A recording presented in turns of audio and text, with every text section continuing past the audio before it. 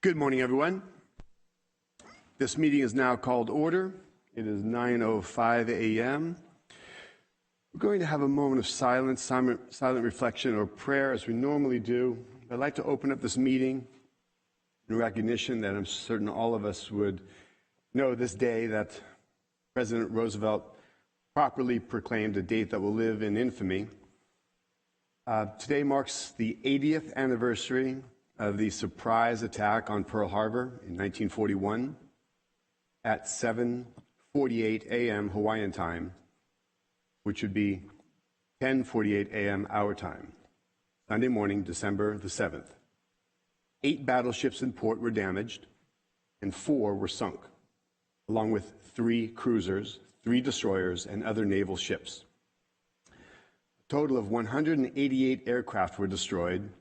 America suffered 2,403 service members killed in action, 1,178 wounded that day. In the spirit of America that was very much awoken that day, and in tribute to those that served and rose to the occasion, and those that have served in our military, Supervisor Joaquin being one of them, and those of us in the audience, those that serve our community. I believe it's proper that we recognize that day that will live in infamy as a day that also awoke in America's spirit and America's great values, and we honor those that served and died for that cause. Thank you.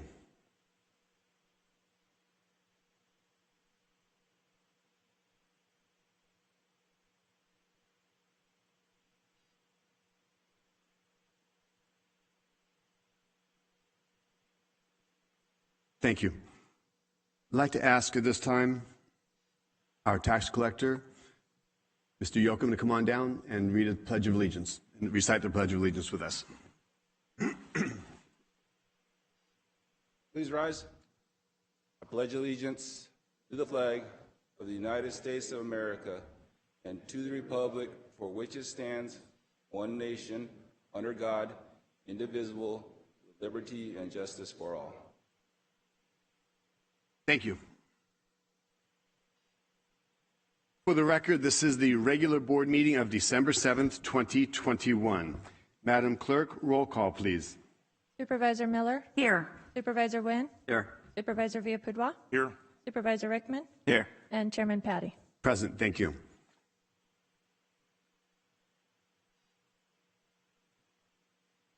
At this time, we have recognitions. Madam Clerk. Thank you, Chairman.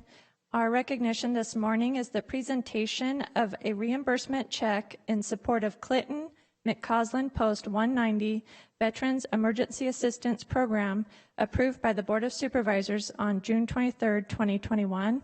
I'd like to invite Post Commander Brad Cook, Project Officer John Chandar, and past Post Commander Ripon Police Chief Ed Ormonde, if they are in the audience, to come down. And I will turn it over to County Administrator Jay Wilverding for an introduction of this item. Thank you, Clerk. Thank you, Chair.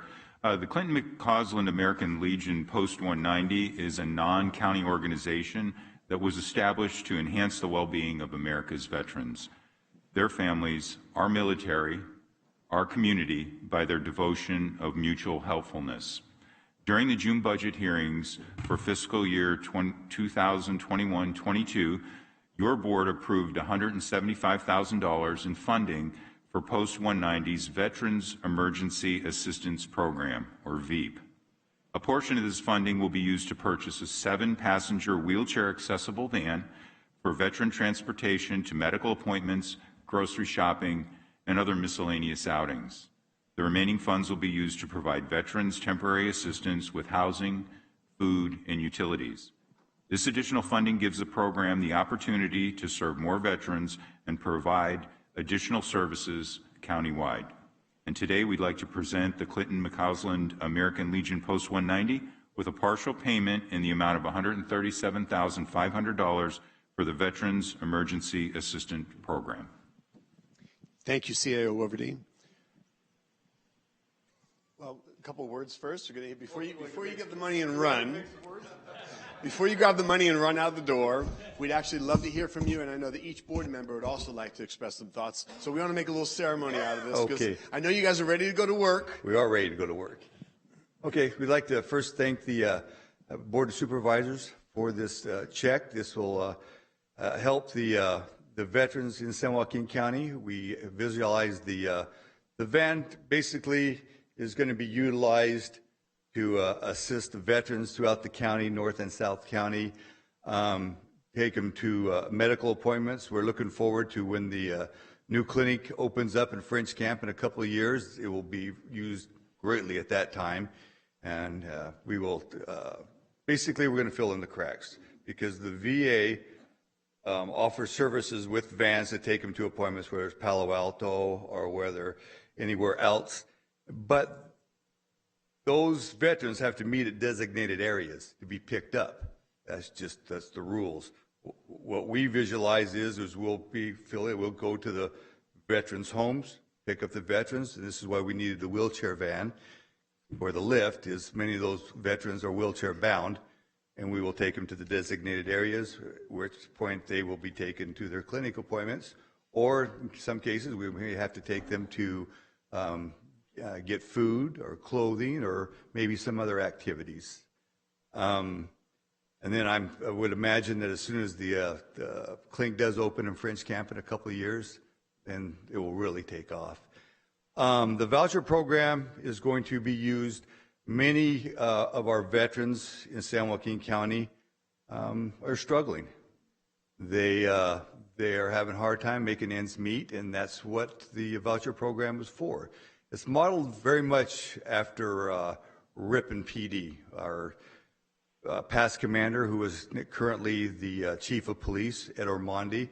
Basically, I tasked him and one of our sergeants who is also in Ripon PD, who is also on this committee, to model it after Ripon PD, which has something similar, but we're going to use it on a county basis. And so basically, we're going to reach out to the various veterans organizations throughout the county, whether it's American Legion or VFW or some of the others, and if they have veterans or they know of veterans in the county that are struggling to pay rent, mortgage, pay utility bills, food, clothing, that's what it's there for. And so obviously there'll be some criteria, it's not a long-term basis, it's for a short-term basis, just to fill in until they can get on their feet. And we're very much appreciative for the Board of Supervisors saw this need and we're able to try to fill the need, at least for a time being. So once again, Post 190, we thank you very much for this opportunity to serve the veterans in San Joaquin County. And just to be clear, the rumor that this is going to be going to Jackson Rancheria on a daily basis is a false rumor, right? No, it will not. All right, thank you. I want to clarify. There's a terrible rumor going around. I would like to turn to our board, and I know they have some words of appreciation and support. Supervisor representing District 5. Thank you, Chair Patty, and thank you very much, and thank your work very much for the work that you do. And you probably heard me say it a million times, and we owe our veterans a debt of gratitude that we can never repay. In San Joaquin County, we are a very patriotic county, and we have a lot of members that have served from, World War, for pretty much every world conflict. And, every town has the memorial, which shows our heroes in our cities and our counties. And this is the least that the county can do to take care of our veterans. And if you ever need anything to help our veterans, please please feel free to ask any one of us. And again, heroes, not all heroes wear capes. You guys are our heroes. So thank you very much, and God bless each and every one of you. Thank you. Supervisor Miguel Villapudua, proudly serving District 1. Thank you, Chair. Sir, I just want to thank you for everything you do for our veterans. I thank all veterans, especially everybody's, their families, and everything you've done for our country. So appreciate everything. Thank you. Thank you. Board of Supervisors' very own veteran, Supervisor Chuck Wynn. Thank you, Chair. First, I want to recognize Ernie Tyhurst, who's in the audience. Ernie is a retired Ripon police sergeant, and he was their planning director for a number of years and taught me everything I know about planning. So thank you, Ernie, and also a veteran of the Air Force. So a great job. I think I can't say enough, and I'm sure the rest of us feel the same way, for what your organizations do in regards to veterans. Unfortunately, sometimes they fall through the cracks, and obviously you're there to kind of catch them and get them back. I think more importantly, the part in regards to the transportation, I know for years that's been a point of discussion in regards to getting them to their appointments, whether it be through the VA transportation. Now with this, I think that'll give them a great advantage, because if you don't get the treatment, you don't get cured. And so that's a big step forward. And I think lastly is that, veterans obviously throughout the entire country have a special place in America, especially because without all of you, we wouldn't have the freedoms we have today. And I think that's the key. And through that experience in the military, it does change your life, no matter what you do, where you do it. And I think that's the real key. So I want to thank you and all your members in regards to your efforts. And we hope that, this amount of money will go a long ways in regards to helping them out of a troubled life, as many of them have, and improve their quality so they can live out the rest of their days in reasonable comfort. So thank you, and thank all of your members. Thank you. Supervisor Miller. Thank you, Chair. This board passed a priority goal of ending veterans' homelessness. I know you're well aware of that. And programs and services that you provide, they go a long, long way to helping us meet that goal. It's not just about finding housing for veterans who are currently homeless. It's about preventing homelessness in other veterans. And the services that you provide, it's a critical safety net to doing that. And so we're very grateful for our partnership with you and for what you do. And together, we will end veterans' homelessness in San Joaquin County. Thank you. Thank you.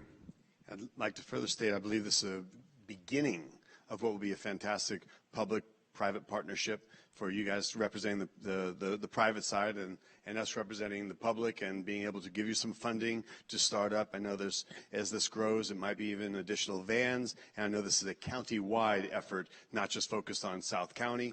So we applaud that, and it's just a great example of how our veterans who have served our country continue to serve this country and this community, and how grateful we are. So we can't be everywhere, but we can certainly facilitate and help you continue to help those that are in need and those that you are directly in touch with.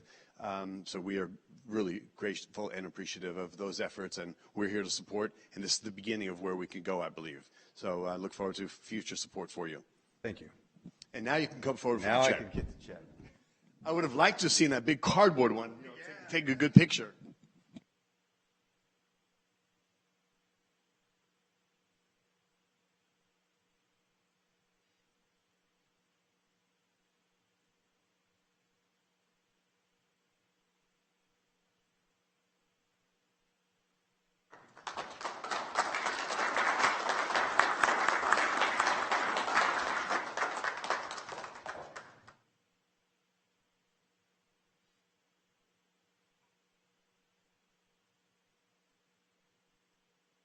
All right, next up on our agenda is public comment. Now is the time for public comment on matters within the jurisdiction of the Board of Supervisors that are not listed on the agenda and minutes, appointments, consent calendar, and closed session items. We request that you fill out a comment form if you address any, plan to address the board in person. Madam Clerk, do we have any submissions sent in by email? Good morning, Chairman. We do have written public comments as well as a number of in-person public comments. Okay. Which would you like to take first? Let's do the submissions online first, and then I've got 4 so far, and might be more people present. Thank you. Sure. The first comment is submitted by Jamie Alexander, who writes, "My name is Jamie Alexander. I oversee the CASA program at the Child Abuse Prevention Council. As a result of the discussions at the Children and Youth Task Force, we are advocating for investment in the Neglected Children's Fund. The Neglected Children's Fund was started in 1971 by CPS social workers. This fund provides finances to pay for activities for foster youth that are not covered by Title IV federal funding. Examples may include paying for camps, after-school sports, activities, extracurricular activities, dental needs, or educational supplies. This fund is currently supported by the HSA employees and community partners through two main fundraising events, a bake sale and a holiday raffle held in November. Unfortunately, due to the pandemic, the bake sale nor the raffle have been able to take place. We know there are significant mental health benefits from engaging in extracurricular activities. Arguably, children in foster care are an at-risk population, and they have very limited access to these activities. We have seen firsthand in the CASA program how extracurricular activities have changed the life of youth in foster care. Youth who are failing and getting suspended for fights were connected to sports, and their grades improved and suspensions ceased. Another youth was exposed to music for the first time and learned that music was a positive way to express himself. This young man has gone on to be proficient in several instruments. We urge the board, and Chairman, the public comment stops at that point. I believe they reached the 250-word mark. The next comment was submitted by an anonymous writer who writes, I am very concerned about a letter to the editor of the Tracy Press I read over the weekend. Letters to the editor, November 26, 2021. This letter stated that, quote, current District 5 County Supervisor Robert Rickman now holds 2 full-time public service government positions, San Joaquin County Supervisor and California Highway Patrolman, end quote. I want to know if this is true, and if so, how can this be legal? I cannot believe that Ms. Elliott, after all the years of service she and her husband provided to this community, would lie to us. If this is true, it is an outrage and should be investigated. The Board of Supervisors needs to provide answers to this accusation. The next comment was also submitted anonymously and writes, it was recently reported in a letter to the editor of the Tracy Press that Supervisor Rickman is holding 2 full-time CA employee government service jobs, November 26, available here. Is this true? How is this allowable? This needs to be investigated. If he wants to keep his CHP job and protect his pension from that agency, then he needs to resign from the Board of Supervisors immediately. The people cannot afford to pay him 2 salaries and benefits totaling more than $450,000. I thought his campaign sign said something about integrity. Obviously not. The next public comment was submitted anonymously and writes, I recently received a text from County Administrator on behalf of McGuire Research with a link to a San Joaquin County community survey. How many residents was this sent to? What was the decision process for who to send this survey to? Will the survey be made more generally available for public input? Thank you. And this concludes the general public comments that I have.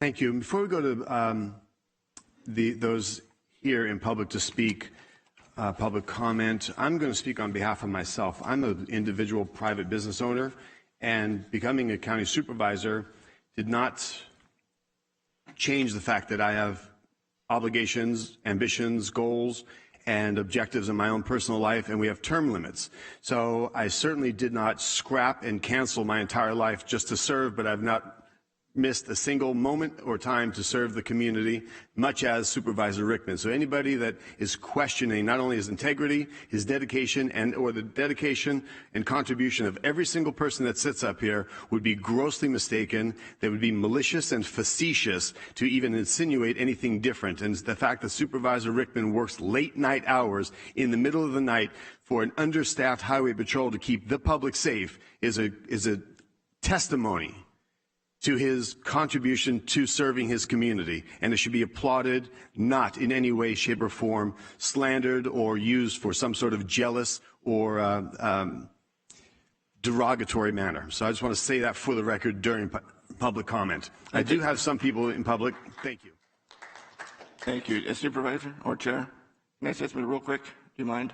Yes, Supervisor Rickman. Thank you, Chair. And I just find it, odd with these anonymous complaints, how they just pretty much usually just target you or myself. And it usually comes after a vote that, certain people don't agree with. And it's unfortunate. And we should all be working here as a team, getting things done. So thank you for your kind words too, Chair. Sure. So moving on, public comment, I have a request from Ms. Kaylee Mahoney. Please come forward. And please introduce your guests.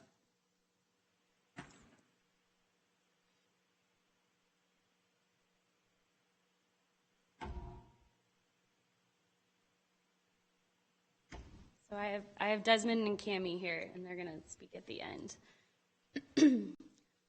I wanted to come here and address all of you and say, what are we doing? I've contemplated this so many times, more specifically in the last 6 months.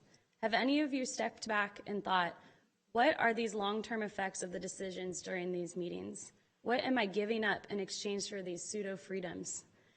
Why are we continuing the state of emergency in our county when the data does not support this? Why are we okay with firing doctors, nurses, and teachers if we are truly concerned with the safety and well-being of our community? Today is a day that I hope we will not forget. My family went to the Pearl Harbor Memorial on Oahu just a month before the shutdowns last year.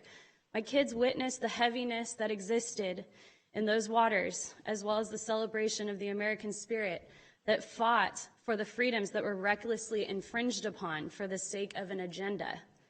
The men and women in those waters who have died and those who are still living today did not stop and think, do I have a right to fight back? Do I have the right to stand up against tyranny? These men and women in Pearl Harbor were fighters, and they were the catalyst for a reigniting of the American spirit that our forefathers wrote into the Constitution. Thomas Jefferson said this, and I hope you all truly understand what you are doing and who you are aligning yourselves with by making decisions for our county. His quote says this: "Those who would give up essential liberty to purchase a little temporary safety deserve neither liberty nor safety."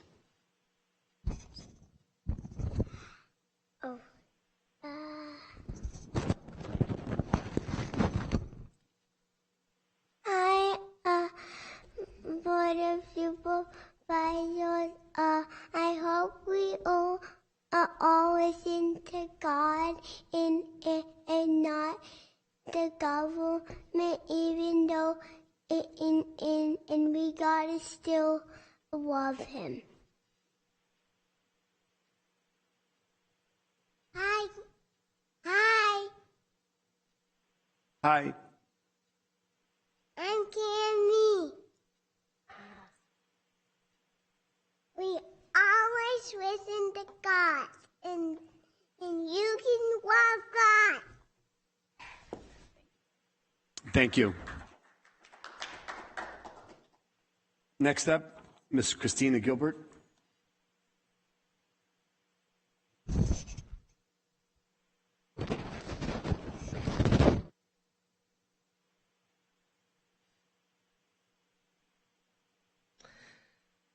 Good morning, Chair Patty and Supervisors. I'm Christina Gilbert with the San Joaquin Children's Alliance. The Children and Youth Task Force, for which I am a participant, continues to meet regularly and discuss impacts from the COVID-19 pandemic on children and youth in San Joaquin County. Our focus right now is urging the board to consider the impacts on children and youth as a priority spending area for COVID relief funds. These ongoing conversations include participation from county department heads, County Office of Education, school districts, and community-based organizations. We've already brought you one funding proposal, Expand Investment in 211. Today we're here to talk about the mental health of children and youth in our community, how it's been impacted by COVID-19 and what we can do about it. You'll hear data, collaborations that are taking place, and potential areas this board could use one-time funding to help mitigate those impacts. The task force has 3 guidelines for funding proposals that we bring to you. The impact is a result of the pandemic, the task force of local experts believes it is a priority, and it is an impactful use of one-time monies. The mental health impacts of COVID-19 are being studied and discussed all across the country, the world for that matter. They are real and they demand our attention. Before the pandemic, the task force considered the mental health of kids at the top of challenges that needed to be addressed in our county. The pandemic has created a crisis that we must address. Recently, the Chief Executive Officer of the American Psychological Association was invited to present testimony to a House of Representatives committee on the impacts of COVID-19 on the behavioral health of children and youth. He said social isolation, financial uncertainty, and disrupted routines place considerable stress on children and their families, significantly affecting their mental health and well-being, as demonstrated by a disproportionate increase in the rates of suicide attempts and other forms of self-harm among children and youth. Sadly, today you will hear that San Joaquin County is not out of pace with that statement. We thank you for convening the Children and Youth Task Force. The leaders of our community are coming together to collaborate and meet the current need head on. We urge the board to invite the task force to give a full presentation and for each board member to engage these conversations. The funding we as a community will receive is unprecedented, and you have the power to make lasting, long-term impacts to our kids. Thank you. Thank you, Ms. Gilbert. Next, we have request to speak from Cassie Lowe.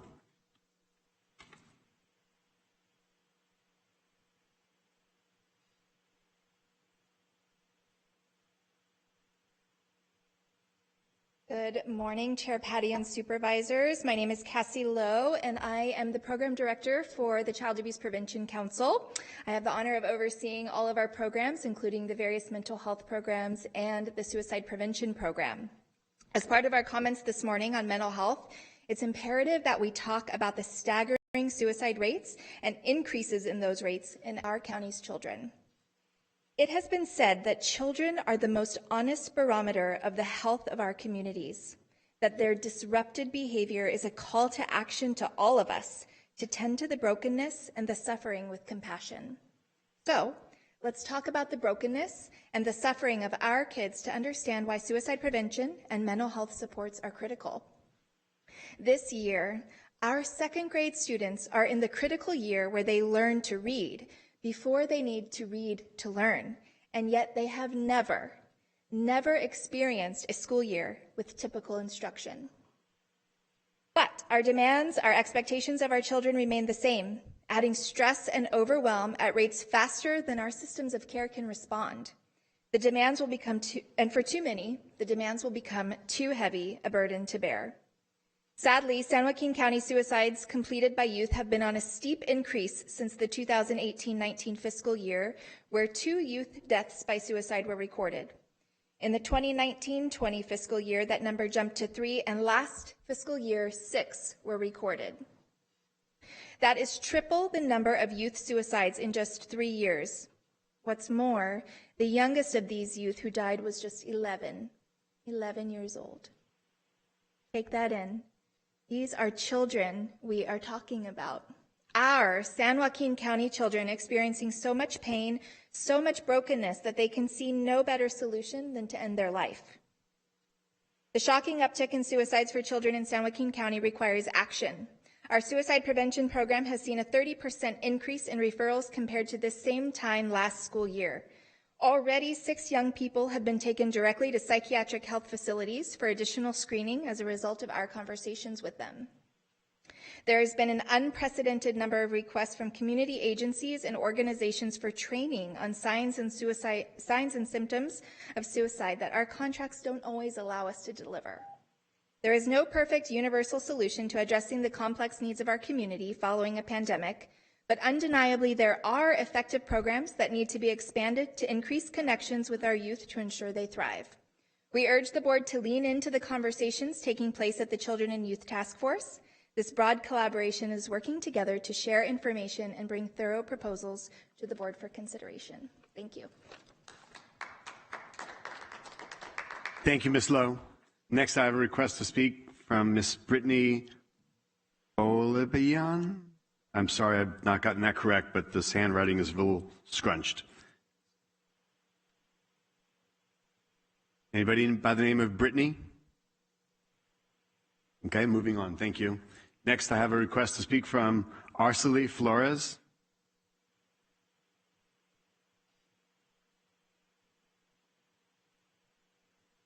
Did I get that front name correct? That was better, yes. Better? Thank you. Thank you. Okay. The COVID vaxxed are being told that they need their boosters to be protected and continue to mask, while at the same time telling those not COVID vaxxed to get the vax because we are the danger, the stupidity. The vax is unsafe, the vax is ineffective. There are highly effective therapies to fight the COVID if you do get sick. Are we following the science or the money? Maggie Parks cannot provide the science. She does not have the science to keep us in a state of emergency. Everyone Everyone's hands are tied, and everyone is pointing fingers, but no one will take accountability. No one will take accountability for the abuse of our children in schools. You cannot help us with the mandates in the schools, but you can hold Maggie Park accountable. She is our county health so-called expert. CDC has not isolated purified samples of the SARS-CoV-2 virus that causes COVID-19. If they cannot isolate the COVID-19 virus, how do they know it exists? So what is it in the killer vax? Is it not a vaccine? It is not a vaccine by any means. To make a vaccine, you have to have some of the dead virus, right? Research it. Thank you. Thank you. Is there anyone else in the audience that would like to speak at this time? If not, we're moving on. Thank you. Next up, there are no minutes to approve for this date. We have Vice Chair Nguyen for motion and appointments to the boards and commissions. Thank you, Chair. Make the following recommendations in the form of a motion: for Agricultural Advisory Board, 1 position, at-large position, Agricultural Representative position 1109.2, Terry Vallette. Comanche Regional Park Advisory Board, 1 position, Board of Supervisors Representative position 1801.1, Norman Walker. Children's Services Coordinating Commission, 1 position, 2nd District Representative position 2002, Carolyn Cooper. Commission on Aging, 1 position, at-large representative position 2306.1, Victor Bernsdorf. Health Commission of San Joaquin, 1 position, San Joaquin County Healthcare Services nominee, position 3306, Dr. Elias Parsa. And again, I make these recommendations in the form of motion. Thank you. Do I have a second? Second. Thank you. Please vote. All approved and adopted 5-0. Thank you. Next up, we have a COVID discussion, receive update and information as it relates to pandemic in San Joaquin County, and provide any direction to staff or adopt any orders as necessary. Dr. Park, Mr. Dietrich, welcome.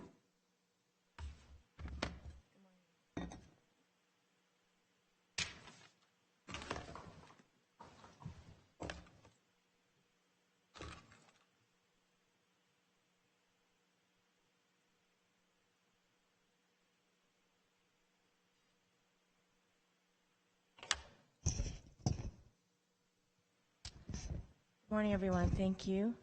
Let me start with our most recent updates to our EPI curve. And as you can see, we have not been able to steeply decline from this most recent surge caused by the Delta variant.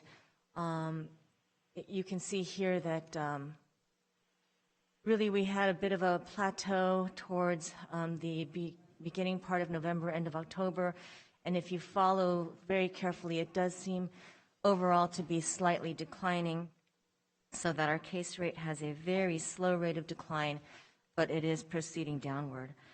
So to date, our total confirmed cases are at 103,449.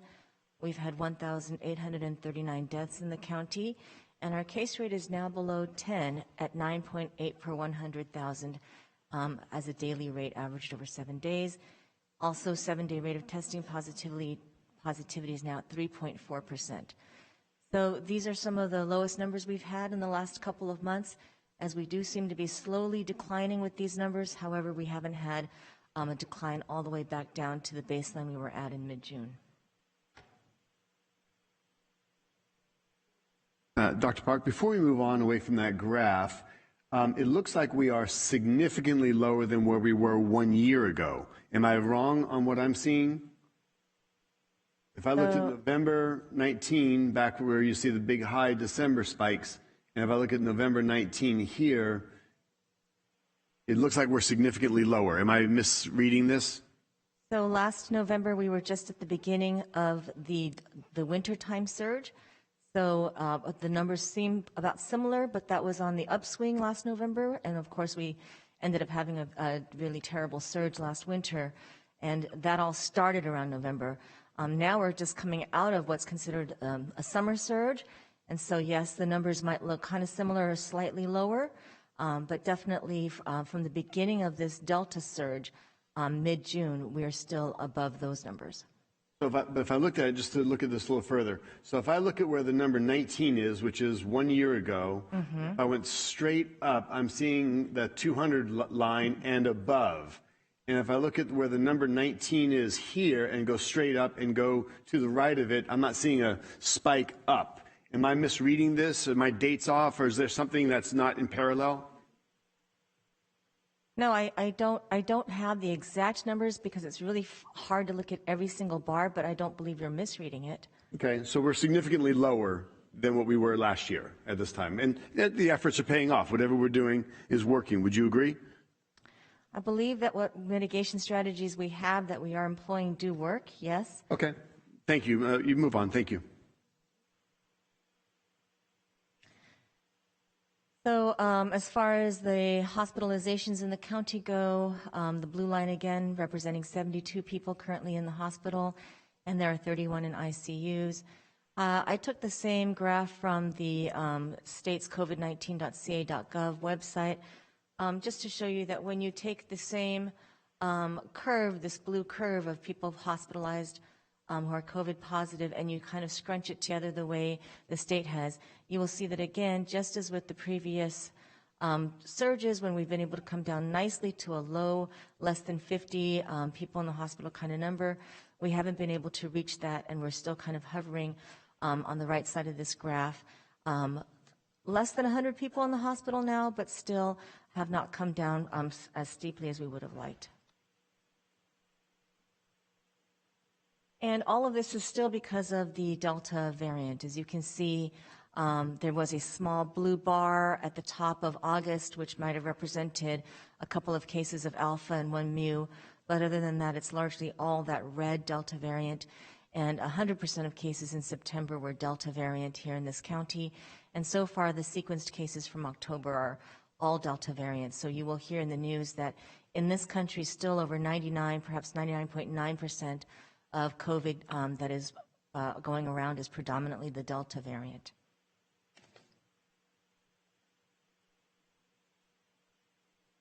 Now, the news about Omicron, so leading into another variant, the Delta variant was our only variant of concern, but now Omicron is our other variant of concern, so now the CDC has designated that we have two variants of concern. And of course, the reason and all of the media behind this variant is because there are so many mutations that are concerning on this particular mutation. These words taken directly from cdc.gov as they attempt to answer some of the most common questions that are coming up about this Omicron variant. Of course, number one on everyone's mind is how easily does it spread? In other words, the transmissibility. And we do believe that it's very likely that it's more transmissible than prior SARS-CoV-2 viruses. How it compares to Delta and whether it's more contagious than Delta, we believe that it might be, but we have not proven that yet. It seems to be at least as contagious as Delta, but lots of concerns because of those mutations again. Definitely is spreading very quickly in South Africa, as I will show you. Will it cause more severe illness? This is the virulence question. Again, lots of anecdotal stories coming out of South Africa. As this virus is still so new, we need to continue to collect data. You will hear that those people who have had it have had mild disease, perhaps no loss of taste or smell compared to other variants, but more of the fatigue might be a factor. But we just don't know, and so we need more time to study how this happens. Of course, we know of cases now in many countries, predominantly from travelers out of South Africa, and obviously those people were well enough to travel. But we will have to follow as this virus spreads, really the severity. In South Africa, there's mostly a very young population, and where this started is a very young population. And so they tend to be healthier and tend to not need hospitalization. And as it spreads, we are more concerned about our older populations and how this might affect other areas of the world globally as this variant moves on. Will vaccines work against Omicron? Current science does support our belief that the vaccines we have approved here in the United States will have some efficacy against Omicron. To what degree is not exactly clear, but we do believe that our vaccines are going to be useful even against this variant. And so now is still the time to be vaccinated if you're not vaccinated or to get your booster. Will treatments work against Omicron? Scientists are still working very hard, and so there's a lot of scientific racing going on right now. With the vaccines, we are testing, not us, but of course globally there are scientists testing this variant against vaccines in the labs. We are also trying to determine whether our monoclonal antibodies and some of the new up-and-coming therapeutics coming out will have any efficacy against this variant. So just try to explain some of what I just said. This variant was first reported by South America to the WHO on the 24th, and then it was named a variant of concern a couple of days later. And on the left is just Africa, of course. But what I wanted to point out to you is this is the country we were talking about. We don't know for sure where this variant arose, but this is this country that did report it to the WHO. And this purple country is South Africa. Right north to it is Botswana. And if you zoom in on the country of South Africa, there is a province called Gauteng. I believe they pronounce it Gauteng over there. But this Gauteng province is where Johannesburg, one of the largest cities, exists, and there is a University of Johannesburg there. And this is where a lot of the first cases were detected in young people at the university, where reportedly they have a 25% vaccination rate. There is a CDC-sponsored lab in Botswana that was actually the first lab to detect and sequence this variant. So many cases in South Africa, but there were some in Botswana at the same time. So this is data coming out of the South African government and republished by the CDC. But if you look at their country by province, you will see that red line is the province of Gauteng. And you can see how they had, just like the rest of the world, various waves back in the summer and then in the winter. And you can see how they were just coming out of the most recent wave, which was the Delta variant. And what they noticed was that there was this little uptick here in Gauteng province, which really drew their attention to what is happening, because they seem to be coming out of their last wave almost to hardly any cases, and then they noticed that uptick, which drew their attention, and which is why they upped their sequencing. So if you focus in on the province itself, you will see that week over week, the reason why we see the transmission, why we believe transmission is occurring quickly, and why we believe this is so contagious, is you can see week over week how their testing positivity rate has increased.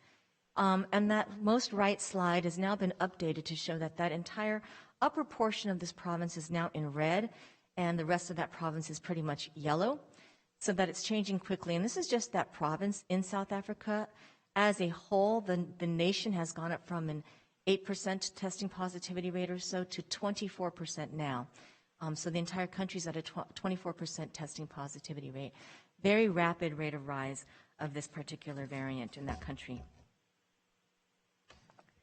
Also from South Africa, as you can see in the purple, they had a beta variant that we were concerned about here many months ago, the B.1.351. And I just want to point out that although that was a problem in South Africa, it didn't become so much of a problem here. So again, what is Omicron going to do in the United States? Still hard to tell. We are trying as much as we can to mitigate, obviously with some travel restrictions and some other advisories, the spread of Omicron. But what is interesting here to note is that they had really come out of this Delta surge when the Omicron started. So you might hear that Omicron is overtaking Delta and outcompeting Delta, and it does appear that it has had this swift rise and that it is more transmissible. But is it more transmissible than Delta? I believe it could be, based on the number of mutations. But what scientists will show you is it's still too early to know, because this country had come out of their surge effectively when Omicron started. And this is very important. This is the same curve that I had just shown you, but where that uptick had been right here, where they first noticed that there was something happening, you can just see the steepness of the rise now, even steeper than the Delta variant surge, the rise. It's just like a straight line headed upwards, which is the reason for concern. So the other question is about how severe do people get ill with this variant, and it would be very good news if we could consistently see that it does cause mild disease. But we do see that there's been a rise in the number of hospitalizations in Gauteng province to the point where it has tripled, quadrupled in the month of November. So a little bit concerning to see this kind of data coming out of Gauteng.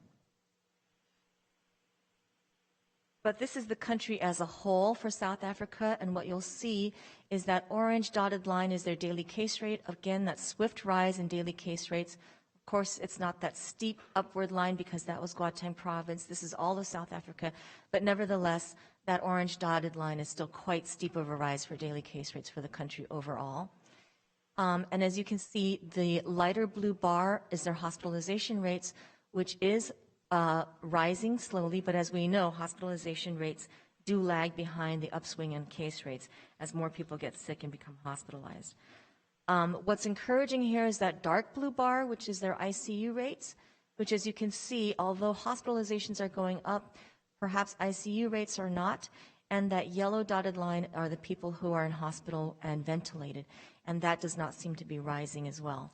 So some preliminary data showing that perhaps it is a milder disease, but as I said, very difficult to know as this is a younger population. We don't know how it will act in our older population. This is a more unvaccinated population in the United States, so hard to know how it will act here. Lots still to come about this variant, and we're still learning about it as much as we can. A week ago, there were 140 total cases globally, and now there's 1,400 cases confirmed globally in more than 50 countries, and I just put this up here so that people can see that there is a nice website you can access to see all the cases that are being followed for Omicron across the world. Another question that's often asked is, will our tests detect this new variant? And we do believe that our PCR tests and our rapid antigen tests should be able to detect the Omicron variant. It has a very high number of mutations, but most of those mutations are in that gene area encoding for the spike protein, that S gene area. That's where it has over 30 mutations. Some of those mutations are what we've seen before in alpha and delta, but many of them are new. But notably, most of our commercially available molecular tests, so PCR tests, detect more than just the S gene area. They test the ORF1A, ORF1B, and the nucleocapsid areas of the gene, so we expect that they will detect Omicron. Interestingly, though, just as with other variants, they will not be able to distinguish Omicron from any other variant. Once you detect through PCR that you have COVID, you still need to have a whole genome sequencing done on that sample to determine that it's Omicron. But there is one PCR test called the Thermo Fisher TaqPath assay, which notably has an S gene target failure, also known as the S gene dropout. This particular PCR machine is available through San Joaquin County Public Health. We have that Thermo Fisher machine in our lab, and it did help to detect the alpha variant back when there was alpha. The same thing happens with Omicron, where because of all of the mutations, the S gene is dropped out on that particular assay. And if we are to see that there's an S gene dropout on our Thermo Fisher TaqPath, it will be a huge clue that we do have a case of Omicron and that needs to go to whole genome sequencing. So I will tell you that in our lab, we are really upping the use of our Thermo Fisher machinery over others, and we are going to be looking for this dropout, and we are sending letters out to our local labs and the other counties that we serve as a regional lab to let them know we have this machinery, we have whole genome sequencing, we are able to detect this dropout, which would be our first clue that we have an Omicron case. We also believe that most commercially available rapid antigen tests should be able to detect this variant because rapid antigen tests are targeting the nucleocapsid protein where there's hardly any change. There's only a couple mutations there, and it's largely the same, so rapid antigen tests should detect it. So moving away from Omicron, just wanted to let you know some more recent news on boosters is that now instead of having to consider whether you're over 65 or if you have a medical condition or if you're a teacher or a cop, there's none of that consideration now. We have enough vaccine to say that anybody over 18 can get a vaccine booster 6 months after Pfizer and Moderna series is completed or 2 months after the J&J vaccine. So really, this is not a may get. The CDC is making this a should for all folks at this time. And with the director did add a statement to this recommendation about Omicron and why she's strongly encouraging those who are not vaccinated to proceed with vaccination. So our own local vaccination data will tell you the gap between our county and the state's numbers is closing just a bit. The children 5 to 11 years old were added to the denominator, which is why our numbers statewide and countywide have dropped just a bit. But although ours dropped just a bit, statewide dropped a little bit more, which is why the gap seems to be smaller. But we are now at 68.8% of people having received at least one dose, and that includes 76,000 kids 5 to 11 years old in our county. There's 3.5 million kids in the state. One other new update is about the oral antiviral pills. Lots of news about Paxlovid coming out of Pfizer and then molnupiravir coming out of Merck. This one, molnupiravir, is the only one that's been reviewed so far by the Antimicrobial Drug Advisory Committee of the FDA and passed by a narrow margin on November 30 with a vote of 13 to 10. Initial studies, if you look on the left side, the interim population, there was a difference between the blue bar, which is the group of people who had COVID and got molnupiravir within that 5-day time frame, and then the gray bar, the placebo group, people who did not receive molnupiravir and had COVID that was untreated. There seemed to be about a 50% differential there. It seemed to be quite significant.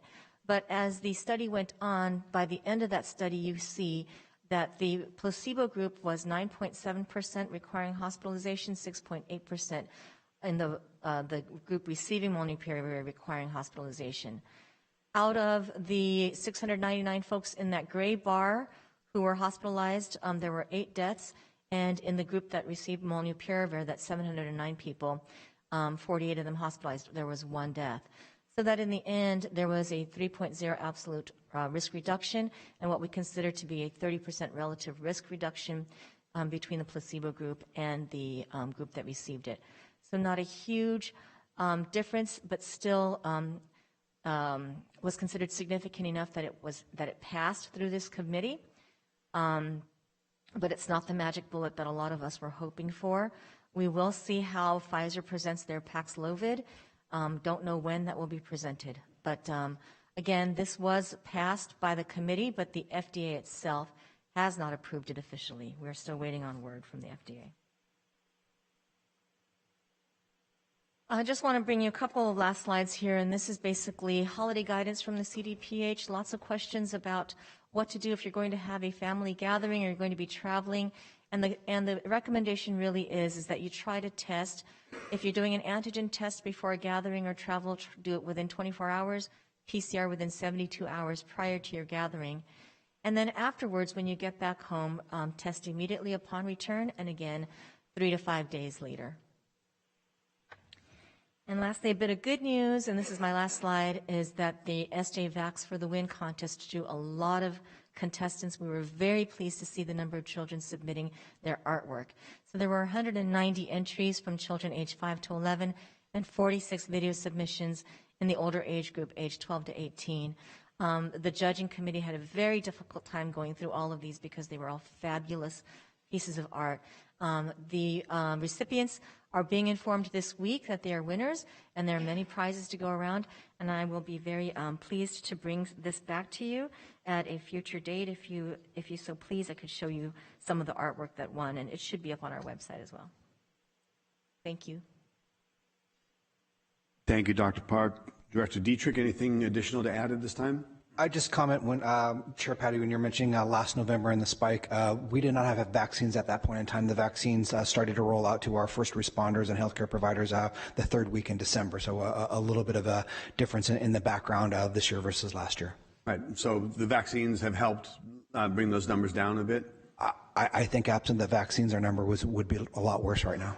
Yeah, it's my understanding that over 90-something% of individuals that are 65 and above have been vaccinated. Is that a number that I read recently is accurate? Does anybody know? And that may or may not be relevant here in San Joaquin. In other words, the higher risk groups that take this, I mean, we know that it's not a high risk for children and this vaccination is being imposed upon them. And we know that, young, healthy adults are not a high risk, but there are some risk factors for anyone. We know that. So do we have statistics on those most vulnerable in our community? And how are we doing as far as reaching those that are most vulnerable? If you look on our website, we do put out a report from our EPIs 3 times a week, and you can see the vaccination rates, and it goes higher in the older age groups. So in our 65 and older population, we are above 75% vaccinated. Okay. And I know that we've taken some efforts to reach out. I mean, this information on South Africa is interesting of kind of keep the barometer of what's going on worldwide. But as it relates to our community locally, how are our efforts to reach those most vulnerable? Understood.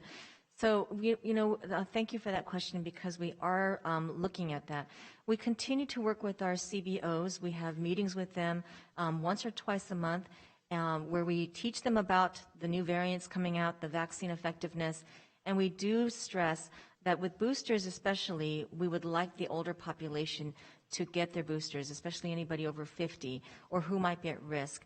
So we are putting that messaging out. We put it out in our press releases about boosters, which there have been 2 of now. So that's available on our website and on SJ Ready.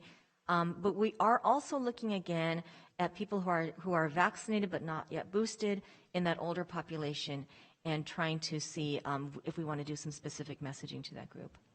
Okay, so to further explore this, I'm asking about our efforts for those most vulnerable. Sounds like we're talking about those that have already been vaccinated and getting a booster. There's also an effort that we've taken in the county to reach those that were most vulnerable, that were not responsive, that were not getting vaccinated. We were going to go door to door. We were going to drop flyers. We're going to put postcards out. We've taken some extra measures to reach out to those that are most vulnerable. And I think we've qualified those that are most vulnerable by a lot of the Bayesian data analytics. That was very helpful and really revolutionary, quite advanced, thanks to the efforts that we brought and utilized here in San Joaquin County. So how are our efforts as it relates to the most vulnerable? Yes, thank you. We have done that many times. We have done some text messaging to the most vulnerable populations. Mm-hmm. We have done the postcards. Those went out. They've been out for several weeks now. We have done the messaging through our social media, and if you look, we're now working with Runyon Saltzman, otherwise known as RSC, which is a consulting graphics firm, and you might see the bright orange and green Runyon Saltzman ads that we are utilizing, and we're trying to tie that color into the way the SJ Ready site looks with the orange, with images of grandparents and older people hugging their loved ones after vaccination, so feeling safer after the vaccine. So that's a new campaign that we've launched, and you would see that on our social media posts.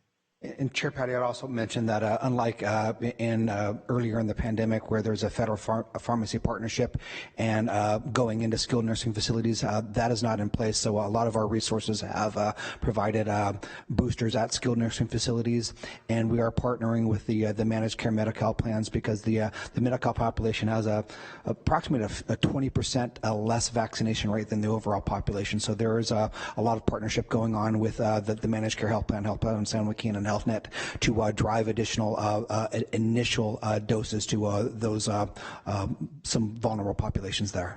And are we getting a yield of return on the efforts, like the postcards? Did we see a surge, or did we get any notable return on those efforts? Yeah, thank you. That's it's kind of difficult to measure, but we have been watching our vaccination rates.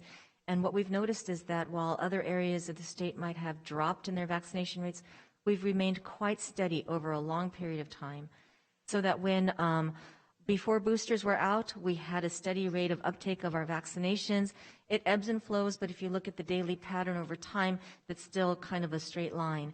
And then with boosters coming out, there was an uptick in the older population. And then again, when it was approved for 18 and over across the board, more uptake. Slight variation here and there, but it's been quite steady, which is good news. Okay, very well. Thank you. At this time, I'll turn over. I've got a request to speak from Supervisor Rickman. Thank you, Chair Patty. Good morning, Diedrich. Morning. Dr. Park, good to see you again. Just a few questions. With the new variant, Omicron, how many hospital and deaths has there been worldwide that you know of? There have been no deaths yet, to my knowledge, from Omicron, which is very good news. Hospitalizations, I don't know, honestly, how many the raw number is globally. All right. And at least what I've seen that have been reported, I believe like the first 4 that were identified, and then I just read recently, but they've all been vaccinated, correct? Well, in the beginning, and I think one I just read, the person just got the booster and they got the virus. Is that correct? No. In South Africa, where I showed you the hospitalizations are rising, only about. It wasn't in South Africa. This was in another country that was reporting it. So those that have been vaccinated have been getting Omicron. Yes, there have been breakthrough infections. Okay.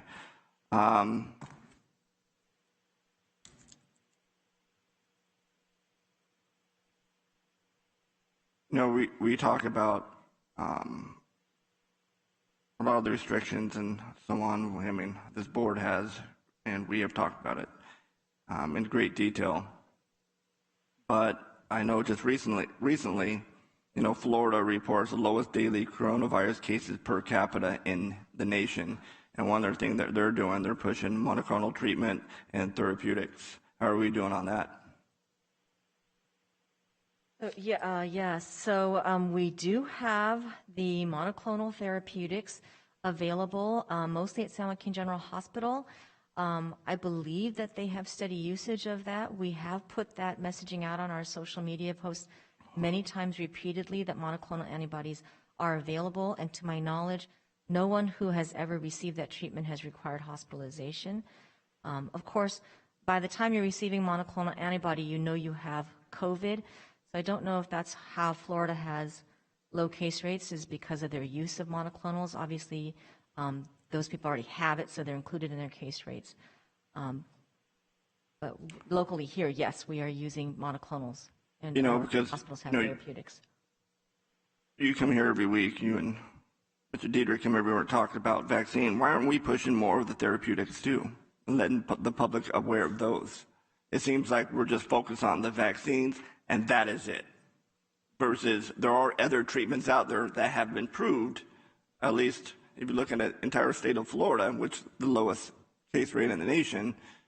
Why aren't we pushing that and letting the public know about this? So, this state of Florida has a different way of reporting their numbers. I believe that their governor has asked their public health system to use a different way of reporting, which is a little bit tricky when you're looking at their numbers. There's some other factors as well. Well, there are other states beside Florida who have lower case rates than California does. That is true, that there are other states. We are in the orange on that CDC map, and so are many other states. Some of those states are coming out of a very bad Delta surge, and so as they're coming out, their rates are going down because pretty much the virus has found all the people it can find and has infected a large portion of their population. So it's really hard to make that comparison. Well, California had a big surge, and yet we're still higher than a lot of these other states. Our case rates are good. Our testing positivity rates are good. We have the lowest number of school closures nationally. So we're doing very well on many metrics. Yes, but our kids are still stuck in masks, while other states aren't. But that's fine. We're not going to get into debate about that. But the question is, why isn't the Department of Public Health alerting the public to these other forms of treatments that other places have done, other states have done? Yeah, why are we just focused on one vaccine? To me, it's get the vaccine and nothing else matters. So we do have the, and I did bring the flyer to this board meeting about a month ago on monoclonal antibodies. I don't like to show the same slides over and over again. So that particular flyer, though, about the availability of monoclonal therapeutics is popping up over and over again on our Facebook page. And so it's out there. People know it. They share it. We have the hospital offering it. We don't have multiple sites offering it. And other than that, other therapeutics that might be given would be given in the hospital once you're hospitalized. We don't have any therapeutics right now that we can push from a public health standpoint that is actually accessible by the public on their own. They would need a prescription if they were ever to get an antiviral oral agent, and those are not approved yet. But any other therapeutic that might be useful usually is remdesivir or steroids or other things that are given in a hospital setting. But my point isn't that's information, even though we're not providing it, the Department of Public Health is not providing it, but it is a resource for those, and I don't think many people know about it because it just seems here in California, it's like natural immunity. How much you guys mentioned natural immunity is at the very bottom. So I'll just leave it at that. That's something I would like to see is more information to the public on that. And, the thing that concerns me, and I mentioned this I don't know how long ago it was, 8-9 months ago, or 6 to 9 months ago, a while ago, let's just put that so. But if variants are going to be the new standard, then we're never going to get out of this.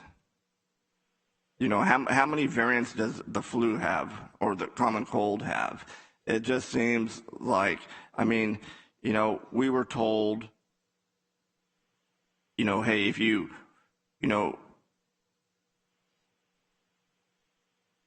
you complied with the lockdowns, if you wore your mask, if you got vaccinated, life would all of a sudden go back to normal. And here we are, 20 months into this? And look, it just seems like it never ending. So if variants are going to be the standard, then what do you think? Is there an end in sight? Wear masks for like what Oregon was talking about for the rest of our life? Are we going to be like New York City and start mandating private businesses or kick people out of jobs and fire people because they're not vaccinated? Yeah, understand, and there's a terrible amount of frustration, and I completely understand that, when I heard about Omicron, I was equally frustrated that this virus is so effective. But the virus is going to keep mutating, and that's what viruses do. It's already mutated hundreds of thousands of times, except that this particular variant is concerning because of all of its separate mutations, and the number of mutations makes it a variant of concern. Yes, we will be dealing with variants for a while, and this is something we said early on before even the Delta surge was over. We knew we were looking at perhaps another surge from another variant, and we were worried about the winter. So this is not a surprise, really, but I don't want to call it a standard that we're going to be living with. I do believe that at some point the virus will run out of steam, will be vaccinated enough, or have some immunity from having had COVID, that we'll reach a point where we can return to some more normalcy. We just have to get there, and it takes patience. This is a pandemic, so it's not a small-scale disease, obviously. We just have to stay on guard and keep watching. I don't think it will become standard. No, thank you, Dr. Park. And again, I mention this all the time. I know you're following state guidelines, right? And we're not attacking you or Mr. Diedrich at all. And it's not personal toward any of you or our Department of Public Health. And again, you're getting orders from the state and you're following those orders. And so it's not your fault per se. So I want, you're doing the best that you can. And thank you, coming over here and giving this data. But there are questions that I get asked by my constituents and, just questions, and things that I see. Did you go to any parades, the Christmas parades around here in San Joaquin County? Does it look like people are really, a lot of people are really concerned? I was at a parade, there was thousands of people, and we have the vaccines out there if people want to get it. and I think it's a personal choice if people want to get these vaccines or not. But the last thing I want to mention, and then I'll turn it over to you, Chair. And I have one final question for Mr. Diedrich, because I know you sent me an email about natural immunity, and it looked like to me you were kind of downplaying it a little bit. But let me look at this. I'm not going to go into the whole natural immunity. I think the world, anybody that watches this, I can't provide you any more data, and you know where the data is. But there was a Freedom of Information request from the CDC. I believe it was in the sometime in November. This, if I got it here. I believe it was reported out on November 5th. I believe the Freedom of Information Act, I forget who did, I don't have the information. It was sent by, people don't know who that is. But the Freedom of Information request was asked for evidence of people who have had COVID and then developed natural immunity. Do you have any evidence those people became later reinfected and transmitted to others? So pretty much, do people with natural immunity pass COVID on or not? And CDC response was, a search of our records failed to reveal any documents pertaining to your request. The CDC Emergency Operations Center conveyed that this information is not collected. Of course, we're not saying it doesn't happen, okay? But don't you think that is concerning, that they're not collecting that information? I don't know what the actual response or request was, but there is definitely natural immunity. Let me read it to you. I can read it verbatim. This is the freedom. This was requested. Documents reflecting any documented case of any individual who, 1, never received a COVID-19 vaccine, 2, was infected with COVID-19 once, recovered, and then later became infected again, and 3, transmitted SARS-CoV-2 to another person when reinfected. And the response was, a search of our records failed to reveal any documents pertaining to your request. The CDC Emergency Operations Center conveyed that this information is not collected. Why? Shouldn't that worry people? Shouldn't we be collecting that data? When we're talking about natural immunity and so on. And I can't comment on why the CDC did not want to respond. There's definitely natural immunity. Is it as robust and consistent as a vaccine? However, there definitely are cases where people have been reinfected, unvaccinated people being reinfected.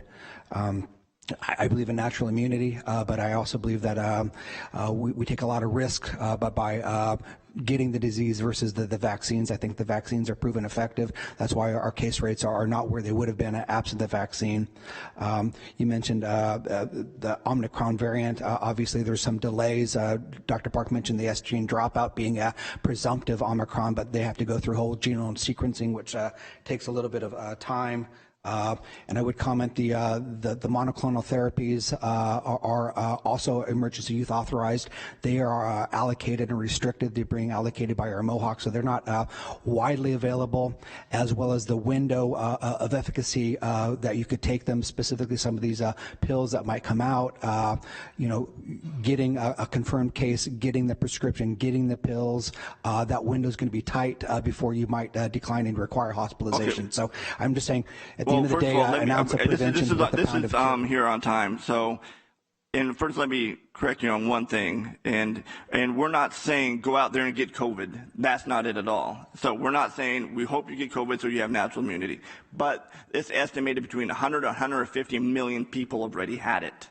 All right, natural immunity. And you look at the Cleveland study, the studies from Israel, tons of studies from Israel. And these are cases, hey, again, I'm not a doctor, but these are cases, even on Capitol Hill they're talking about. There's other scientists that are talking about it. There's doctors that are talking about natural immunity. And one of the things that they're talking about, it seems that the government isn't giving any deterrence or any reference to natural immunity. But again, you heard that before. But then why aren't we making therapeutics and monoclonals more widely available like we do vaccines? Other states are doing it. And if you have symptoms, and I think people, hey, it's worked in other states, you have symptoms, you can go to the place and get some. I have to talk to have Dr. Maggie Park respond to when they're available. My understanding is that generally you have to be of a certain age, have comorbid health conditions. It has to be infused, so this is not something done in an outpatient setting.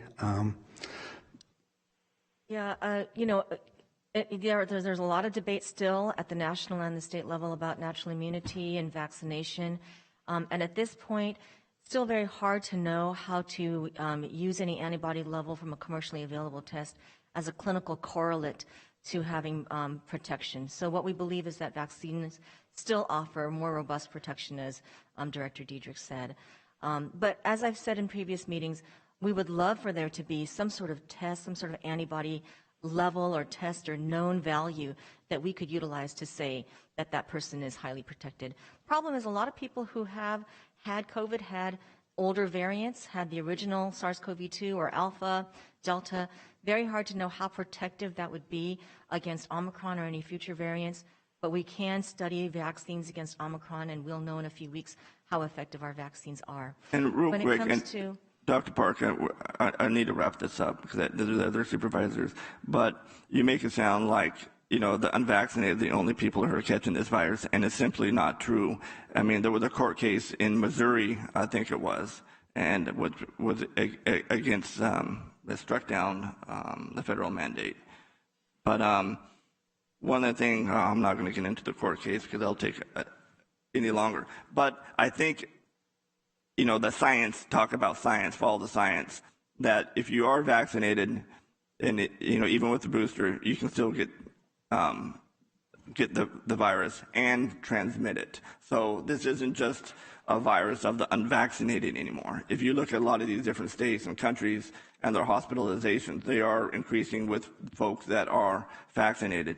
And you know, that's not to say not to get vaccinated, and please don't, you know, if you want to get vaccinated, we know the science is that your death is very unlikely if you're vaccinated and severe illness because you're vaccinated. So, but, you know, we go from get the vaccine and you won't get COVID to what it is now. At least we should clarify that and be transparent as possible. But our other county, like our supervisor chair was talking about, I was just at a vaccine event by the Sikhs of Humanity in Mountain House, and they have done hundreds of folks here over the weekends, and they're doing a heck of a job. And we encourage people to get vaccinated. But my worry is this, is we're still seeing people, not here in San Joaquin County, I hope, at least I haven't heard.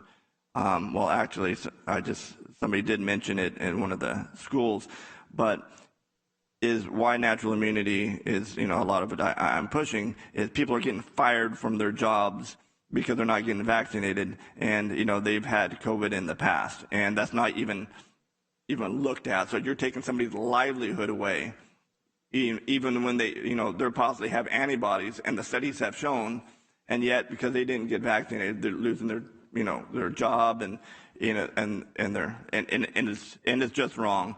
And I'll leave it at that.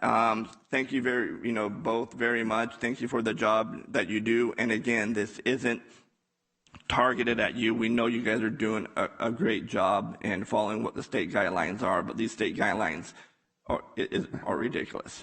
So with that being said, Chair, I'll return it to you. Thank you for your patience, and I'll yield my time. Thank you. We appreciate the questions. Next up, Supervisor Miller. Thank you. Just a couple of real quick questions. First of all, in terms of case rates, whether or not treatments are being utilized, that has no impact at all on the case rate statistics. Is that correct? Because you have to already have COVID before you can receive the treatment. So you've already been captured your data in the case rate. Is that correct? Yeah, that's exactly what I had said. By the time your case rate is because you're confirmed positive. Right. And what I wanted to say also is that we do have the monoclonal antibody therapy treatments here. I have not heard of anyone saying that there is a shortage of that right now. We haven't had anyone wanting it who has been turned away. So it seems to me that the data that the monoclonal antibody treatment would be impacting could potentially be hospitalization rates, death rates. Those would be the statistics that could be, and I would assume are lower in states that have very high usage of this treatment. That's correct. Those are the statistics that would be affected by the use of monoclonals. Monoclonals are used in the first 10 days after you know you have a confirmed case of COVID. It is an infusion, as Director Diedrich said, and it would be hopefully to make sure that people who are at high risk, who meet certain parameters such as age, obesity, cardiac, other parameters qualify you for monoclonal antibody treatment. It is to make sure that you do not require hospitalization and end up severely ill. I will say that the CDC and the scientific world is working very hard to see what monoclonal antibodies might not be as effective against Omicron, so time will tell. There might be a couple that drop out of usage if Omicron becomes a problem. Okay, and then my last question is, there's a lot of data that isn't, that we don't hear about, that isn't being widely captured. And one of my questions is, are we seeing statistics and data on the number of folks who are coming down with COVID, that perhaps their case of COVID is not life-threatening, might not even require hospitalization, or if it does, it's a shorter stay and they're not they're not requiring ventilation or anything like that, but that are developing long-term problems from having contracted COVID. Do we have a statistic anywhere that shows what's the percentage of folks that come down with COVID that either end up long haulers or have other, maybe it doesn't fall into that category, but are developing long-term health problems from COVID? Yeah, I wish that we had some of that locally, but we are not surveying people for that information. But it's very important because long COVID is going to be a problem. And another reason why, even though Omicron might give us just a mild illness, we don't know what the long-term long COVID effects might be of that variant. We don't have that, but I've seen in the media that it's up to a third of folks or even 40% of folks who've had COVID who've had some long COVID symptoms, at least within up to 3-6 months worth of symptoms. So it is concerning, but we don't have local data. Right. And so from my standpoint, the terminology we're using is not particularly helpful in the sense that we're saying, well, only we have these high risk categories. The reality is there are risks to contracting COVID regardless of your age. I have a nephew who was in his mid-20s. He's very, very healthy. He works physically. He came down with COVID. He didn't have a particularly serious case. He had like the flu. He was sick for a couple days. He was off work. And he has now developed a whole host of long-term problems. Thankfully, none of them appear at this point to be life-threatening, but they're definitely impacting his ability to live life. And he would not say there have been no risks involved in coming down with COVID. So I'm concerned using terminology that basically plays down any potential risks to younger folks, because as you said, there is a significant number of people that come down with it that end up with some pretty serious problems. There's heart conditions, there's a whole host of things that I wish we had more of those statistics and they were more accurate, because I do think it would help people assess the risk and weigh it, because that's what everyone needs to do. You look at the risk-benefit ratio between getting vaccinated, getting boosted versus not. And without the accurate data and a complete picture, it is difficult, I think, for people to assess the risk. Yeah, I certainly agree, and I thank you for bringing that up. It's a very valid point. And in public health, of course, we've really tried to make it clear that at this point, anybody 5 and up is eligible for a vaccine. And no matter what age group you're in, whether it's a higher or lower risk that you might perceive, there's never a zero risk. And that is really clearly the message. The risk is never zero. Right. Thank you. And thank you for the job you're all doing. I know it's tough.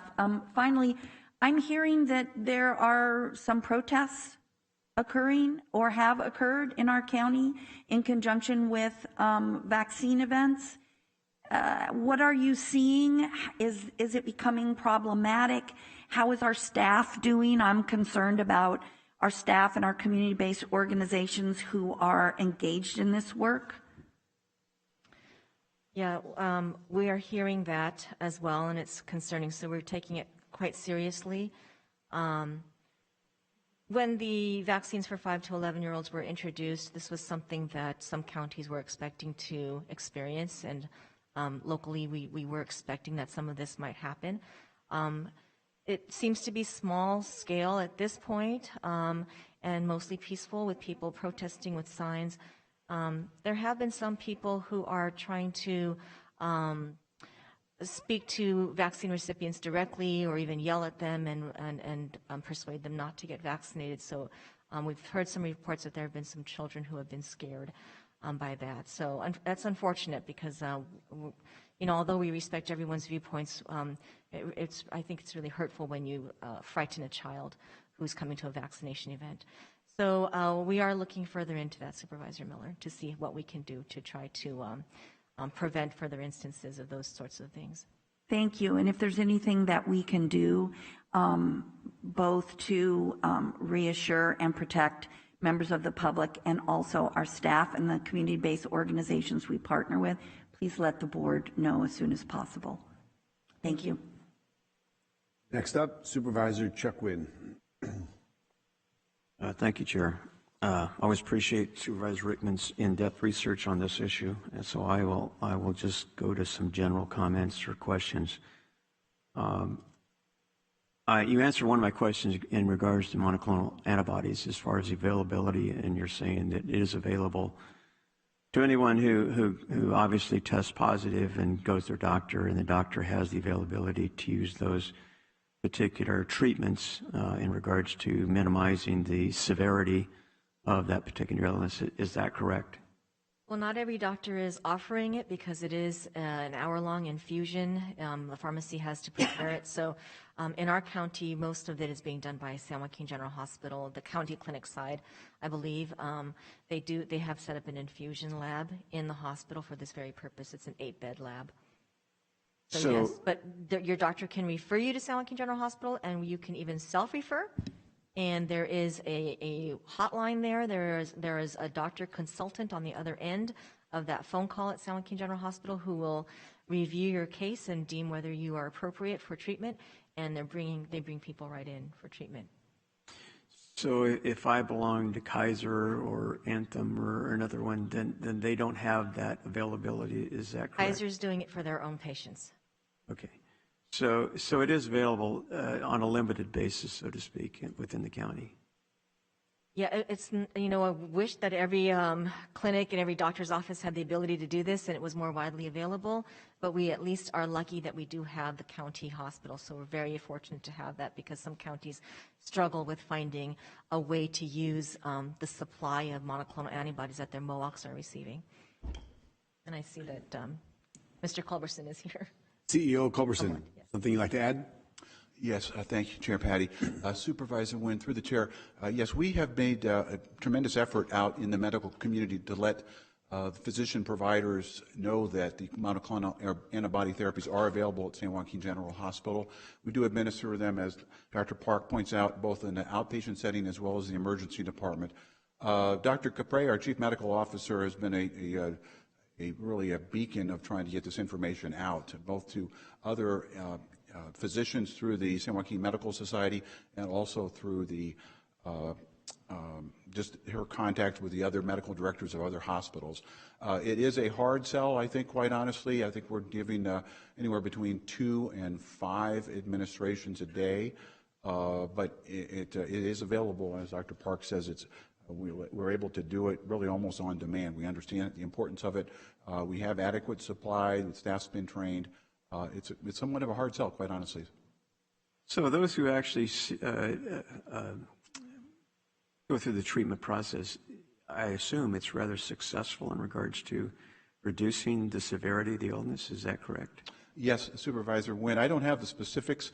I have anecdotes that I hear from Dr. Capre, but the number of patients who are hospitalized, who have received the treatment fairly early since onset of symptoms, the severity of the illness is very small. I won't say it's zero hospitalizations, but it is very, very small, the likelihood of being hospitalized. Well, I would agree with Supervisor Rickman in regards to the focus of our messaging to obviously the most vulnerable or at risk population, certainly with the vaccine and then obviously the boosters.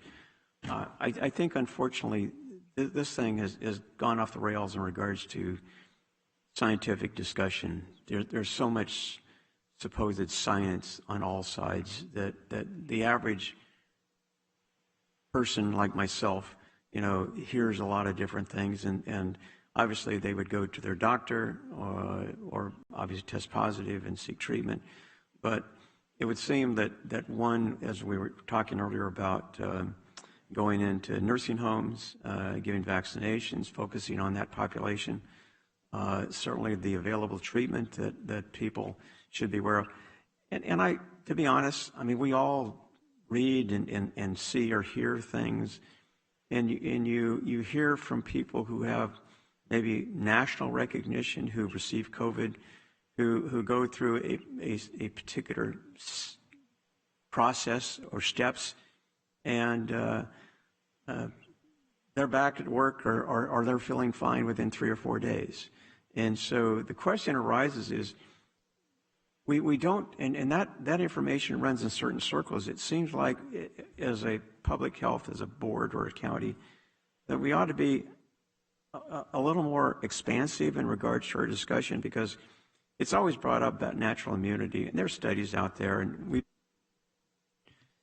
almost 2 years now, and it would seem to me that, with all the studies they're doing on the vaccines, that we could have done a parallel study in regards to natural immunity as to the effectiveness, or at least developing some type of test to verify the efficacy of that particular, exposure.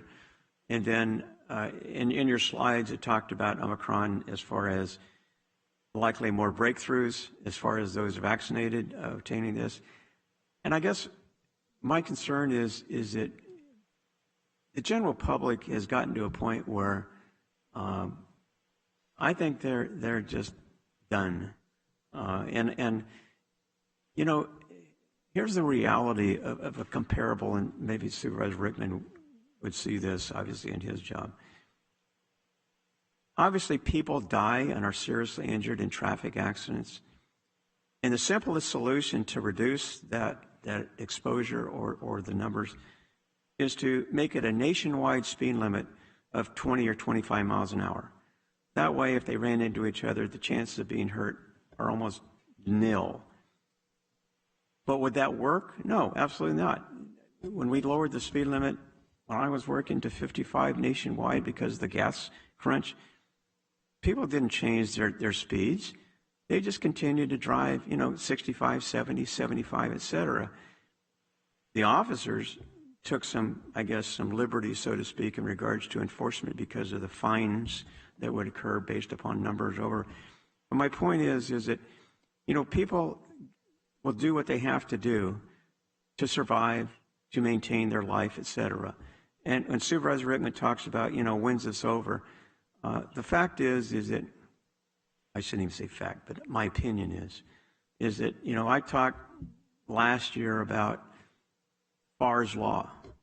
Dr. William Farr, 1840, did an extensive study on pandemics, came up with basically a process by which every pandemic since 1840 has followed the same trajectory until now. And why did it change? Because government got involved and manipulated and continues to manipulate it, when in fact, and just an opinion, had we let the virus run its course, and I get all the overcrowded hospitals and things like that. But probably because of SARS, Ebola, the Spanish, all these things that followed the same pattern and to some degree were more extensive, maybe it would have been different. We'll never know, but that's my concern. The other part of it is usually when I look at the statistics as far as deaths in this county, and I'm sure it's statewide, probably nationwide, probably 90 to 93, 94% of the deaths in this county occur in individuals in 50 over. And so we go from 49 and below who rarely succumb to the virus.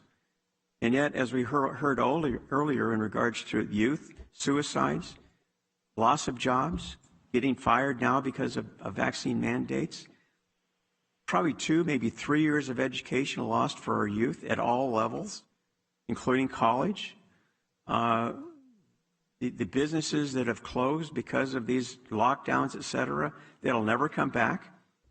The lack of labor currently to fill jobs. And I see not only help wanted signs everywhere, but I go to businesses and we were at CSAC in Monterey, most of us, and businesses are only open a certain amount of time because they can't fill all the shifts.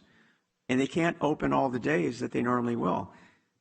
All I'm saying is that we have created havoc in our society, and people are saying enough. And so all I'm suggesting is that, as was discussed earlier, we focus massive outreach to those that are most at risk.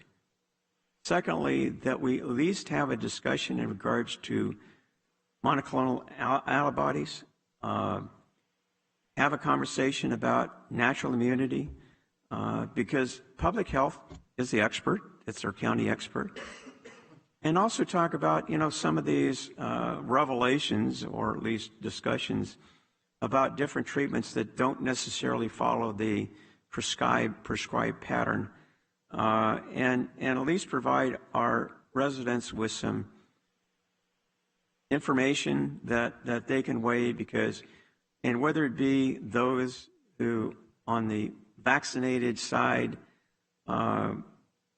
criticize those who aren't vaccinated, and on the unvaccinated side, those who criticize those who are vaccinated or wear masks.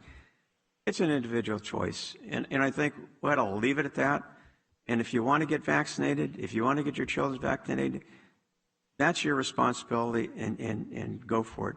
If you choose not to for a variety of reasons, and I've said before, if we get rid of these government mandates, I think we'd increase vaccination rates by 10 or 15 or 20%, because a lot of people just don't trust government, and therefore whatever government says, they're going to go the opposite direction. So again, I appreciate the efforts as has been discussed by other supervisors. I think we've done a lot. I think we've made a lot of headway. But one, this virus is never going to go away. I know it currently, they found it originates in some animals, and it's been there for years and on and on and on. So frankly, I think from my vantage point, and I'm just a lay person, we're at the flu stage. Omicron may be more contagious, but it doesn't appear, and based upon the health director for South Africa, she was shocked that all these, immediate measures taken throughout the world, because she says there really haven't been any real serious cases. She's on the ground dealing with it, and yet we take the fact that it's a virus, it's COVID-19, and we start resurrecting all these things that we've gone through in the past, when in fact, and whether it be the alpha or several variations that we've had over the years that have been limited in contagion, certainly minimal in regards to severity. I just think we have to take it one step at a time. It's not going to go away. I could list all kinds of studies that show that masks probably don't protect anybody other than maybe the person who wears them, if that. And then on top of that, vaccinated individuals can still carry the virus and transmit it to others. So get off this. well, if you're not vaccinated, you're killing the world. Get over it, really. The fact is that vaccinated individuals can contract the virus again, transmit it to others just as easily as unvaccinated. So again, I think there's a lot we can do. Appreciate all the efforts you do, Dr. Park. I know that a lot of people think that somehow you're in control. The fact is, it goes to the state, it goes to the federal government, and we have, obviously, under their authority, we have very little latitude. And I think what we have been doing over these almost 2 years, I think, has been effective. I think we're doing our job. I think we're doing our best. But anybody who thinks they can control human beings hasn't had the experience of being in charge of anything, and that's a fact. So again, I appreciate all the efforts, Ms. Jeter, you and I, and certainly Dr. Park. We've had our conversations, but I think we're making the best progress we can, and to condemn either side, I think is a wasted effort. So turn it back to you, Chair. If I could just address a few points that you brought up, Supervisor Wynn, and I appreciate all the points you made. You're right. I don't think this virus is going away per se completely. We're never going to eradicate this virus, but we're trying to get to the point where it is like the flu, where it's an endemic and not a pandemic. But it's not going away. Yes, vaccinated people can transmit it, of course. If you have COVID and you're coughing, you can transmit COVID to others, vaccinated or not. However, what we do know is that vaccinated people are 7 times less likely to even get COVID. So they're less likely to transmit simply by the fact that they're less likely to now get it. That's kind of a misunderstanding, and people use that. But vaccination will still help to decrease transmission rates overall. And I just want to point out with this new variant Omicron, South Africa is giving us a lot of information. They do have their version of the NIH over there doing studies, and they do have a certain third of the population vaccinated, so they're able to do a study, and they were able to show that unvaccinated folks are definitely having higher case rates of Omicron than the vaccinated folks. So lots of data coming out of South Africa still needs to be reviewed by the CDC and published, but this is initial intel coming out of there. And I wanted to say one more thing about the monoclonal antibodies, which I just failed to mention in my presentation, which is that we are looking to see if some of them might not be as effective against Omicron. But I want to make a point that right now, 99.9% is Delta. It's Delta, Delta, Delta still here. And so the monoclonal antibodies we have are highly effective against Delta. And the treatments we have in the hospitals are effective. But the monoclonal antibodies per se, the infusions that we're talking about at San Joaquin General, highly effective, and even better than the new molnupiravir pill that came out, which is why that pill, the FDA had a hard time with that 13-10 vote, because the efficacy is not as good as the monoclonals. It's just a lot more convenient to take a pill twice a day for 5 days than to go get an infusion. But just wanted to point that out so people understand. I understand that people want to be done with this and they're tired. And that point gets brought up all the time. Of course, even in public health, there's a bit of exhaustion. This is going on 2 years. But I want to say that masking is one of many simple things we can still do to try to stay safe.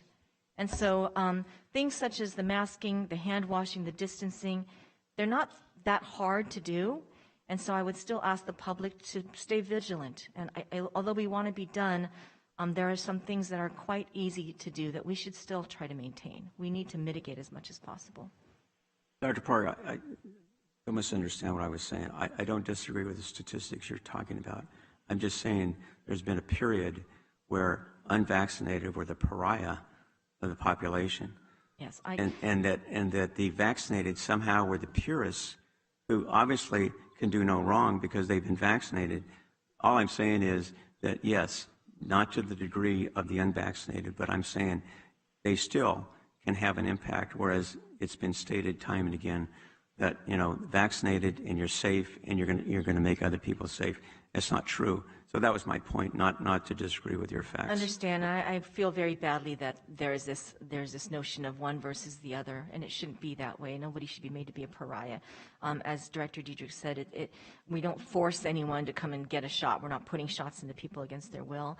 I'm just trying to educate the public, and I do so regret that it's so politicized. I really do. Which makes this job even that much harder.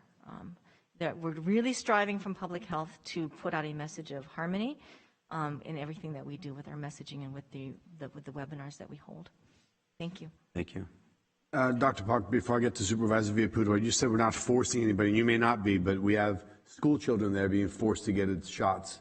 They're absolutely being forced to get shots, or they're not going to be able to attend school. So while you personally are not forcing anybody, our government is overreaching. I have a 12-year-old daughter. She's not going to be getting a shot. She's going to be coming out of school because she's being forced.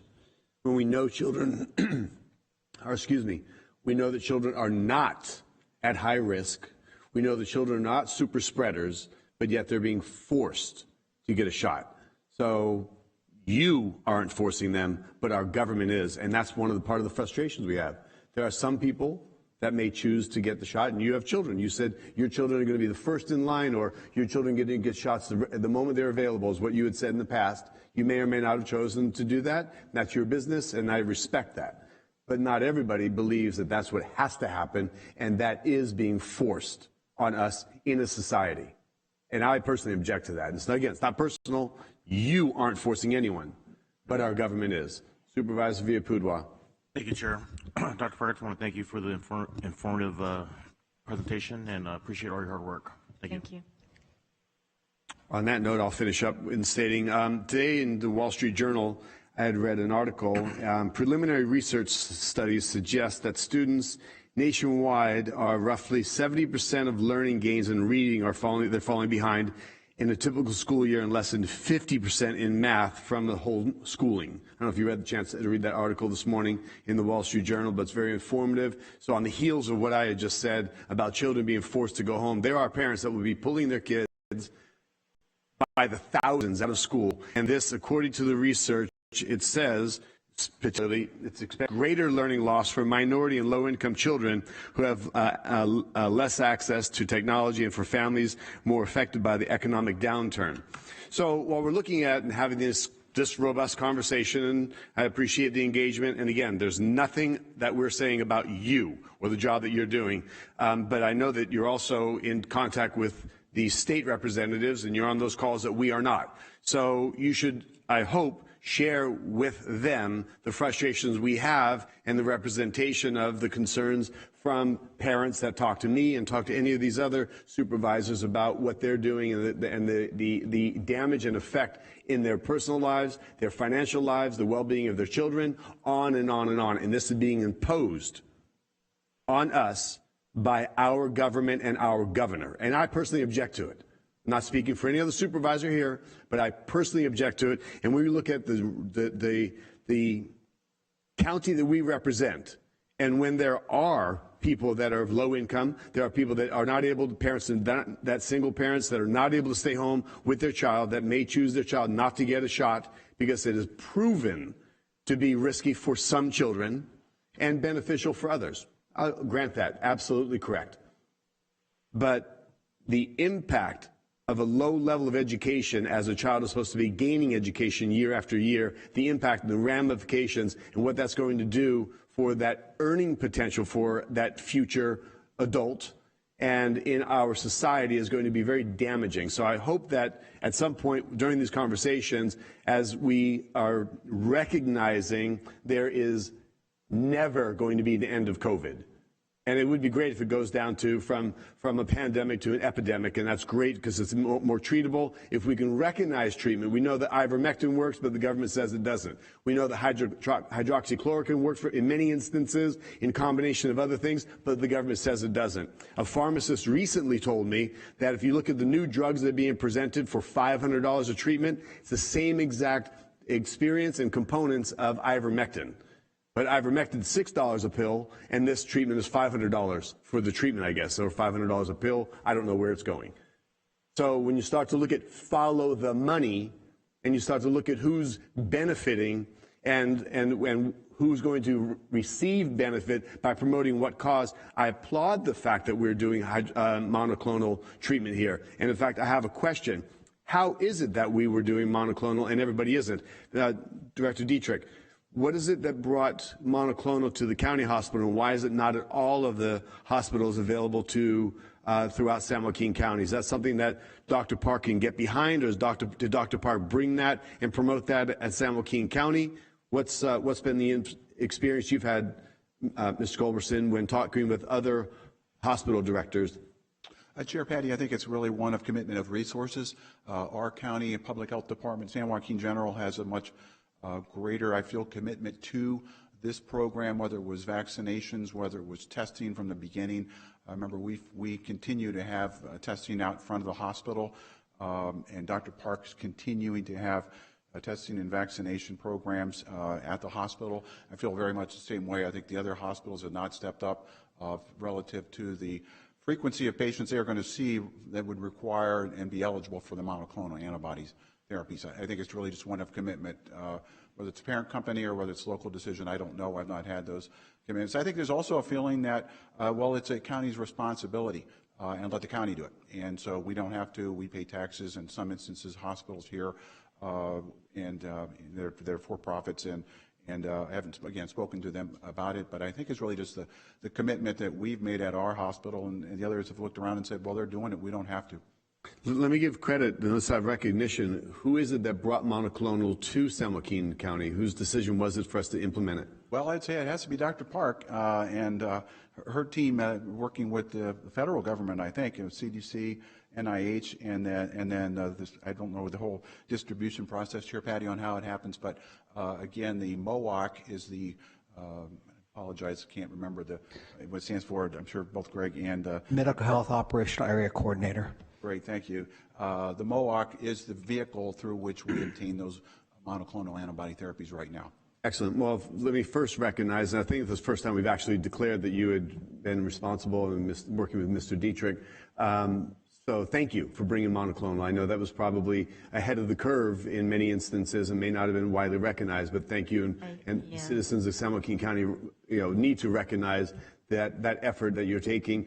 My next question would be, is, as I always have this mentality of what more we can do, as Supervisor Wynn points out, and all supervisors care about how we can expand, and it's kind of disappointing that other hospitals aren't embracing the treatment.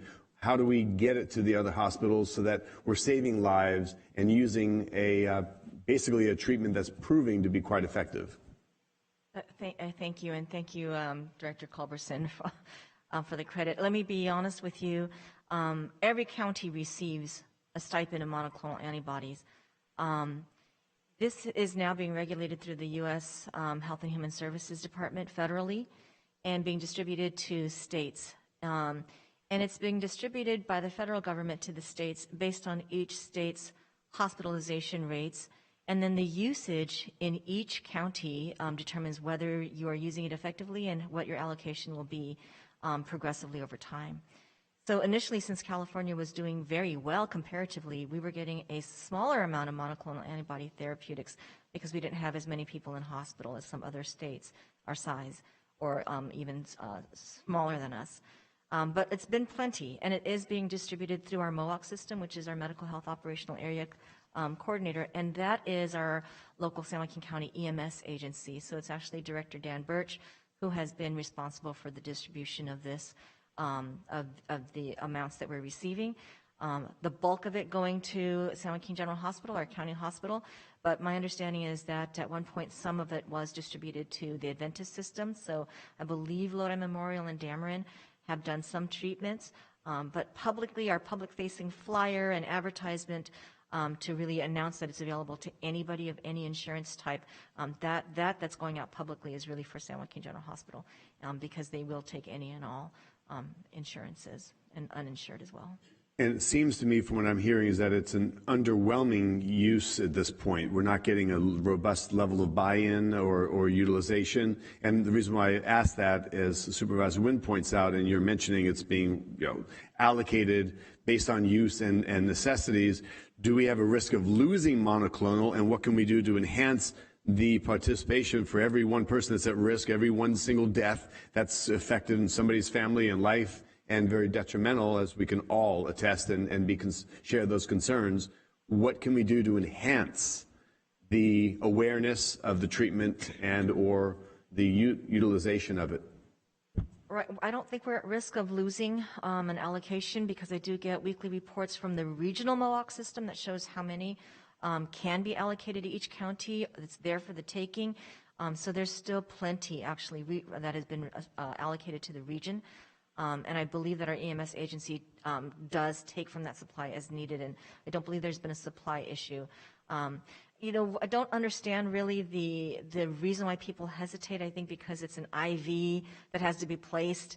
They're hesitating to know what are they getting? Do I really need this when I currently feel well? But if you have the risk factors that make you eligible, you don't know if you're going to be well 2, 3, 4 days, 5 days down the road, and how your disease will progress.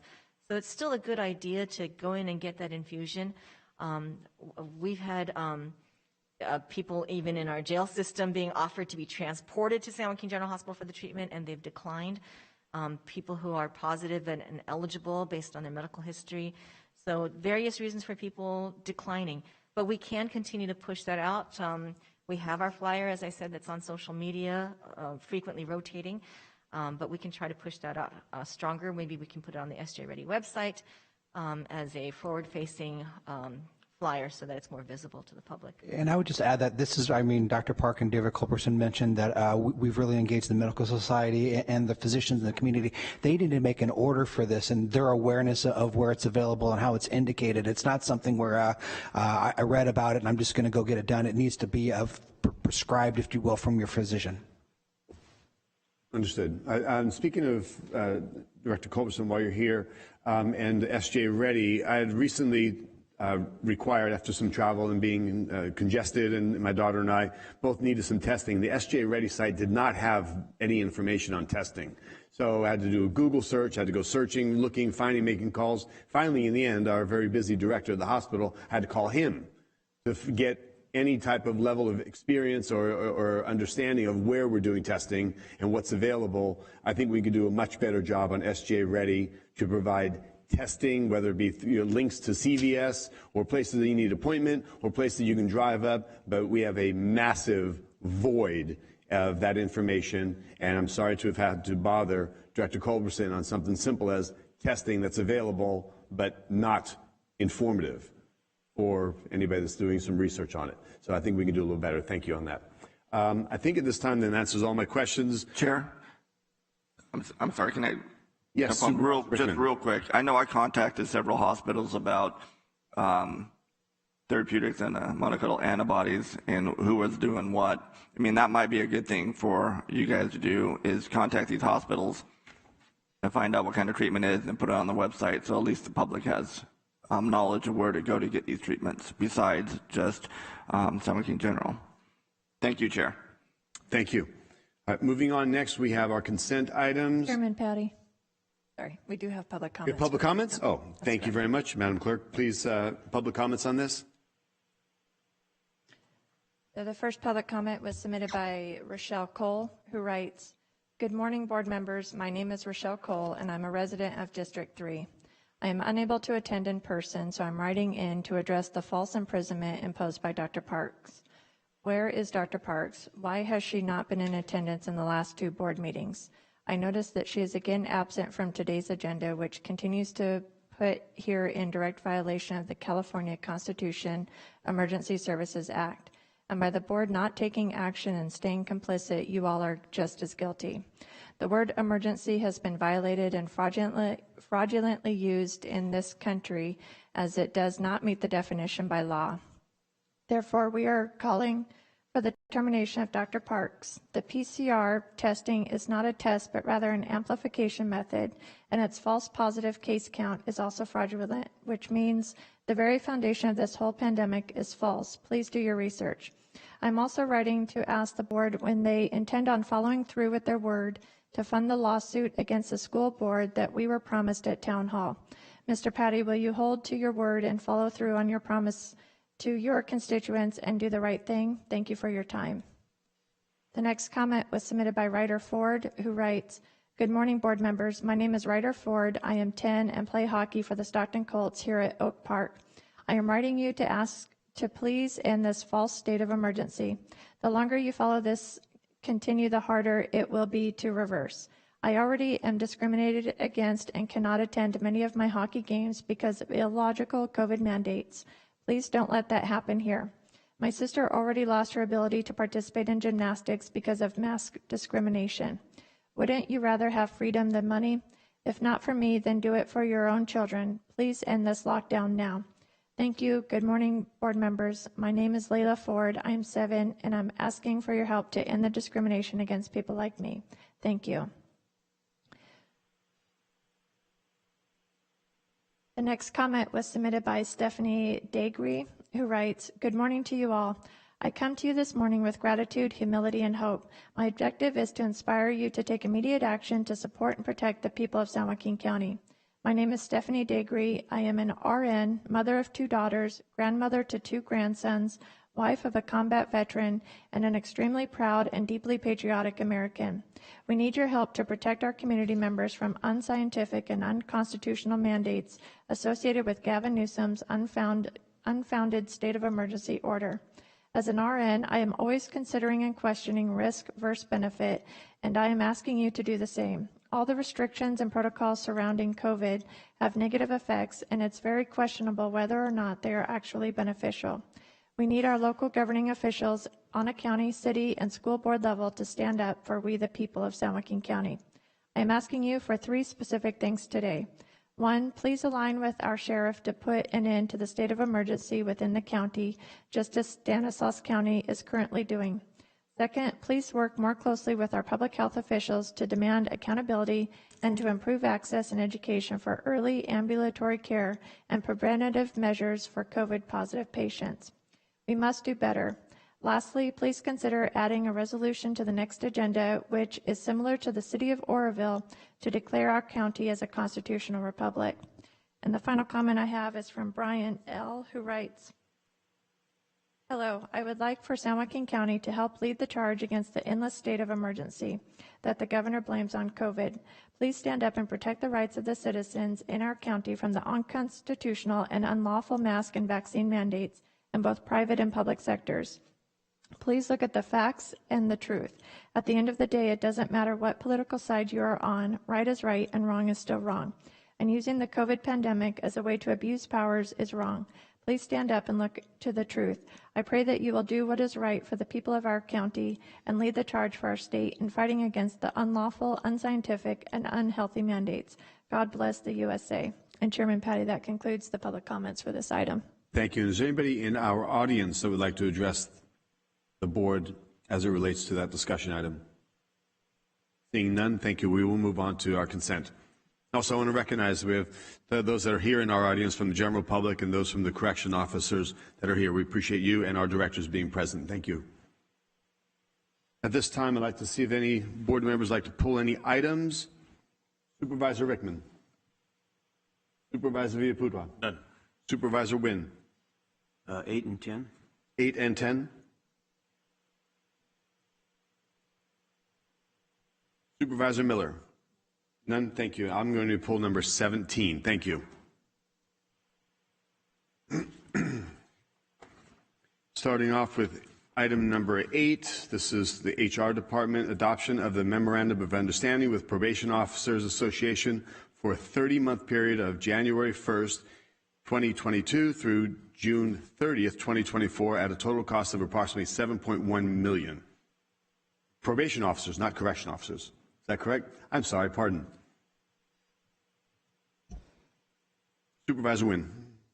Thank you, Chair. Actually, I just wanted to congratulate the Probation Officers Association and our HR department in regards to reaching an agreement. I always appreciate when we come together because obviously both sides agree this is a good fix or a solution to our employees, in this case probation officers. So I just wanted to recognize all of you for the hard work that you put in to make this happen. So hopefully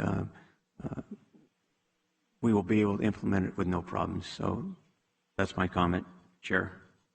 Thank you. Well, Ms. Hawkins, you've come down. Anything you'd like to share and share with the board? Thank you, Chair Patty. I actually would like to take a minute to recognize the association who's sitting in the audience.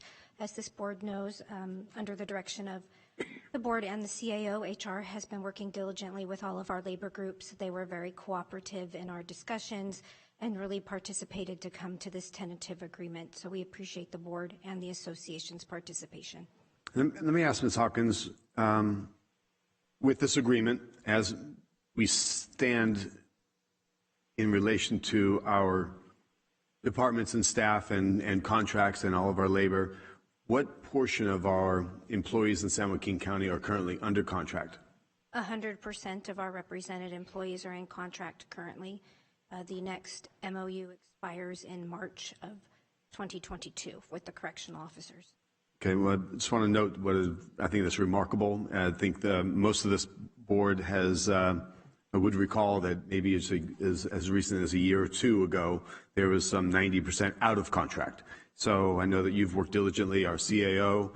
This board has recognized we've had some good robust discussion and done everything we can to facilitate HR and their efforts. So really want to appreciate and recognize that. Thank you. Do you have a request from Supervisor Villapudua?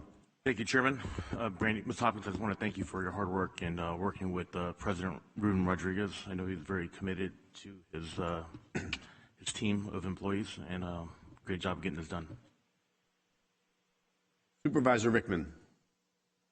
Thank you, Chair. Thank you, Brandy, for your hard work and working with the board, the POA, and thank you, folks, for coming today. I know your job doesn't get any easier. Over time, it just seems like there's more and more responsibility put on your shoulders, and with the increase of crime, of course, not just here in San Joaquin County, but throughout the state of California. We know you're doing a great job with the resources that you have, and it's while you're out there risking your life and spending time away from your family, this is the least that we can do, and to make sure you guys are adequately paid for the job that you do. So again, thank you all very much for your job. Stay safe, and God bless you guys. Supervisor Miller. Thank you. I'll just lend my voice of thanks to Ms. Hopkins and your team, and also to our employee groups, who I know you're in an ongoing discussion with many of them, but especially thanks to the Probation Officers Association for being cooperative, coming to the table really in a spirit of good faith bargaining. So thanks to all involved on this. I'll just further state that oftentimes we rarely get a chance to interact. I know you guys are working, while we might be in the public, you guys are working directly with the public and those that have gone through our system and incarceration and or probation, and they're working with you, and you're a fantastic bridge to success, and many people leaving our criminal justice system and moving on with their lives, and giving them that support, levels of accountability, and oftentimes maybe a shoulder to cry on, or just being steady and reliable in their life. We appreciate that. It's not oftentimes we get a chance to have you here, but we know that our probation department and all of you officers work very hard. So please send our gratitude to everyone.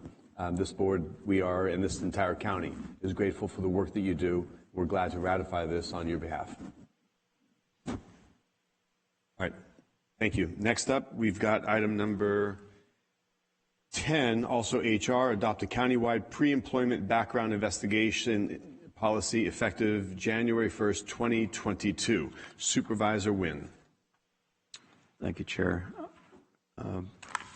I pulled this item first to recognize certainly the effort and the progress we're making in regards to the hiring process from recruitment to actually appointment.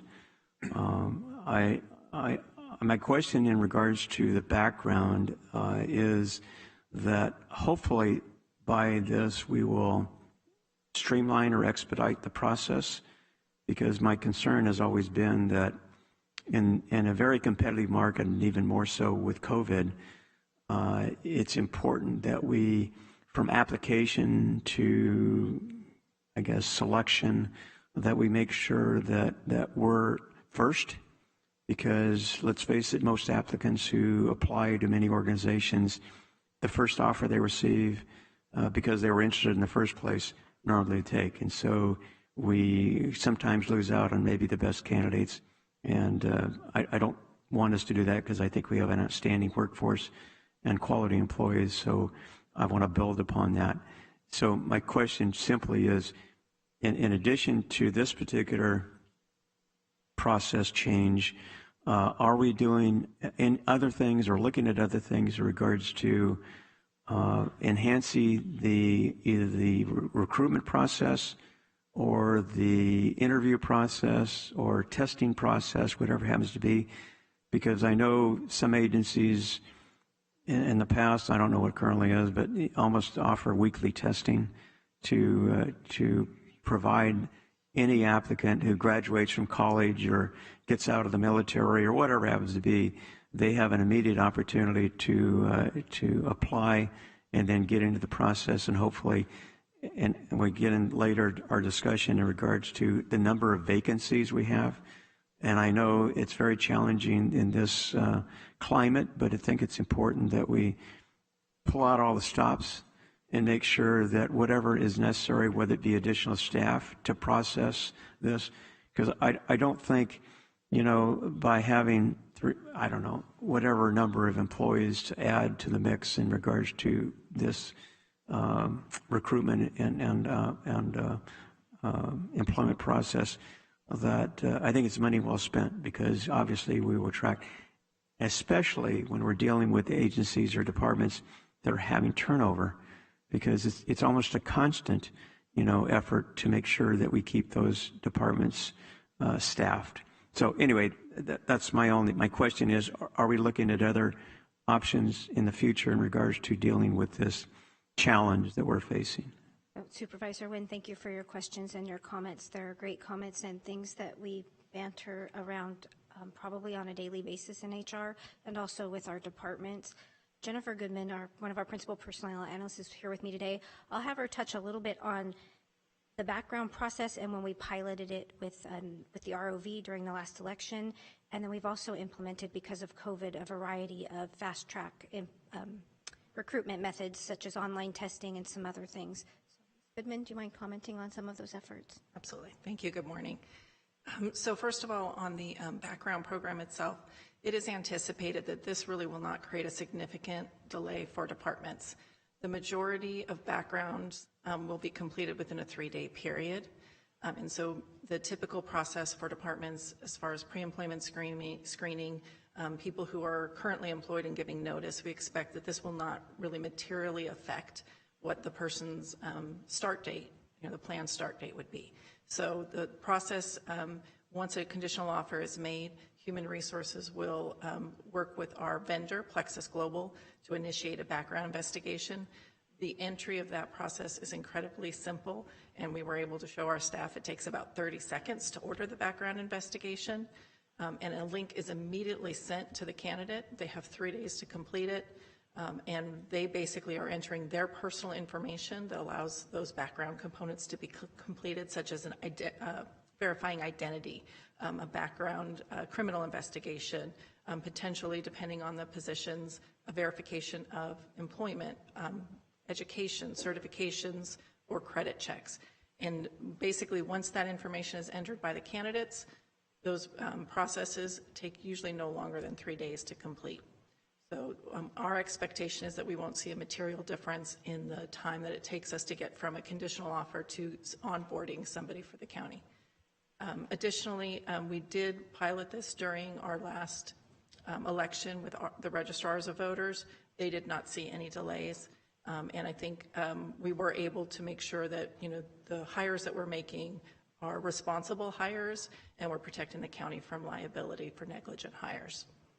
As far as future initiatives, Brandy did mention our online testing. something we're very excited to have been able to do. This allows people to take a written exam instead of coming into our building, going through our screening, trying to find parking.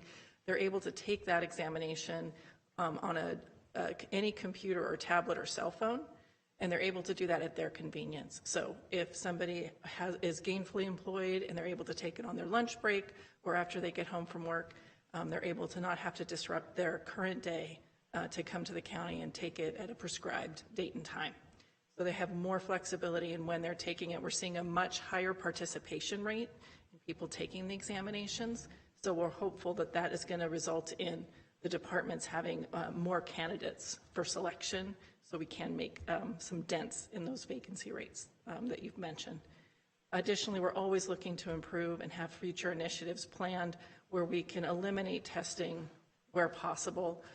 This board will recall a few years ago, HR did propose some major changes to our civil service rules that help to kind of support some of these initiatives, and we're just continuing to implement those as we're able to streamline recruitment, streamline testing, and get the qualified candidates to the department as soon as possible.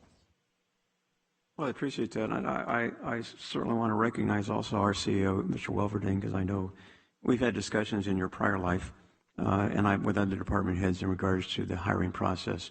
So I'm sure with his involvement, his staff, certainly yours, and the board, we're here to improve the process because, like I say, it is a very competitive process, and we really need to be out in front of it as we go through certainly next year. So, again, thank you very much. Efficiency and effectiveness is fantastic. So, job well done. I don't know if any other supervisors have anything to say, but thank you. Thank you. Thank you. Next up, my request for item number 17, if we have anybody present, HSA, approval of First Amendment to Agreement A-21-230 with Central Valley Low-Income Housing Corporation for Project Room Key Rehousing Services to increase funding from $200,000 to $385,000 and extend the terms through June 30th, 2022. Welcome. Good morning, Chair Patty, members of the board. Chris Woods, your Human Services Agency Director. Fantastic. I just wanted to get a little snapshot and get an update of what's happening with the Project Room Key and as it's kind of morphed or transitioned and or enhanced. Give a chance to maybe share some good news or anything that's relevant to this. Absolutely. I think I just want to sort of focus on the fact that Project Room Key provided temporary housing to individuals and really secured their health and well-being during a traumatic time during the pandemic. With the closing of the motel, we quickly transitioned, and I say we had numerous partners from both the county team and community-based organizations, and transitioned into rehousing individuals.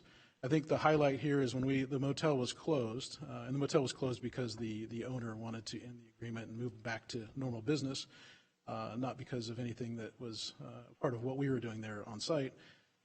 There were 43 individuals at the motel, and of those, 33 have been rehoused and moved on. 10 are still receiving rehousing services, and that's what this agreement is for, is to extend those services to those individuals for another 6 months. Hopefully we can get them rehoused sooner than that. Funding was made available to the county by CDSS to do this, and it's a worthy effort, and I think Central Valley Low-Income Housing is doing an excellent job.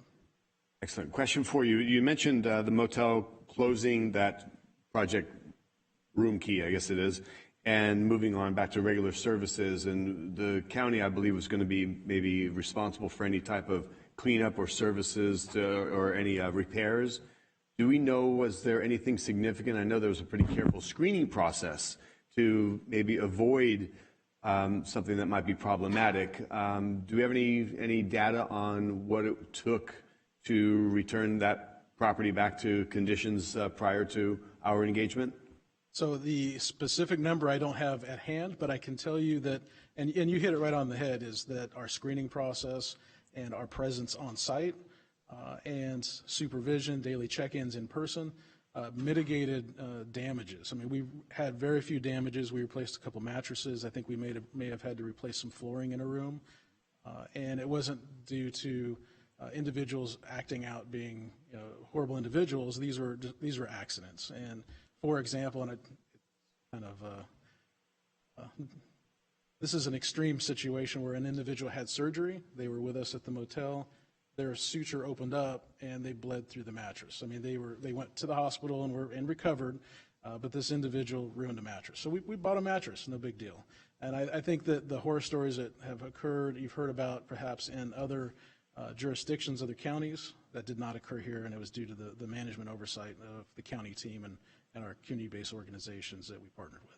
Well, good job, Director Woods, and thank you. I appreciate the levels of engagement and taking advantage of any opportunity we can to help some of those that are most at risk or in need, and being that gateway to some stability in their lives. So you're doing a wonderful job. I don't know if any other supervisors have any questions.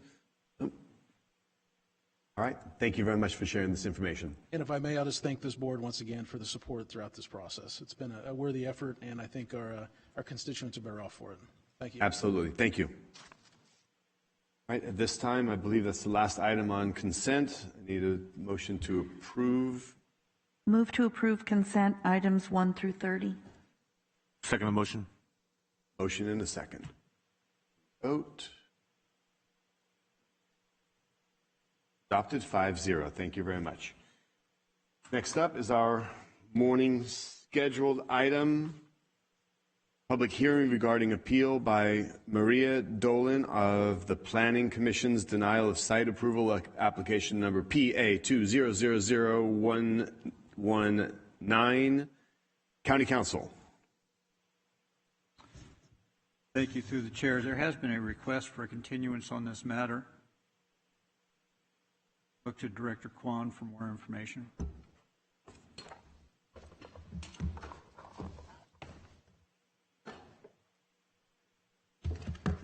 Director Kwan. Thank you, Chairman, and members of the board.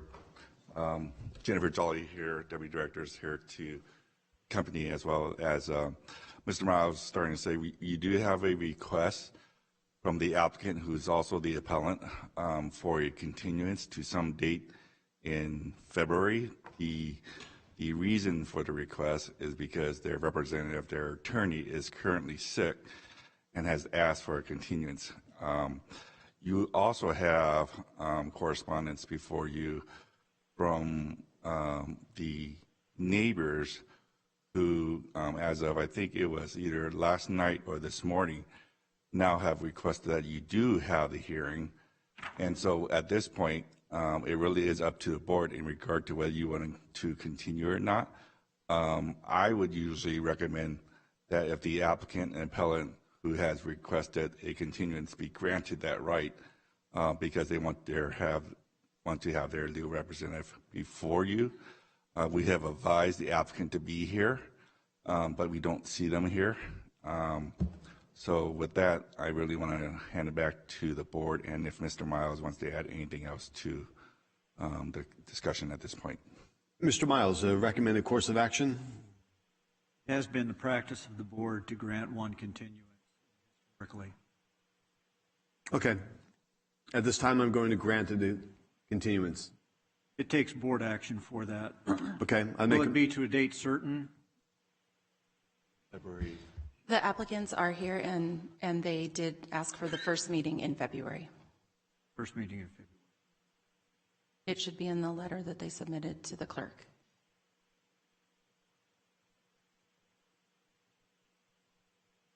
So the first meeting in February would be February 1st, but was there a disagreement about the date that was available in February?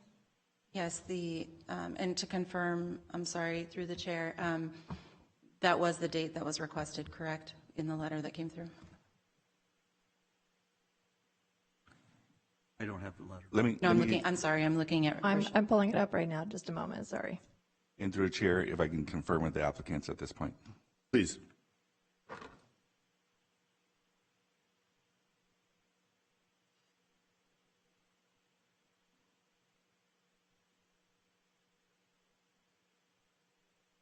Okay.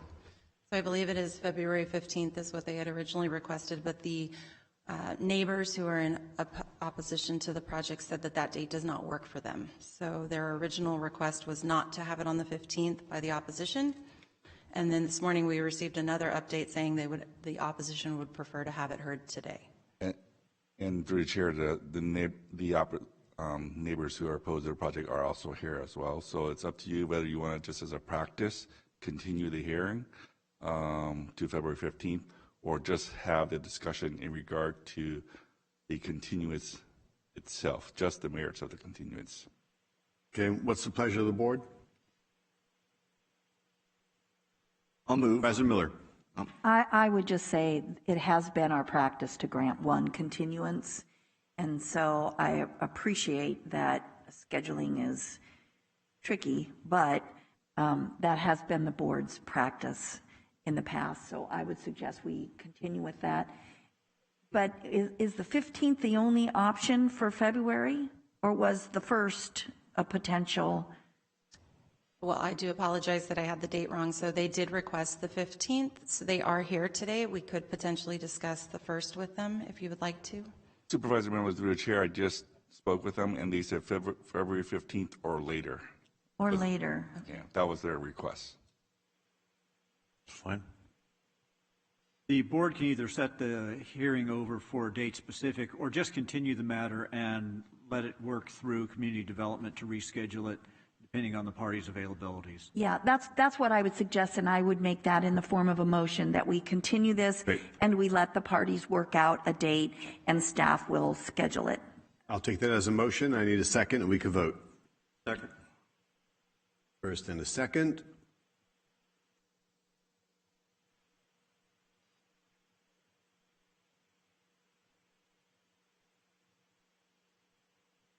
That's granted and adopted 5-0. Thank you. Look forward to the future. Thank you, board. Discussion. Next up for us would be San Joaquin County's Flood Control and Water Conservation District. I'm officially recessing that the board will, the supervisor meeting, and will be acting as the governing board of the San Joaquin County Flood Control and Water Conservation District. We are now convening the Flood Control and Water Conservation District meeting. I believe Mr. Balaji could or should be present. There you are. Mr. Balaji, please come on down. I know you're the busiest guy in San Joaquin County, but come forward. We need you now. Thank you, Chairman Patty. The item before the board today is to request your approval to reject all the bids that were received for this subject project at the recommendation and counsel from our county counsel's office, and re-advertise the project as there were some inconsistencies in the way that the bids were submitted, and there were some bid protests, and it was advised that it would be much cleaner process to reject all bids and to re-advertise them. Excellent. The County Council, do we need to take a board vote on that? Yes, through the chair, yes. Okay, and at this time, public comments are also warranted? Yes, yes they are. Okay, Madam Clerk, do we have any public comments? Yes, we have one public comment submitted by David Mendoza, who writes, "The board approved plans and specs and authorized advertisement of Upper Mormon Slough on 3/9/21 with bid opening on 4/1/21 due to Flood Control District recommending and board approving incomplete contract documents. 6 addendums were issued to extend the bid opening from April to September. The effort to stall the bidding process to wait for permits that should have been in hand before advertising caused a significant waste of taxpayer funds, not to mention contractor time and money. As the addendums were released to the contractors within days of the anticipated bid opening, causing them to prepare 6 bids for this project. This project was approved for funding by the Department of Water Resources in August 2016, and the agreement stated the county would complete construction in 2017, provided the appropriate permits could be secured, so it was known 5 years ago that permits were required. In addition, the agreement with DWR expires on 6/30/20 and has not been amended. The board letter on this agenda indicates the district is knowingly advertising this project with a shortfall of $1 million plus based on a handshake agreement with the state. The current practices of leadership within Public Works is giving the contracting community, employees, and constituents a clear picture of incompetence and poor stewardship of taxpayer funds. I would like to know how much this project costs the taxpayers between 3/9/21 and today, as advertising costs, staff labor are usually about $30,000 between advertising and award. David Mendoza, and that concludes the comments for this item. Thank you, Madam Clerk.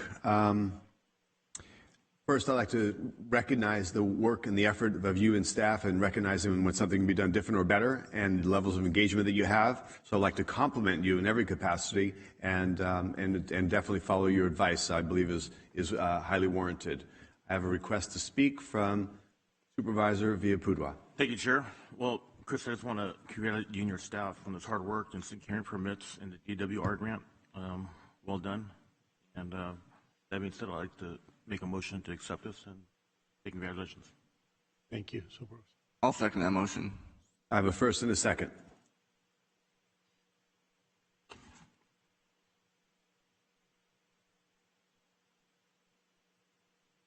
That's adopted 5-0. Again, outstanding. Thank you to staff, and thank you for the diligence and the awareness that you have of how we can do something better and what's necessary to move forward as a county and in the massive responsibilities you undertake on a daily basis. We all appreciate you. Thank you, Chairman Patty. It's the team, and I'll definitely pass on the message to them. Great. Thank you. Next up, we are going to reconvene the Board of Supervisors meeting. We have a discussion item under general government, CAO, acceptance of fiscal year 2021-2022 first quarter budget report, authorized budget appropriation increase for probation of $100,000 from fund number 20052, allocate 3 positions to Park and Recreation, budget number 707030000, and approve related budget adjustments. CAO Wilverding. Thank you, Chair. The item before you is the 2021-22 first quarter budget report. This report will highlight the budget performance for the first 3 months of this fiscal year, and it also serves as the basis for our preliminary budget outlook for the 2022-23 year. This item will also include first quarter budget information details for the county hospital and will be presented by the hospital CEO, David Culberson. I'll now turn the presentation over to our Chief Deputy County Administrator, Chris Rose. Good morning, Chairman Patty, members of the board. The item before you is the 21-22 first quarter budget report and the preliminary 22-23 budget outlook. On October 6, 2021, departments were requested to conduct a review of expenditures and revenues based on the first 3 months of the fiscal year through September 30th. These projections provide an early indication of budget performance, identifies fiscal and operational issues, and is a basis for estimating the year-end fund balances. The estimated year-end fund balance of the general fund is essential in developing next year's initial budget. The table on the screen shows the 2021 beginning balance of $69.6 million. During the 2021 fiscal year, $133.7 million was added to the fund balance, primarily due to $108.2 million in savings from CARES Act funding and a $25.5 million savings mainly from salary savings. The 2021 ending fund balance totaled $200.4 million, in which $155.9 million was utilized for one-time uses, including $60 million transferred to the Capital Outlay Fund as unprogrammed funds to be used for various capital projects, including homelessness initiatives. $50.6 million to S.J. Sarah to pay down a portion of the county's unfunded pension liability, $28.9 million to replenish the county's contingency reserve for funds utilized for CARES Act programs, and $17.4 million transfer to the unfunded pension liability reserve. This report will now summarize the projected expenditures and revenues for 21-22, highlight significant financial issues, and provide a preliminary outlook for 22-23. The 21-22 adjusted budget includes the adopted budget, encumbrances carried over from 2021, and board-approved adjustments made through September 30th. You will notice that appropriations for contingency went from the budgeted amount of $4.8 million up to $23.5 million. This is due to unspent CARES Act funds appropriated in 2021 for small business and family COVID grants that were not spent by June 30th. Additionally, the 21-22 budget included $155.9 million in general fund balance used, but the adjusted balance shows $190.8 million. The increase is due to $32.5 million in encumbered funds plus $2.4 million in current year budgeted adjustments related to COVID assistance grants. As of September 30th, there were 7,679 positions, which includes 6,868 full-time allocations, of which 954 positions, or 13.9%, were vacant. Of the 954 vacant positions, Healthcare Services had 230, HSA had 178, San Joaquin General Hospital had 121, and Public Works had 54. This represents approximately 61% of the vacant positions, which are primarily funded by federal and state programs or by service fees. The net county cost is computed by subtracting program revenues from expenditures for general fund supported activities. This table indicates the projected net county cost by functional area based on the first 3 months' experience. The overall net county cost savings is projected to be below budget by $23.5 million. Through the first quarter review, several issues were identified. The Emergency Services Grants budget is projected to be $722,000 below revenue due to grant claims which will not be reimbursed until 22-23.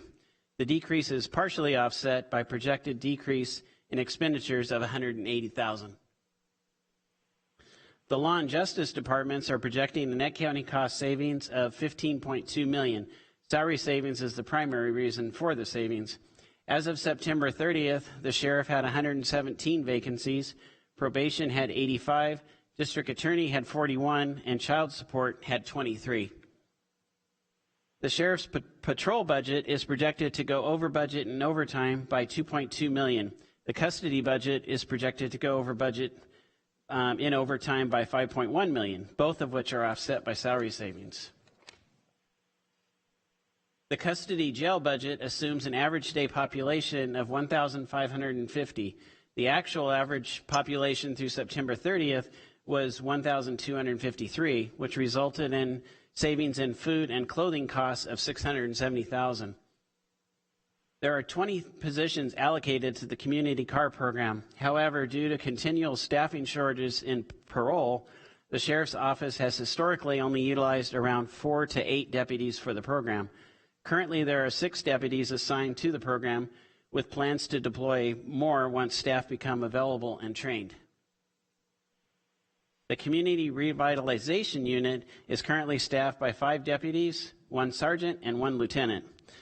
The first 3 months of activity, the unit has cleaned up 10 areas with homeless encampments. To this date, the areas have not been repopulated. The probation department cannot adequately send or receive radio transmissions from the basement of the Canlis building. To increase reception coverage in this area, installation of communication equipment, cabling, and conduit will be required. The total cost of this project is $100,000. It is recommended that appropriations for the probation budget be increased by $100,000, which is funded by the Juvenile Supplemental Law Enforcement Act Fund. Since July 2021, the Office of the Medical Examiner has increased its total response volume from 50% to 75% due to an increase in field investigator positions from 5 to 7. The Sheriff's Patrol Division handles the remaining 25% of volume. 3 positions remain to be filled. It's anticipated that the positions will be filled and the office response volume will increase to 100% by January 2022. Planning and design of the new morgue and office space has been reinitiated.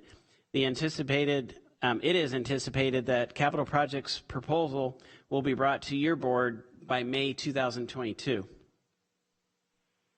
Historically, behavioral health has provided services to youth offenders at the Juvenile Justice Center. A recent review of allowable uses of behavioral health funding sources indicates that these services do not qualify. For the current budget, behavioral health and probation agreed to equally share the $1.6 million cost. It is anticipated that probation will need to assume the full cost of services in the future and may need to submit a supplemental request for general fund support during the 22-23 budget process. Phase 1 of the construction of the public health replacement facility, which includes staff occupancy of the building, was originally scheduled to be completed August 2021. However, because of delays in the supply chain due to the COVID pandemic, the project is now anticipated to be complete in March 2022. Phase 2 includes the demolition of the old building, which will be converted into parking and drainage. In October, your board approved a transfer of $8 million in ARPA funds to the Capital Outlay Fund for water and sewer infrastructure projects at community and regional parks, county service areas, and community centers. To provide additional capacity for maintenance of the park facilities, 3 positions are recommended to be added to the Parks and Recreation budget. No additional funds are being requested to support the additional $127,000 for the remainder of the fiscal year, and the total costs will be included in the proposed 22-23 Parks and Rec budget. The net county cost of the budget is funded by general purpose revenue, or GPR. Our office has reviewed each of the GPR accounts and made projections for the remainder of the fiscal year.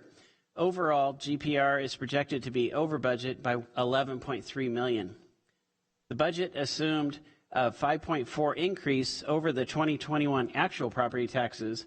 On June 29th, the assessor recorder county clerk delivered the 21-22 assessment roll with a total net assessed value increase of 6.73%. The table before you reflects the increase in property taxes of $4.9 million. Additionally, based on the first 3 months of activity, sales tax is projected to exceed budget by approximately $6 million.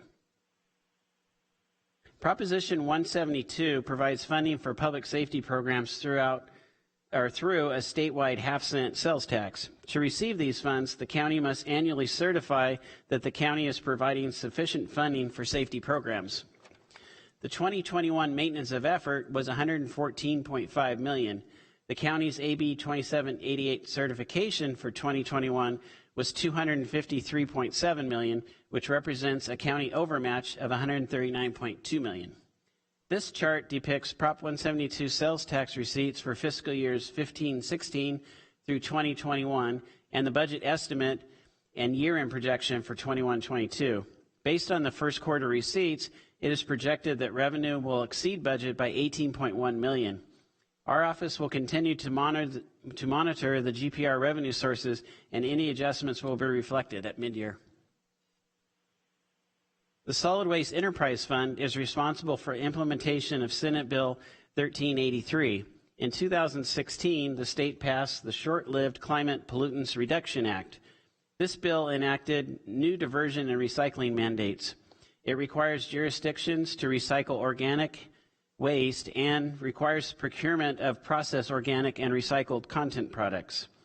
The goal of the act is to divert 75% of the organics from reaching the landfill by 2025 through recycling, composting, and other methods. The county must have a plan in place by January 1st, 2022.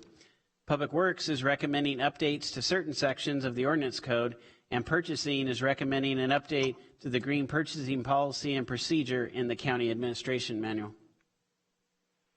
Through September 30th, San Joaquin General Hospital's average daily census was 162.8, which is 18.3% above budget.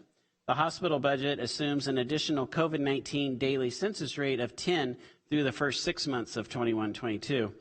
After 3 months' experience, the projected net loss is $7.1 million by the end of the year, which is $5.7 million improvement to the budgeted loss of $12.8 million. The hospital chief executive officer will present a more in-depth report following the first quarter budget report.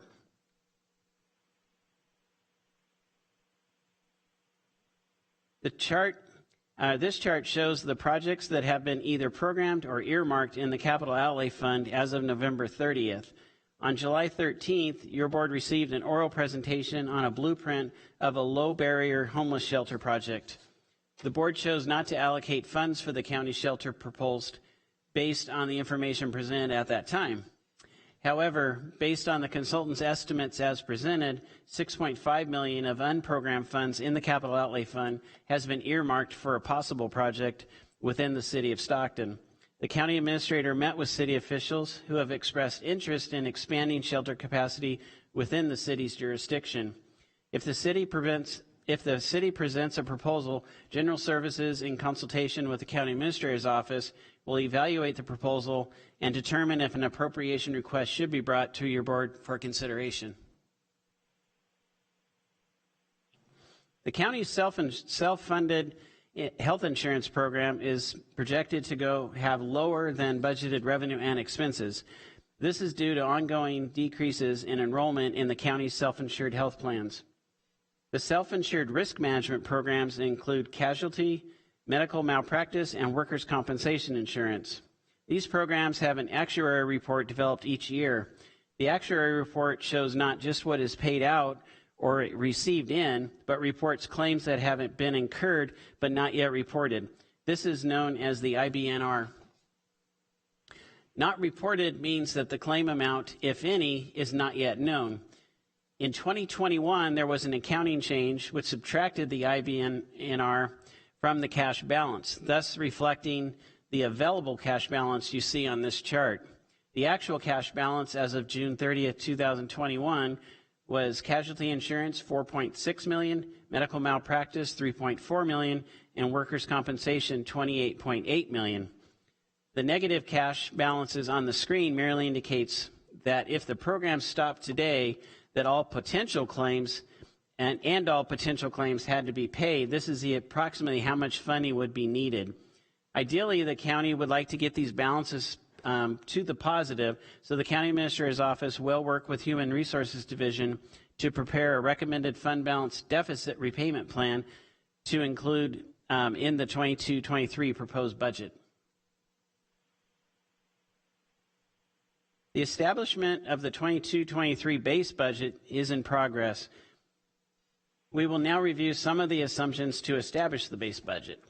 This chart depicts the county's GPR, including property tax, sales tax, Prop 172 revenue, and realignment revenue for fiscal years 15-16 through 2021, the current estimate and the year-end projection, as well as the preliminary forecast for 22-23. Overall, GPR for 22-23 is projected at $499.6 million, which is an increase of $17.3 million from the current 21-22 projection. Property taxes are projected to increase by 4.5% from the 21-22 year-end projection of $289.7 million. Sales tax revenues are projected to increase by 2.4% from the 21-22 year-end projection of $163.5 million. Labor costs represent almost half of the county budget expenditures, totaling well over $1 billion. As of October 31st, no memorandums of understanding, or MOUs, of the labor force are expired. The probation officers agreement will end September 31st, 2021, and the correctional officers agreement will expire March 31st, 2022. These agreements represent 2.4% and 3.9% of the county workforce, respectively. During 22-23, agreements will expire for another 88.8% of the workforce, including the 6 agreements with SEIU, CNA, physicians and physicians management, attorneys, and unrepresented staff. Excuse me. No assumptions will be included in the 22-23 preliminary budget for correctional officers MOU, which will expire after the establishment of the status quo budget, or the MOUs that will expire during 22-23, for a total of 92.7% of the workforce. The cost of 1% salary increase for the 92.7% totals approximately $7.5 million, with a net county cost of approximately $2.6 million.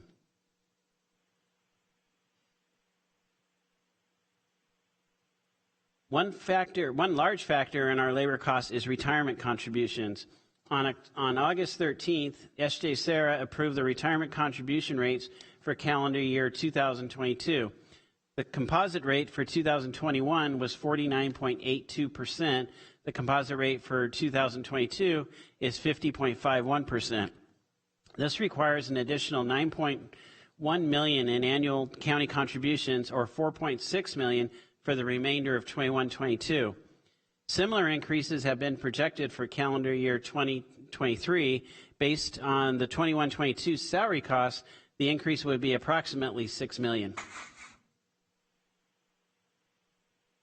Through the first 3 months' experience, the general fund balance is projected to increase by $34.8 million, which includes $23.5 million from net county cost savings, $11.3 million in additional GPR revenue, less mid-year adjustments of $2.4 million.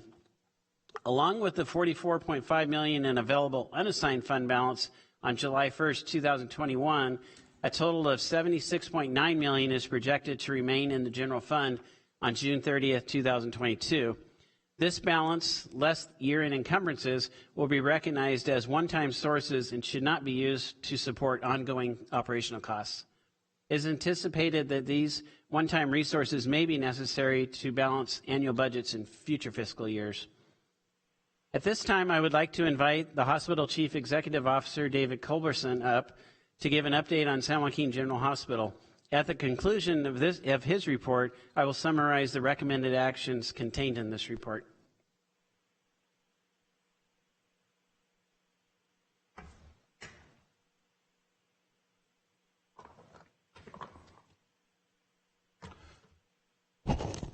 Good morning, Chair Patty, members of the Board of Supervisors. David Culberson, here to give you the first quarter report. I do have a PowerPoint presentation.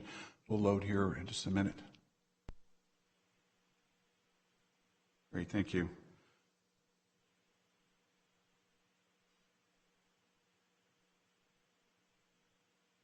As Senior Deputy Director, Chief Deputy Director, Chris Rose pointed out this morning that the hospital has been quite busy.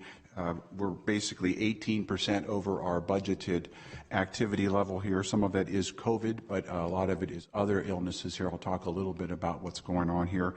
As you can see, through the first 3 months here, our projection of net patient revenue, that's the revenue that we receive for providing patient care services, and that is independent of supplemental funding, is $11.9 million more.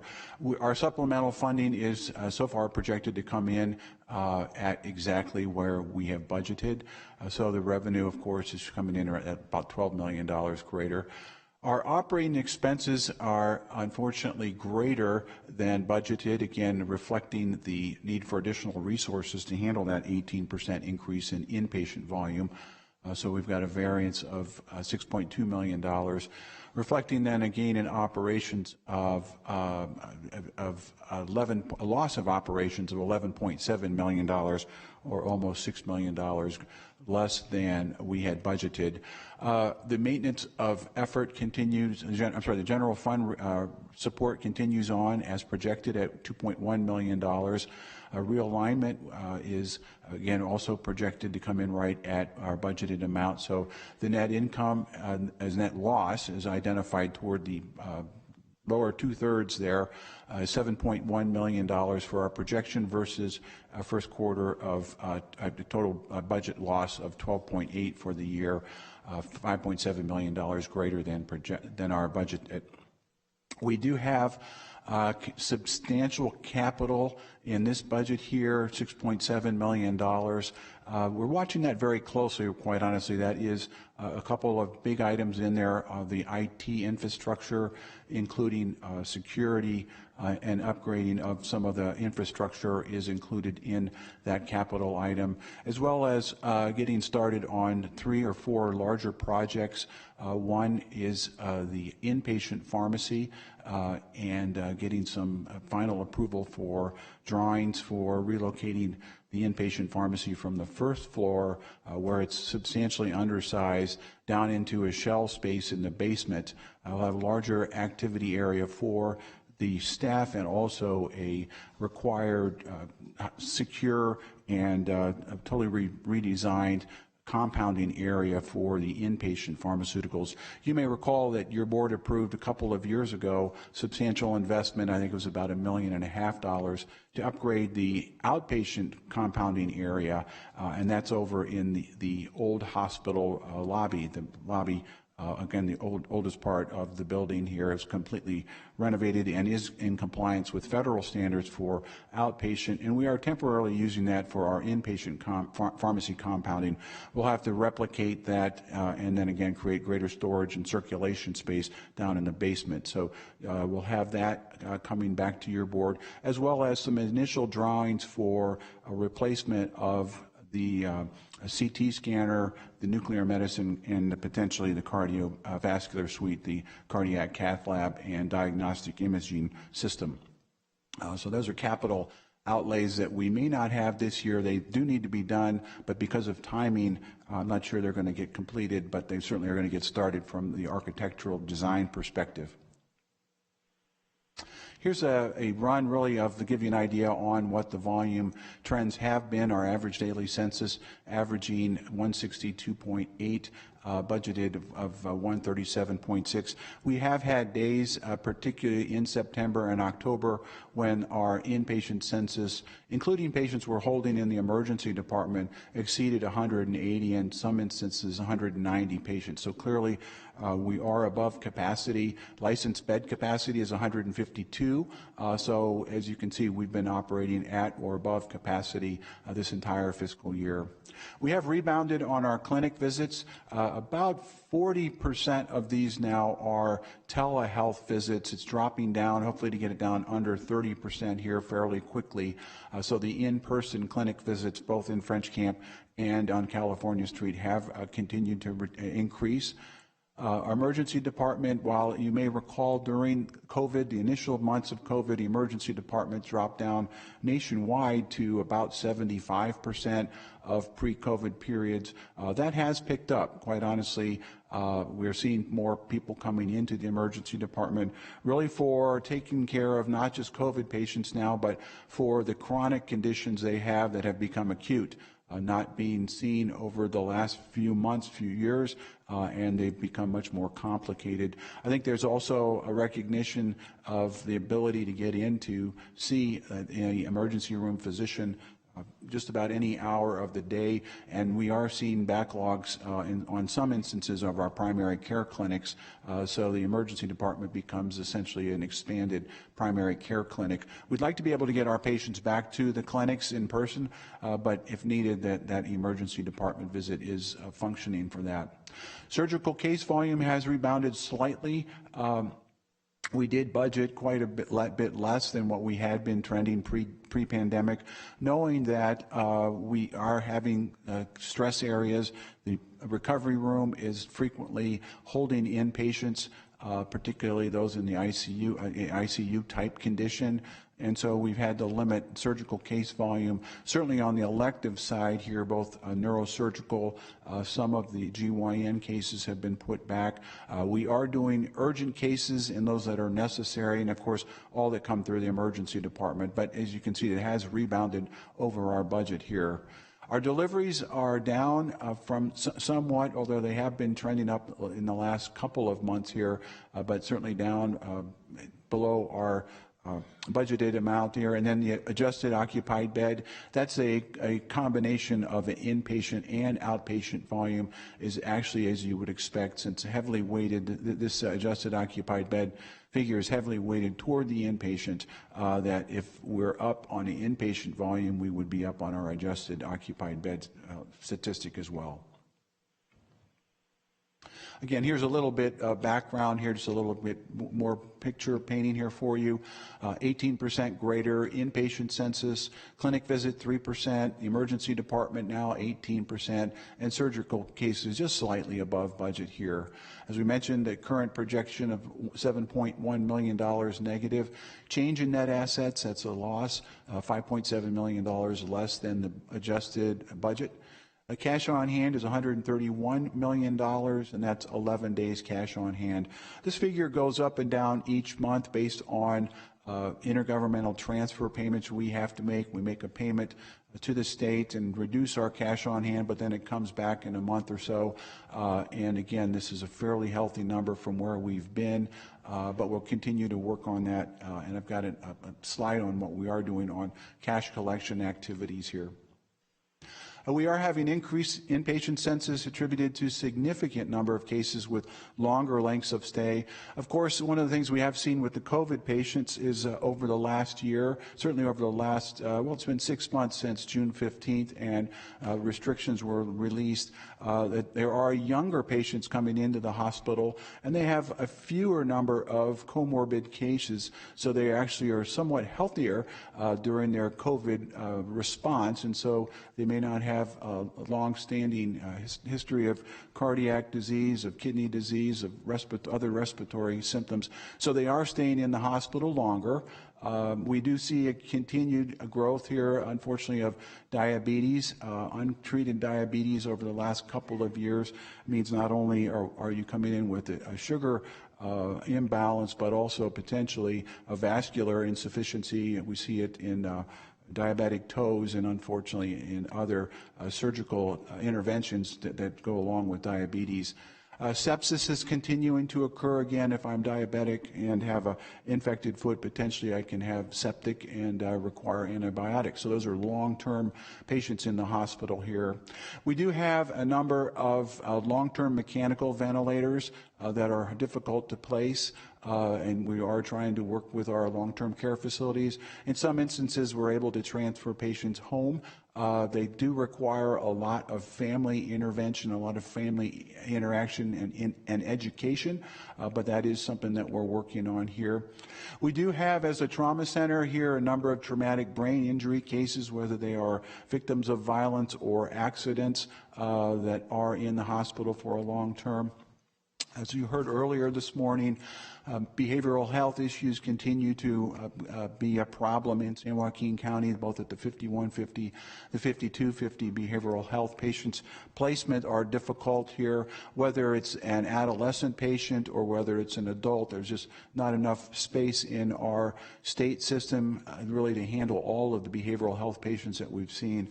And again, it's something that we end up housing a number of these patients in the emergency department for several days, something that we're working with Greg Dieterich and Tony Vartan on to come up with a better system here. And then, as I mentioned, another underlying system problem or systematic problem that's gotten worse because of COVID is many complex chronic conditions have worsened since the beginning of the pandemic, and they require hospitalization. Do want to keep your board apprised of trauma activation. I would say in general, from previous reports we've made in first quarter, the trauma status, this trauma volume stays about in line for what we've seen here. Tier zeros are the highest level of activation here. Those frequently need to go directly to the emergency department. Tier ones are serious. Tier twos are, we do have to have consultation, but frequently those are going to be discharged from the emergency department here. And again, slightly up in terms of the tier 0 over prior year. I've got a detail on the next slide to show you a little bit more about that. Our admission rate is consistent from last year here. 38% of patients coming to the hospital as part of trauma activation require admission, similar to what we had last year. Again, I think one of the things we've seen here, quite honestly, as the restrictions were released on June 15th, and a lot more activity here. We've seen increased number of motor vehicle accidents here in our county.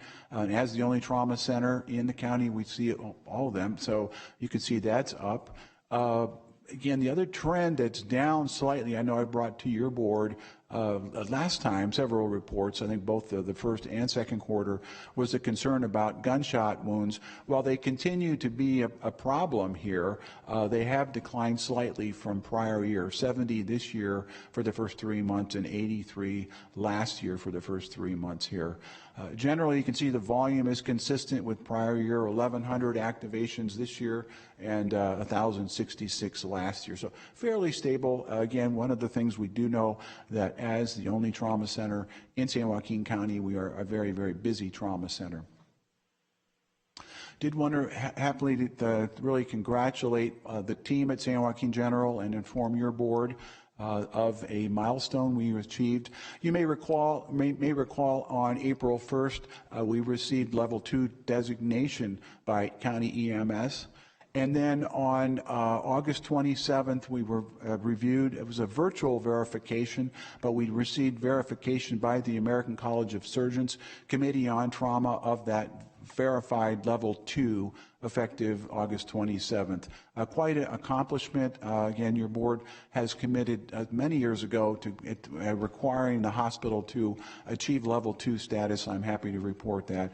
Really what that means is we have in-house trauma surgeons responding 24/7. Quite honestly, we have a 98 to 99% response time within 15 minutes. So 98 per 99% of the time, a certified, board-certified surgeon will respond to your activities. The American College of Surgeons require that 15-minute bar to be 85%. So the bar is 85, we're hitting 98 to 99%. We also have immediately available in-house neurosurgeons and a crew that are available for those cases where the surgery needs to be performed immediately.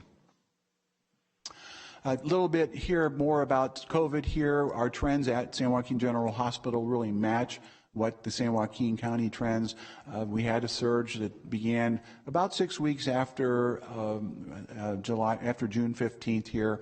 I'll give you an idea here at San Joaquin General in late July, we had 9 positive inpatients, 74 countywide. The peak looked like of this surge seems to have been around September 7th, where we had 44 positive, 267 countywide. And then when I made this report last week, we had 7 positives. Happy to report this morning we have 5 and 89 countywide on last week. So, Director Culberson, let me ask a question. We're getting a budget update, or are we getting a full hospital review? Just about wrapping up a full hospital review, Chair Patty. Okay, I thought we were doing budgets at this point, a budget review. I'd be happy to skip over this if your chair would approve that. We did historically have provided a similar presentation as part of the budget update for several years. Okay, and this is all very informative. I just wasn't sure if we're going off the rails too far or where we're at. So if we're getting an overview on the hospital, great, many fantastic accomplishments and a good snapshot. I know that we're looking at budget issues primarily, but please proceed. Okay, thank you. Thank you, Chair Patty. Wrap it up real quickly here. We have a waiver to, and this is how we're having a greater than budgeted revenue here and volume here. We do have a waiver to be in the Towers building through the end of March. Let's see here. Our vaccination rate's about 90% of all hospital employees. We've expanded our ICU, again, able to handle additional ICU revenue from 38 to 16. Monitoring our PPEs, continue our testing, and as we mentioned earlier this morning, we do have Regeneron and Remdesivir. One of the things here relative to cash collection, we have had a project that is been very successful here. This is a Huron project. It includes looking at improving processes of all revenue cycle departments. Our cash postings are up $3.5 million on a monthly. That's from $20 million a month to about $23 million a month. And we've seen a $17 million cash improvement through September 21. This project began in January and continues on through June 30th of 2022. And lastly here, just a quick update on where we are on our Common Spirit Health Partnership. We expect our first draft of the Management Services Agreement to be delivered from Common Spirit this week. Phase 1 includes an 18 to 24-month period where we adopt additional really management tools here. Those include areas looking at financial operations, training of leadership, improved process on quality, patient safety, program here, some more medical staff development, strategic planning, purchasing, supply chain activities here, improving the existing technology in our information services area, improved community health, value-based health care. This is really one that where we receive a good amount of our supplemental revenue from through outpatient components here, community health, value-based health care, and then an opportunity for some improvement in graduate medical education activities. That concludes my budget and first quarter report. Chair Patty, I'd happy to answer any questions you may have. Excellent. Thank you. Very informative. Any questions from the board? I think you covered it. Thank you. Really, thank you. Thank you.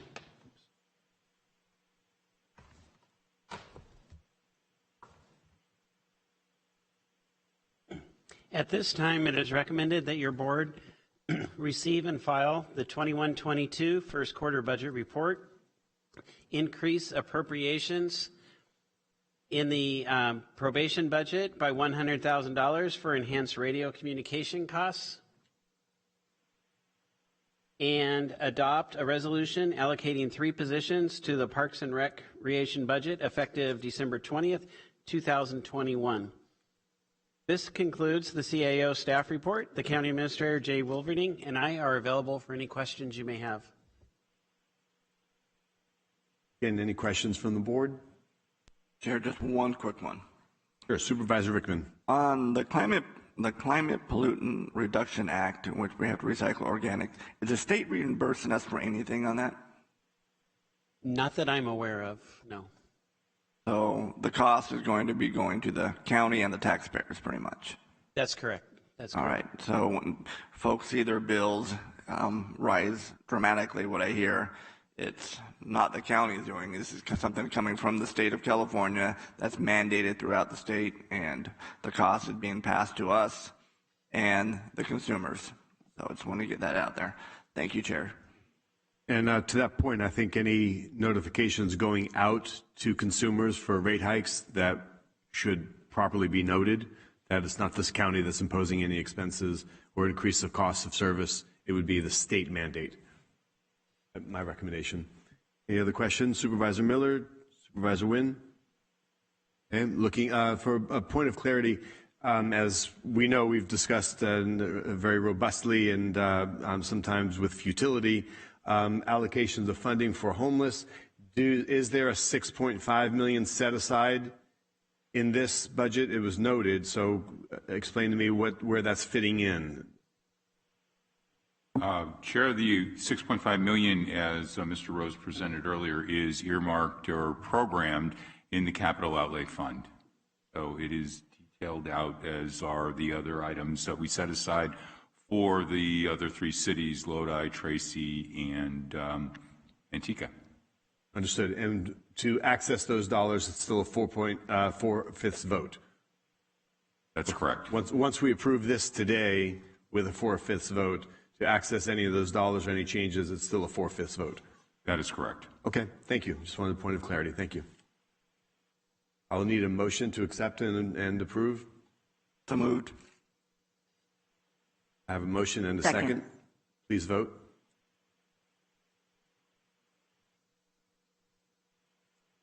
Adopted 5-0. Good job. Thank you very much. Thank you. Let's see. CAO, we have another discussion item coming from you, I believe. Is that correct? That is correct, Chair. I'd like to introduce Austin Erdman, who's been our interim registrar of voters these past few months, and he is going to be presenting a proposed ordinance related to electronic economic filings. The ordinance requires that campaign disclosure statements and statements of economic interest be filed electronically with the registrar of voters. And the proposed ordinance will maximize availability of this information to the public, and probably more importantly, it'll assist in ensuring compliance with the campaign contribution laws. So with that, I'd like to hand it over to Mr. Erdman. All right. We're proposing this as a ordinance so that everything's on a level playing field, so that everybody can see what's going on, and make it easy for people to see what campaign is going. Let's see. Oh, there we go.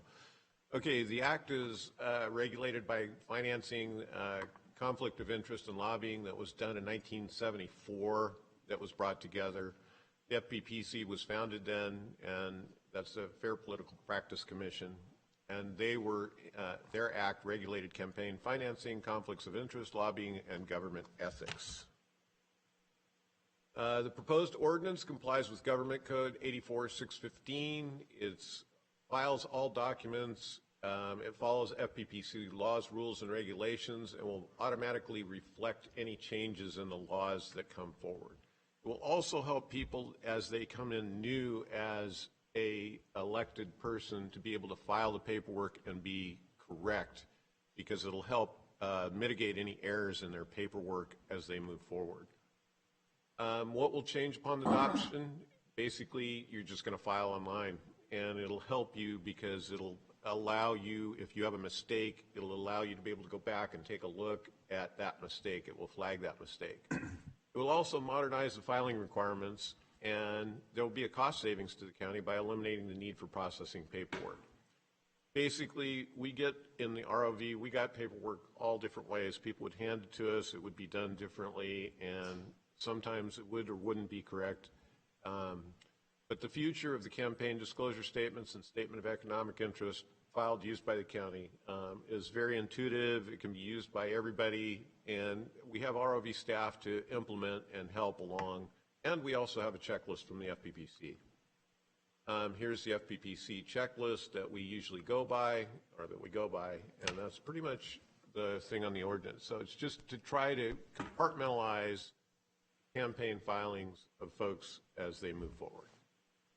Any questions from the board through the chair? I have to compliment you. That was a very speedy presentation. Thank you. And we breezed right through that one, I'll tell you that.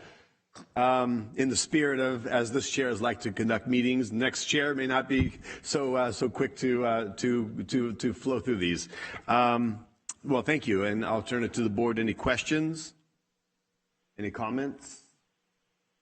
So I'm going to have a couple questions for you. And thanks to the diligence of Supervisor Miller, she was able to call upon a review of my FPPC filings. And being a local businessman and having a volunteer bookkeeper, there were many errors. But again, thanks to that diligence, we've discovered it and made some necessary corrections, because the idea is full transparency so people can see what is where.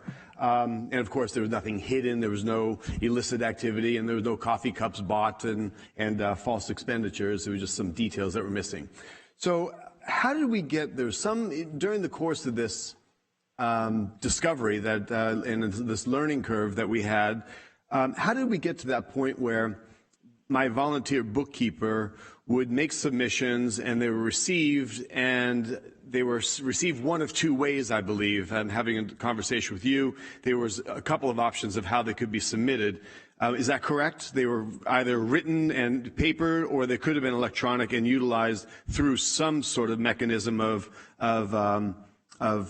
process. Would that be correct? Yes, and let me defer to Olivia. Is that how you accepted them? Is that correct? Yes, they were both accepted paper and electronic at that time. She's our campaign supervisor. Excellent. So if they were, if I understand this correctly, if they were submitted electronically, they were usually meeting the certain requirements that were necessary. Is that correct? Would I be correct in that? Correct. And so with the current system, you would be able to, if a blank space was left or anything like that, it would be prompted by the system to alert the candidate that that was correct, that there was something that needed to be filled in before they could actually electronically submit it. Okay. And then if we mailed in those papers, there was the possibility of having made a mistake and it not being seen. Would that be correct? That would be correct. So this would eliminate that. Correct. Because all the processes would be done electronically. It's not going to eliminate it. What it's going to do is flag you and say, hey, you didn't fill this out, or you filled this out, you didn't fill this form out, Form D or whatever. It'll flag you that you actually need to take care of that. Understood, which is to the benefit of candidates like myself that are not career politicians and just trying to serve the community, and also helping some of the perhaps volunteer bookkeepers. It's based upon review. It's been our, the understanding that the accountant that was professional found multiple errors in San Joaquin County. Now, the experience that my bookkeeper had is they would submit and have some interactions over the phone, and those interactions were affirming that everything looked in order. And so the submissions were left as is, and there were no further amendments. So on more than one occasion, as I'm told by my volunteer bookkeeper, which is, of course, this is all, it comes down on my shoulders. It's, my responsibility. But on the phone, that bookkeeper was told, everything looks fine, and you made the deadline, everything kind of seemed in order, according to the person on the phone conveying or confirming receipt of the documents that were submitted and mailed in. So how did that happen? I wasn't here. I can't tell you. I can't speak to that. I just came here in May. But Olivia? So I've only been the candidate filing supervisor since February of this year, but I will share that when things were submitted prior, there is a difference. Anything that's submitted that lists how much you spent or how much was brought in, our staff, according to the FPPC, we don't look over those numbers to confirm that you put this dollar amount and that we're looking for blank spaces. We're looking to confirm that the names match. So that FPPC checklist that was not implemented prior in this county, from my knowledge, we're bringing that to the table so that our staff, no matter who sits in that chair, has the same process in place for every single candidate. So they're using that checklist for that portion that the ROV would be responsible for. But outside of that, if you put in $3,000 and at the end you put $2,000 and something doesn't match, that's not something that we would be enforcing. But then using the electronic filing, it'll tell you that, hey, you put this here, but you left a blank here. And so that's the difference. That piece will be covered by the electronic filing. But we would still look at those electronic filings with our checklist on our side to confirm names match and things like that. So that's the difference. Understood. And some of the counties, I've come to learn, some of the counties would employ perhaps trained staff that would overlook that submittal process, and they would do that in the effort of wanting full transparency, and they wanted the candidates to get it right so that there was open awareness, and the I's were dotted and the T's were crossed. Is it my understanding we didn't really have anybody trained or engaged at that level for a while now? Is that true? That is correct. We actually had consultants here during that time, is my understanding. I wasn't here, so I can't tell you, but my understanding is we had consultants in charge of candidate filing at the time, so I wouldn't know what happened. There was a 3-year, in 2018, the last permanent person employed with the county sat in my seat, and then now I'm here in 2021, so you can see that there was a period of time that just temps and consultants were covering that area. Temps and control temps? Yes, consultants, yes. Got it. And they're just hired during an election cycle. Is that accurate? Yes. Got it. So this proposal would basically eliminate, as you've said, certainly don't want to exhaust the point, but this really enhances the awareness for a candidate and any filings and their accountant to dot I's, cross T's, and make sure everything's in place. That is correct. All right. I think I'm glad for this, and thank you for bringing this presentation forward. And to our CAO, I know this was an issue that we spoke about in the past, and I had spoken to you about. Much to my shock and dismay, I would have never known if it weren't for the diligence of Supervisor Miller looking into my filings and making sure that things that were done incorrectly are able to be fixed. So it's all for the betterment, and I had nothing to hide at all. So I appreciate the process improving and helping future candidates, and I think this will be great software. How soon till it's implemented? As soon as the ordinance is implemented, I believe, and I refer to council. The ordinance will come back for adoption, I believe it's at our next meeting, so the 14th, and then becomes effective 30 days thereafter. Excellent. Well, thank you. I appreciate it very much. Any further questions from any of the board members? Seeing none, do we have public comments on this? No, Chairman. All right, well then I'll look for a motion. So moved. Accepted, I guess, and approved? I'll move it. Second. I have a motion and a second. Please vote.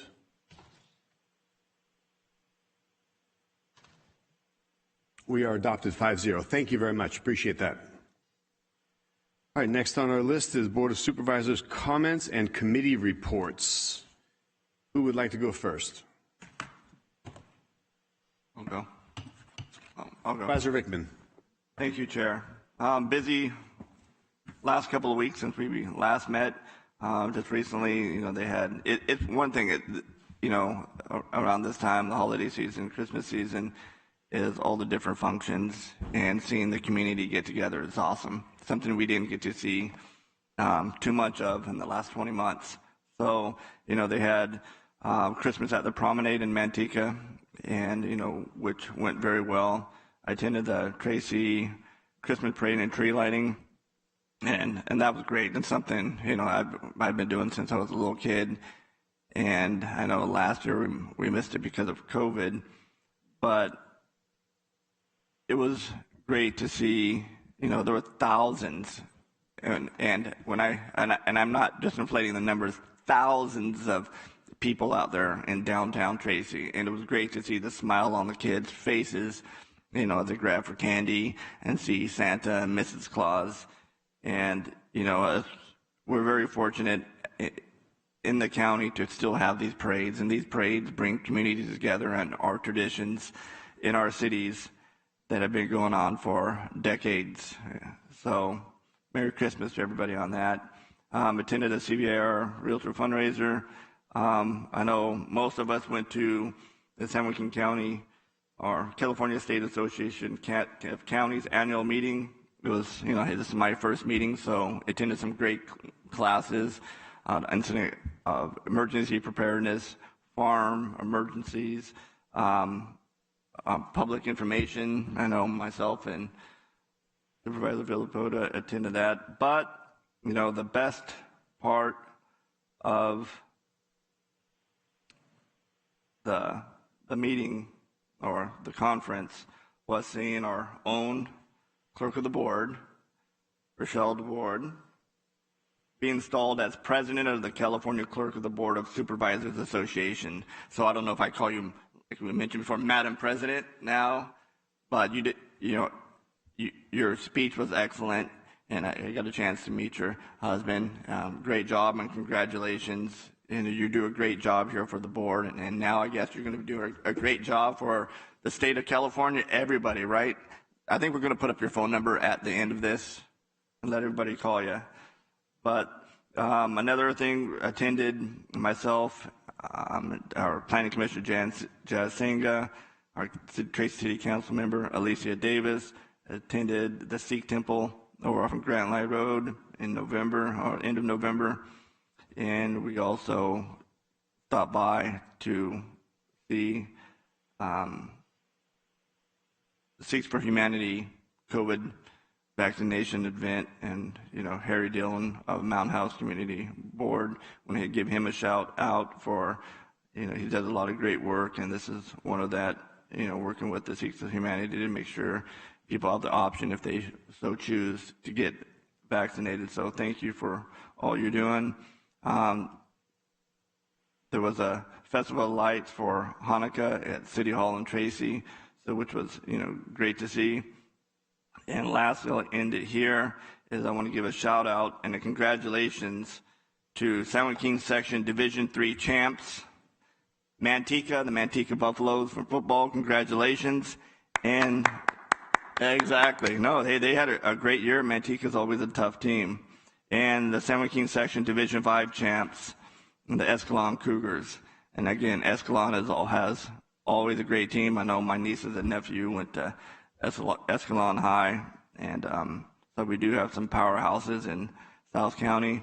Kimball had just missed the championship by, I believe it was 1 point, like 56, 55 or so. So, they should have been there. but they have a great team, nothing to be ashamed of. The kids fought hard. Hopefully next year. So with that being said, Chair, I'll relinquish my time. So thank you for your patience. Thank you. Supervisor Villaputo, anything to report or share? Thank you, Chair. I just want to say congratulations to Rochelle. You're going to do a wonderful job for the state as you do for this county. Other than that, I have nothing to report. Thank you. Thank you. Vice Chair Wynn. Thank you, Chair. I did have an opportunity to meet Rochelle's better half. Anyway, they had a great time. And again, congratulations. I know you do a great job. Obviously, CSAC was probably most of us were involved. Probably in the committee attendance, I attended. The subject of the virtual meetings came up. Also, there was a lot of discussion about the safety in regards to board meetings and some of the incidents that have occurred by virtue of some of the demonstrations, et cetera.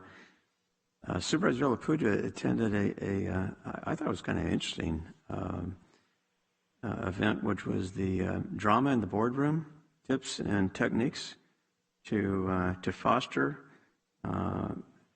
better communications and encourage civility in the boardroom. And I thought that was kind of a great opportunity, especially with some of the exercise we participated in, which developed a lot of camaraderie, so to speak, from some of our fellow supervisors. So anyway, that was kind of an interesting experience. And otherwise, that's all I have, Chair. Oh, one last thing. I did comment during the board of directors meeting, in regards to the money that we've wasted or we're wasting in regards to drought prevention, when in fact we should have been doing a lot of work in regards to water inclusion over the last 4 years since we had the 2017 atmospheric rivers. That's all I have, Chair. Thank you. Thank you. Before we advance, Supervisor Rickman, you had another? Yeah, I'm sorry. Thank you, Chair, and thank you, Supervisor Miller. I'm sorry. But I forgot to mention the Mountain House High School Girls Varsity Tennis Team. They captured their first CIF San Joaquin Sacramento Section Championship. This is their first time in the school's history. So shout out to them. Shout out to Coach Andy Sue, who happens to also be a community board member of the Mountain House community. We're all very, very proud of you. Thank you. Thank you, and very appropriate recognitions. Thank you. Supervisor Miller. Thank you, Chair. I want to say first congratulations to our clerk, Rochelle, and I also know that she will do a fine job on behalf of the statewide organization, so thank you for your service. And I would just like to announce for the public that this Thursday will be the board's holiday open house, where we say thank you to the many people throughout this community who step up and accept appointments and serve their community and the county on behalf of the board. We have appointments every single meeting. There's just so many wonderful people throughout this county that help us provide oversight and do the work of the county. This is our opportunity to say thank you. So I'd like to encourage anyone who does sit and serve on a board or a commission or in any capacity for the county to please reach out to the clerk of the board and set up a time to, we have 3 blocks of time for the open house. You will need a reservation, so please reach out to the clerk of the board. We really want the opportunity to say thank you for your service. So that's it today. Thank you. All right, thank you very much. A couple things also, by the way, congratulations to our Madam Clerk, and extra work, extra effort, and no additional pay, but the state is much appreciative, as we are, with your position and volunteer work and helping the association. Also, as it relates to CSAC, I want to recognize that our freshman supervisor, Bob Rickman, was there, and both Miguel Villaputo and I appreciate you serving us breakfast every day, as freshman supervisors are, we told you, as they should, and you did. So that was very much appreciated. I'm not sure if Supervisor Wynn had a chance to get breakfast, but Your pancakes and the scrambled eggs were always fantastic, so thank you. I did have the opportunity to I wanted to share with the board, we have a fantastic program here, MC3 vocational program at the USS Lucid. Dave Reykjavik had invited me to go tour this 172-foot World War II minesweeper that was one of 3 originally built right here in Stockton in the 1950s. Prior to going off to war, sailing on in 5 Western Pacific cruises and serving 4 tours in Vietnam. It's an all-wooden hulled ship and to be non-magnetic and tied off in the San Joaquin Builders Futures Academy over by San Joaquin River near Atherton Island. Excuse me.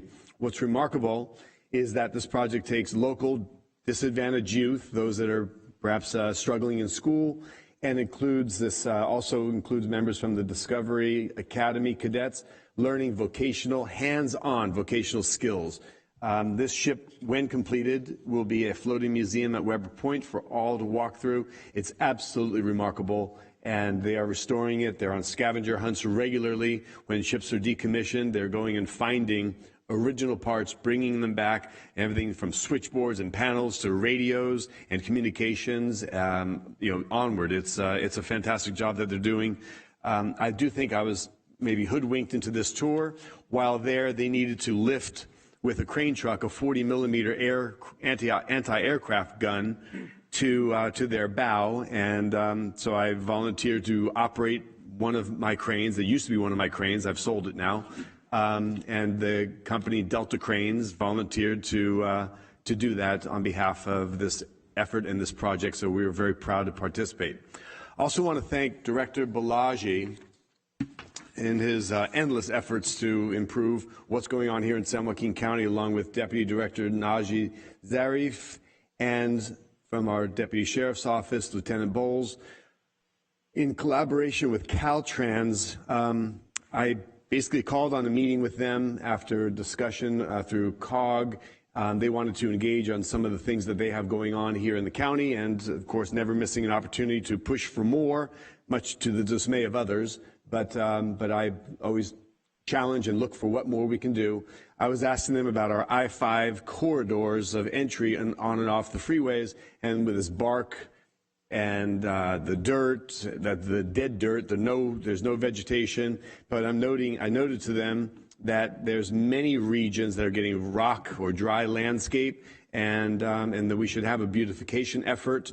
So we're going to be taking a tour of those on-ramps and off-ramps that go throughout all of our corridors, and look to see what we can do for upgrades and beautification, that entry in and out of Stockton. I think unjustifiably so, we have a very bad reputation, and when people drive in and they see just dead dirt and filth and just bark laying around, it gives a very bad representation of a gateway community. We have phenomenal opportunities here in San Joaquin County and in Stockton, and I believe that, and Caltrans agreed that we could do something additional and better than what we're currently seeing. So we'll be participating in that. Any notes from any of the supervisors on your region or corridor, any ideas would be welcome.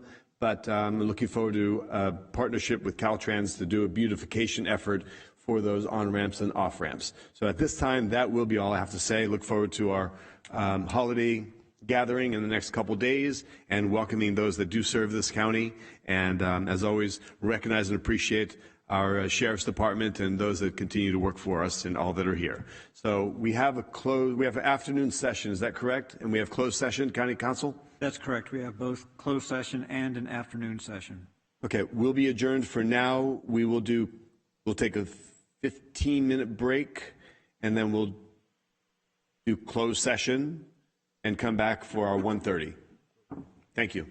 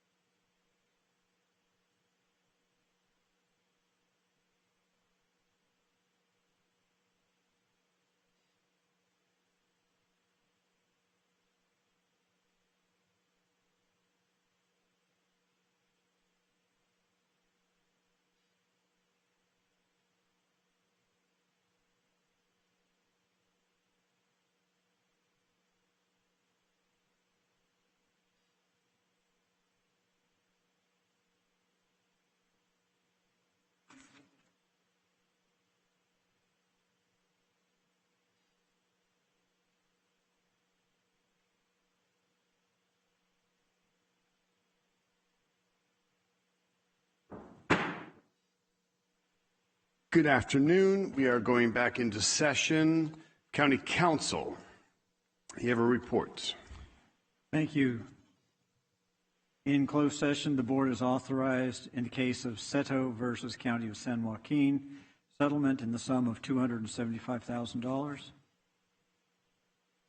In the case of County of San Joaquin versus Purdue Pharma LP et al., the board has authorized council to enter into the settlement agreement, which is estimated to fund the county to the tune of $33 million over 18 years.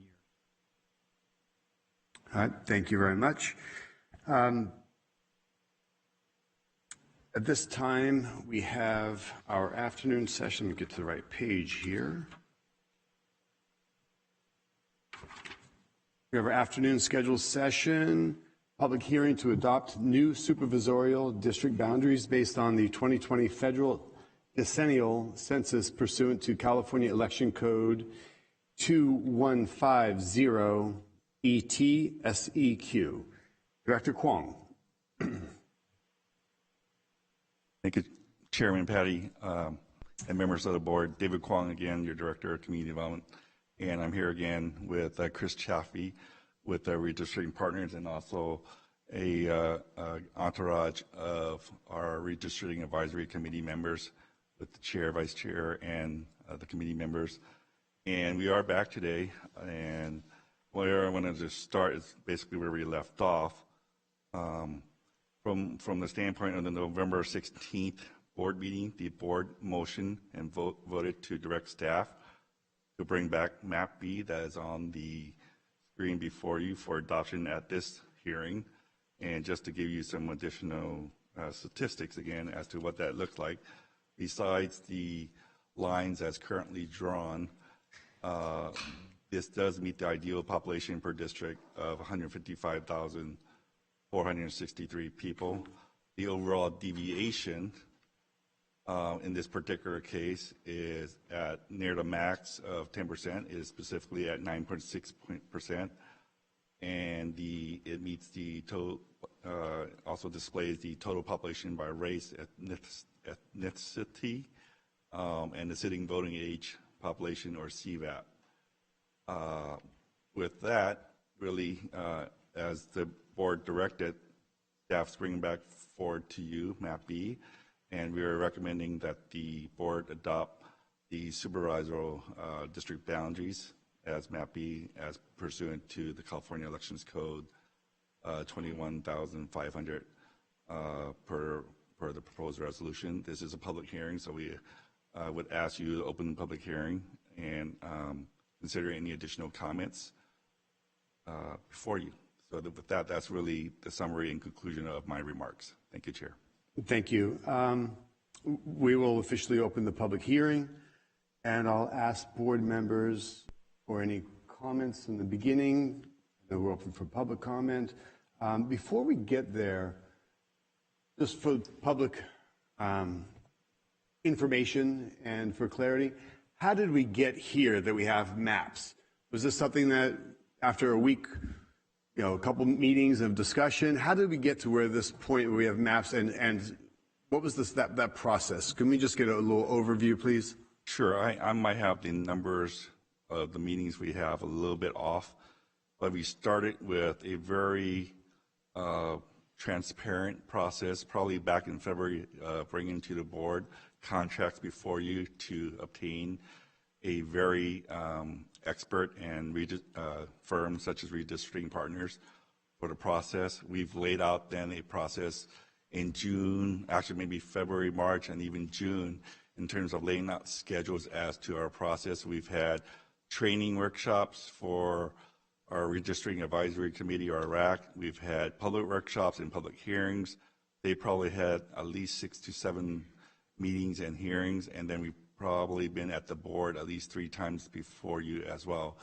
So like I said, I might be off a little bit on the numbers. I think I had displayed it one time before, but we have had over a dozen meetings between the RAC and the board meeting to get to this point today, including the public hearing that you had on November 16th.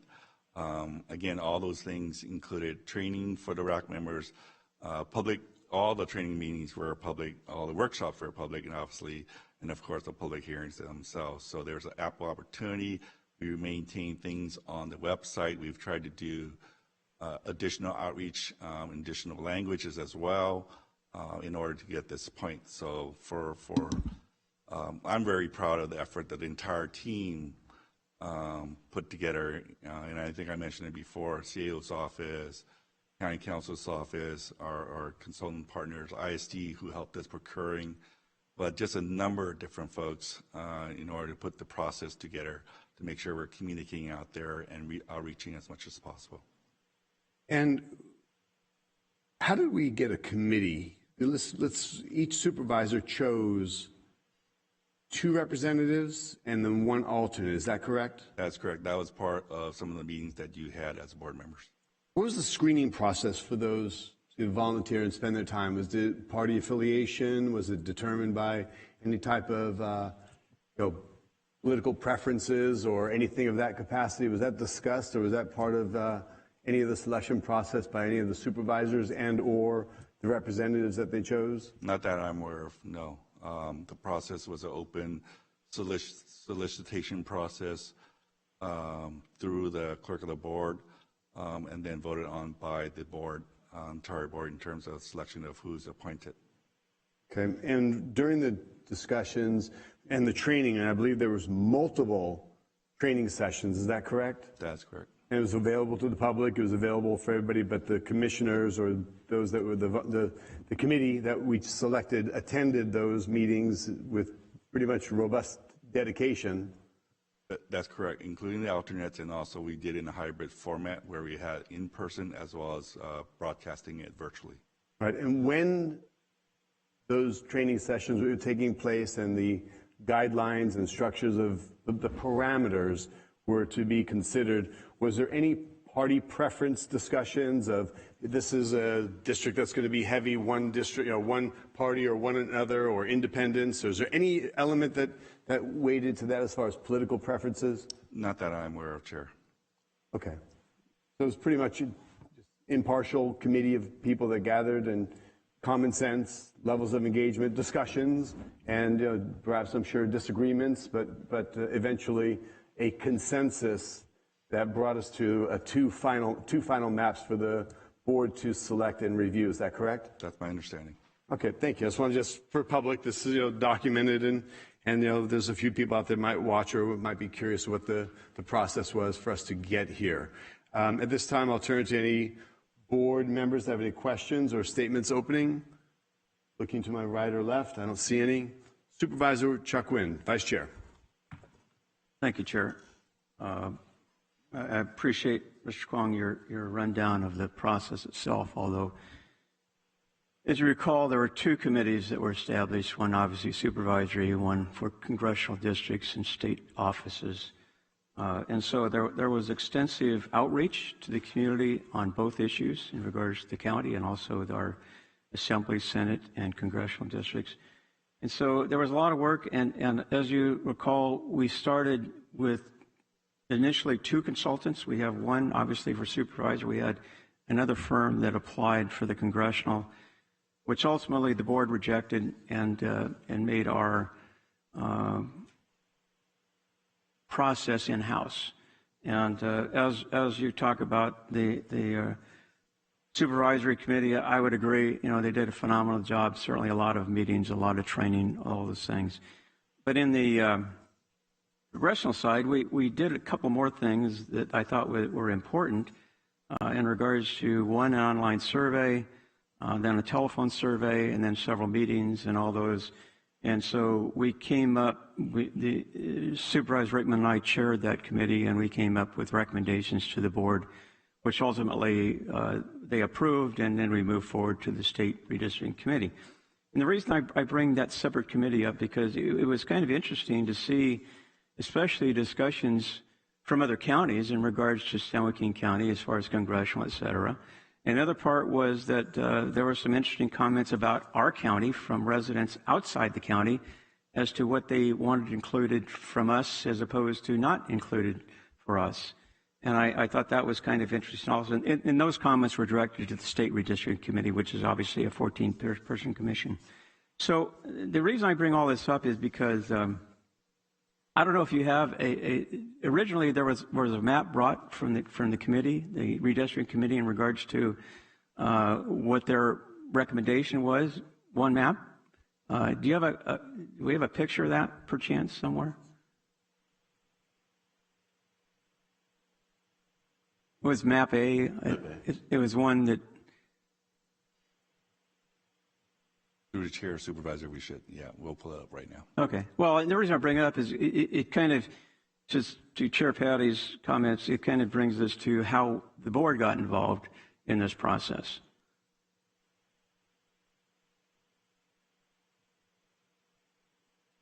And then going on, in regards to the subsequent discussions here at the board, we evolved to 2 maps, which were voted on. And in the last meeting, we had 3 maps, which was that third map listed on our website as far as a viable choice after our last meeting? Do you recall? Or would you know? I recall that. Yes, it's on our website because you had introduced it. Anyone can introduce a map from the public. And so as long as it's been introduced, then it's on our website.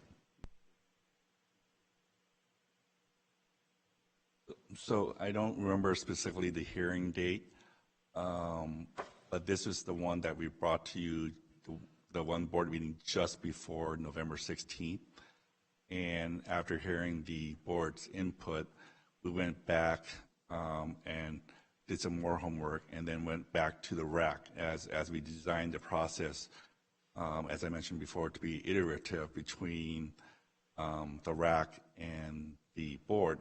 And so then the board was able, and then the RAC was able to, after hearing the board's comments, came up with the RAC meeting just before, I think it was November 10th at the RAC meeting, with the 2 final maps to propose forward to the board on November 16th. But this was the one, I think that was at the RAC on November 10th, then brought to the board itself. And this was the map that the RAC had been working on for months, correct? For a few weeks, I would say, because it was there were multiple meetings, and it was the last map.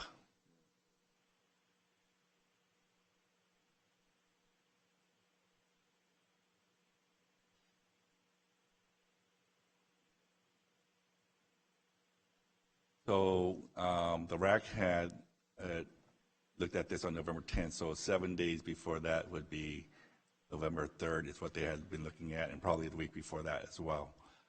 So that was the map that you're looking at right now that the RAC had looked at prior to submitting it on the November 16th board meeting. Okay, and the reason I bring that up is because this, and there's several maps that are on the website, which obviously they looked at, and then they went through them, and then ultimately they came up with this iteration for the board to consider, which the board rejected, essentially. That's correct, and that was the one map recommendation that they had made to the board, and then we had the board meeting, and then we went back and did some more work. Okay, well, and the reason I bring it up is because personally, I thought probably the one thing that struck me, well, actually 2 things, was that District 3 totally lost its identity from where it currently stands, and District 5 goes much farther than it currently does. So I kind of thought that wasn't fair to District 3 or District 5. When I say that, I'm talking about it doesn't matter who the incumbents are or candidates. It's for 10 years, so that's the important part. And we had some comments from the board members, and then we came back, and in the next meeting we had 2 maps. We had this one, and then we had map B, which currently is under consideration. And the interesting part of that is because my comments were simply that, well, one, when I brought the actually the meeting after that, but in this next meeting, is that there was a wholesale change in regards to the South County, which at that time, the map B, which we're currently considering, then moved all the way over to include in District 5, Escalon and Ripon. And so that was a concern, and we were told why that happened, et cetera, at least from members of the board. So my concern in regards to that map, map B, and then the map that I had proposed, and as I stated, I wasn't trying to define the boundaries of districts 1, 2, and 3. I was simply looking at 4 and 5 in regards to certainly the increase in population in District 5 and the lesser increase in District 4. And so that was my concern presenting to the board, and ultimately it was rejected, and they went with Plan B. And the reason I bring all this up is because, I don't know, Rochelle, can you put that map up there, please?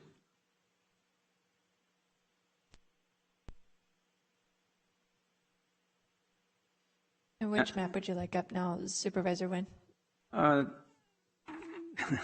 Okay, we'll have it up in just a moment. And I bring that up because actually the map that I'm showing here is not really my map. It's another map that I received subsequent to that, and my map is very similar. But the reason I bring this up is actually I like this one better, to be honest with you.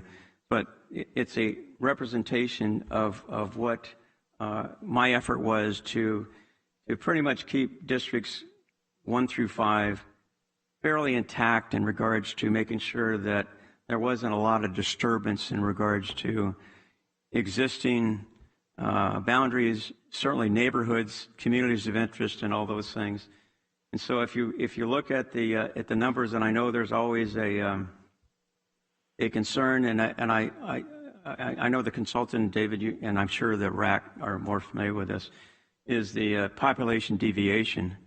And this one has 3.77, and my map was actually 4.65, so this is better than what I did.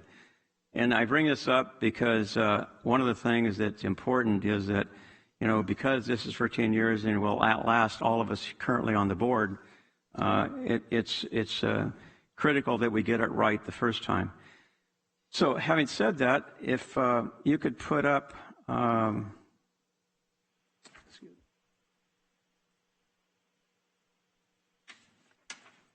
this particular slide, and this is an analysis of the online survey that we did for the congressional and the state offices. And the reason I bring this up because our consultant, and Glenn, I know you were involved in it, and obviously Jolena and Mo. Our consultant, I don't know if Glenn or maybe the other consultant who actually did the survey, but their comment was that doing an online survey, that 4,000 responses is gold standard, and we had almost 8,000, and a lot of it happened within 3 or 4 days. So it was phenomenal, the response from our residents in all 5 districts in regards to how the population of residents felt on the various issues which we had listed. And I bring this up because if you look at this, it's there's 2 colors. The yellow are basically the 3 top scores in any particular category, and the light blue are the 3 lowest scores in any particular category. And if you look at like preserving and enhancing agriculture, similar viewpoints, housing affordability, homelessness, protecting water, air quality, climate change, crime, economy, education, quality of schools, healthcare, homelessness, housing affordability, all the way down the line. If you look at those are pretty comprehensive overview of what the issues are, at least to our population. And what's interesting in regards to this depiction is, and there's and I'll read it in regards to the supervisory. In our resolution, it says To the extent practicable, the geographic integrity of any local neighborhood or local community of interest shall be respected in a manner that minimizes division. A community of interest is a population that shares common social or economic interests. It should be included within a single supervisory district for purposes of its effective and fair representation. So if you look at this particular sheet, statistical sheet, what stands out?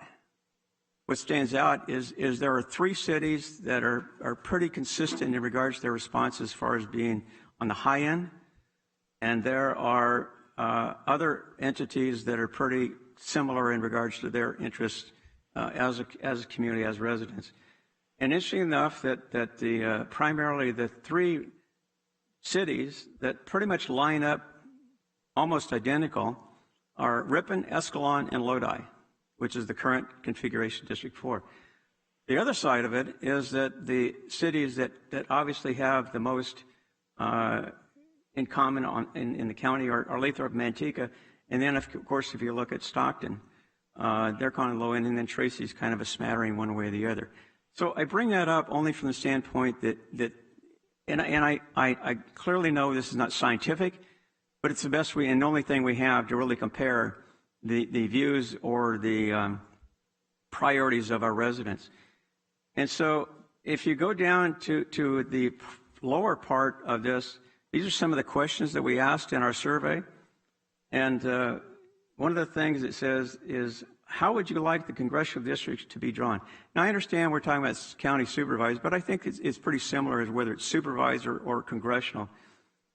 And it says, the first question or the answer is, have the San Joaquin County represented by 1 congressional district with no other counties included in the districts. And so you see the division across the top, that all the cities with the exception of 2 chose that. The second question, which were chosen by Escalon and Ripon, is to have San Joaquin County represented by 2 congressional districts, but only include Stanislaus County in the districts. It's different than all the other cities.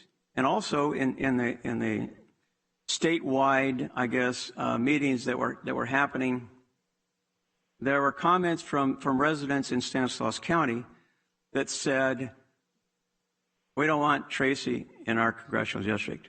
Or the other side of it, whether it be congressional or whether it be assembly, they said, we want Lodi, Ripon, and Escalon included with Stanislaus County as far as any assembly, et cetera.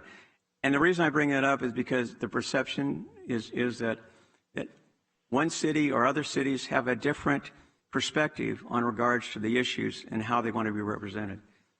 And then if you go down to the next question, how would you like the assembly districts to be drawn? And you see, again, across the top, the most popular one or most represented, we will not be represented fairly, and our voices will not be heard. And that's consistent with all of them, with one exception of one. And the outlier is Ripon. And what their answer was predominantly was, I didn't want my representation to become more politically liberal. And then if you look at the next question, it's obviously you don't want to be politically conservative, which nobody hit that bar. And I bring those numbers up from the standpoint, that's a fact. It's not conjecture or opinion on my part. It's actually what we received, which we made decisions to this board and to the State Redistricting Commission as to communities of interest and how we wanted our districts drawn. The second part of this discussion, and I don't want to belabor the point about the congressional district, but in our discussions with the various agencies, groups, residents, et cetera, as the assembly districts, for example, it was a unanimous agreement that the assembly districts would be drawn east and west, because one of the considerations was north and south. And the east and west part, the reason it was important to differentiate was the belief from all the members, basically, and we voted and made this recommendation to the entire board and to the Redistricting Commission, is that the west side of the county is more, and I hate the terms, but basically more liberal, and the east side of the county is more conservative. And that was unanimous. Vice Chair Wynn? Yes. Excuse me a second.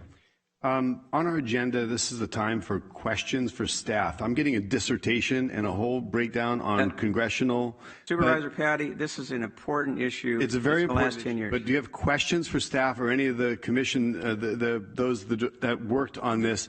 We're getting a fantastic dissertation, and it's interesting, and we've discussed this prior to today, and I'm not negating anything you have to say, but is there questions for staff to get where we need to go? Otherwise, we can be here for the next 2-3 hours having a robust discussion about this, and I don't know the point of it.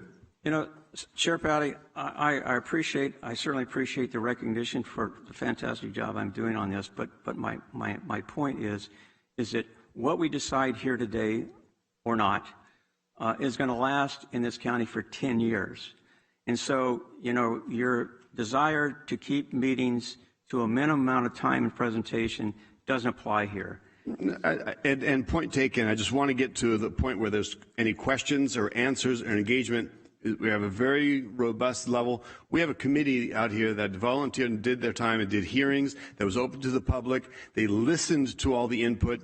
All the factors that you're discussing were at their fingertips. This is all well-known information. I'm just wondering if there's a point we can bring this to have wherever you're going, and you've got that right, and I'm giving you the floor. I'm not negating or cutting or circumventing any of it.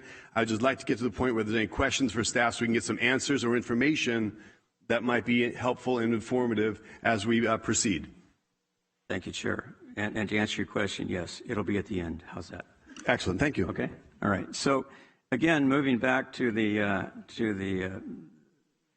statistics and the discussions in the other committee as far as congressional, it's readily known that in regards to this county, there are different parts that are one way or the other, and I don't want to get into the D's and R's, but you can't help from doing that.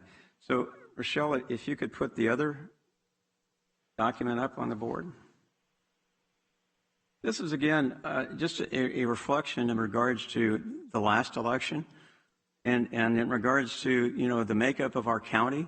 And again, this isn't about either Democrats, Republicans, American Independent, no party preference. It has nothing to do with this. This is strictly taken from our voter rolls. And the reason I bring this up is because this is how important it is that we make the right decision, because our decision will have a tremendous impact upon elections in the future. And for that reason, it's important that we at least discuss them. And whether they're rejected or not, I can't control that. But I wanted to point, one of the closest elections in the last 2020 races was the District 5 supervisory race. And in that particular election, Supervisor Rickman won his seat by 710 votes. Now, that's fine, and I certainly recognize and appreciate working with Supervisor Rickman. But on the other side of it, if you look at the numbers in regards to the changes we're going to make as far as District 5, it does change the playing field, so to speak, for whoever wants to run in the future. And I go down, and I only put these numbers here about District 1, 2, 3, 4. If you look at the 5 districts, the one thing that stands out is 4 of the 5 districts are majority Democratic. And that's not good or bad. That's just a fact, okay? And then you have over the no party preference. And then you look at the Republican. There's only one district that has a Republican majority, and that's District 4. So the question arises is, what happens if you change the dynamic of taking, for example, Lathrop, which has a Democratic mayor and essentially a Democratic council, or Tracy, which is very similar, and replace Lathrop with Ripon and Escalon, which has basically Republican councils. I'm sorry, Vice Chair Wynn, we are not talking party politics in this selection. This commission has put together a selection for us, and you're bringing this into a political discussion. I have to object. I'm going to ask you again before I'm going to cut this off, or I'm going to terminate this meeting, and we'll go down another pathway. But I am not going to. You're talking political politics here. I am not talking. This is exactly the pathway you're going. This commission put forward and brought to us 2 maps. We selected one of the 2. This was done without any party preference. This was done without any party analytics. Correct me if I'm wrong. in your meetings, and I asked them, Director Kwong, if you're mistaken, if you didn't attend, if you guys had looked at Democrat, Republican, and non-party preference in any of the selections you made in the choices of the 2 maps you brought us. If I'm wrong about this, then Supervisor Wynn is right on track for discussing what may have been gerrymandering. But if that's not the case, I don't know why you're bringing that up, sir. I am bringing it up because it's the only method by which I can show the preferences of residents within our county. That's not the direction, that's not the task that we have, is looking at party preferences and how that shapes up for future elections. You're looking I'm not even talking about party preferences. I'm talking about residents being represented.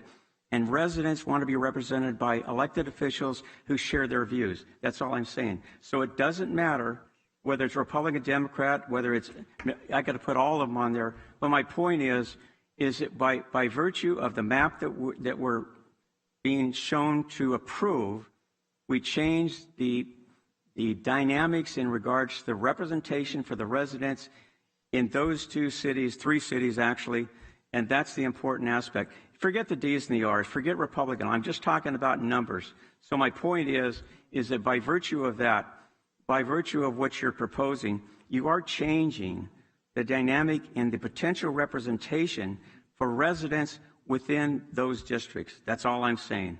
Forget the D's and the R's, Democrats and Republicans. So anyway, that's my primary point in regards to how we can make a decision which I believe is fair, as opposed to giving one district to the other either greater or lesser representation. That's all I'm saying. And so I will basically leave it there in regards to the and this is not, I'm not being political. I'm just showing the facts is the way presented.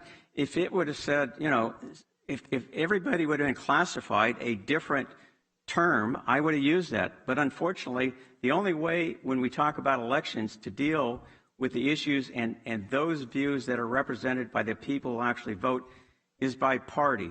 And so it's not a matter of a political thing. It's a matter of identifying those who feel a particular way, and it's not good or bad. They're all good, but it's a matter of showing the differences in regards to the map that we're viewing and what we actually could do to provide a very small deviation from what we currently have, which would allow everybody in the county, all residents, to receive fair treatment and what I believe is the appropriate representation. So it's not about incumbents, it's not about candidates, although I would have to admit, I've been told, and I don't pursue this, but I've been told that by virtue of the changes that the board majority has said, that some candidates are now no longer in the districts that they would like to represent. I have no idea where they are, and I have no idea where most of them live, but my point is that it does a disservice when you change the dynamics of the county to what I believe is disadvantaged 2 districts, 2 cities, 3 cities in regards to who represents them for the next 10 years. And I'm not talking about people, I'm talking about elected officials. So that's the end. And so, again, and I make one last comment. Supervisor Rickman was supportive of the differences in the east and the west side of the counties. He voted as I did in regards to our recommendation, and now we're talking about a whole different configuration dealing with South County, which takes in the east and the west side and combines it on the south, which I think, unfortunately, is a disservice to those cities that are affected, not just Ripon and Escalon, but certainly Lathrop. So I'm done. Thank you very much. Thank you, Vice Chair Wynn. I've got a request to speak from Supervisor Kathy Miller. Thank you. When you brought the first map, the single map, to the board, there was a lot of discussion, and then you went back and you worked to develop 2 maps, correct? And then you worked with the RAC on those 2 maps. So we brought a map to you. You had extensive discussion of it and pointed out things that you liked and disliked with it. We then brought those we incorporated those statements and provided the RAC with an additional map, map B, for their consideration on their final hearing to recommend a map. And I believe at the final RAC meeting, there were a number of maps up for consideration, not just those two. Okay, and so could you just go over again how you condensed the comments from the board that then led to these two maps? You had some sort of overarching principles that you were going to address. So I think the biggest changes that were brought forward in draft plan B was focus on preserving the cores of existing districts with at least 2 ag districts on the west side of the county, keep Manteca and Lathrop whole in a new ag district, and then expand District 5 to include Ripon and Escalon. Okay, there was another comment I had. I think there was the 8 Mile Road as well. It wasn't just 8 Mile Road, though. My comments, what the problem was with not going up to 8 Mile Road was that you had a small portion of Stockton that was put into a fourth supervisorial district. Okay? That was the crux of my comment, was that you were putting a portion of Stockton into a district that their interests were completely misaligned with the rest of the district. Correct. And one of the things was to try to make sure that Stockton was only in 3 districts, or to minimally split it as much as possible. Well, from you and using 8 Mile as well. Minimally. I said 3 districts. Yeah. And what's happened now is you've got 2 large sections of North Stockton that are essentially have been placed into districts where they are not necessarily aligned, especially Northeast Stockton. You have a very large segment of my current District 2, which is now in District 4. Vice Mayor of the City of Stockton has now been redistricted out of the district, and no one from that portion of the City of Stockton, to be perfectly honest, for the foreseeable future, will ever be able to win representation to this board.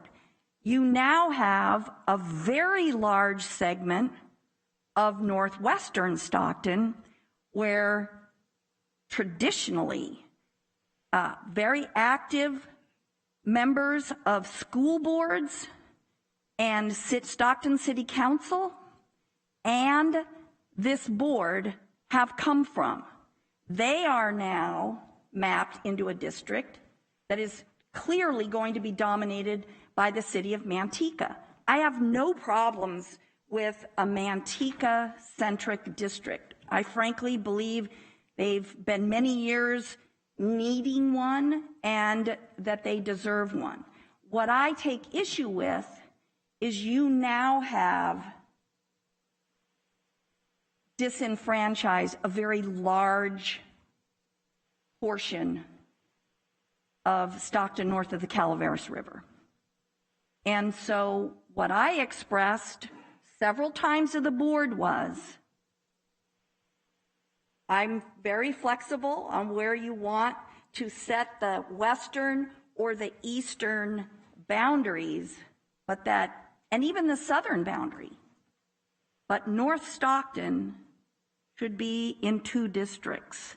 It should not be carved up into 3 separate districts. It is putting tens of thousands of people into districts for 10 years that are absolutely not going to be in alignment on their priorities. And I think that's a mistake. And I think Supervisor Wynn is saying, if you look at the survey responses, the one pattern that just jumps out at you and is very clear in that is that the cities of Ripon, Escalon, and Lodi are very much in alignment on issues.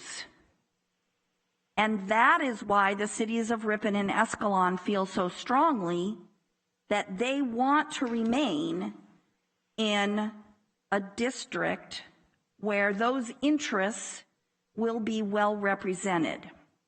So from my standpoint, looking at the maps, the alternative map that the clerk put up that was sort of a new and improved version of what Supervisor Wynn proposed, that map meets more of the criteria than any of the other maps.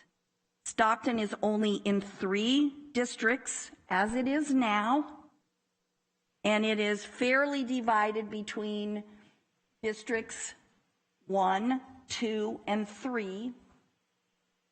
And Ripon and Escalon are with an agriculturally focused district, which is what they believe very much is in alignment with not just agricultural policies, but also their growth policies and the way they foresee their cities growing in the future. They feel very, very strongly that their growth policies are in alignment with that portion of our county. And so from my standpoint, this map is very much preferable. It meets the criteria for the population deviation. I think it meets more of the criteria that this board set forward than any of the other maps.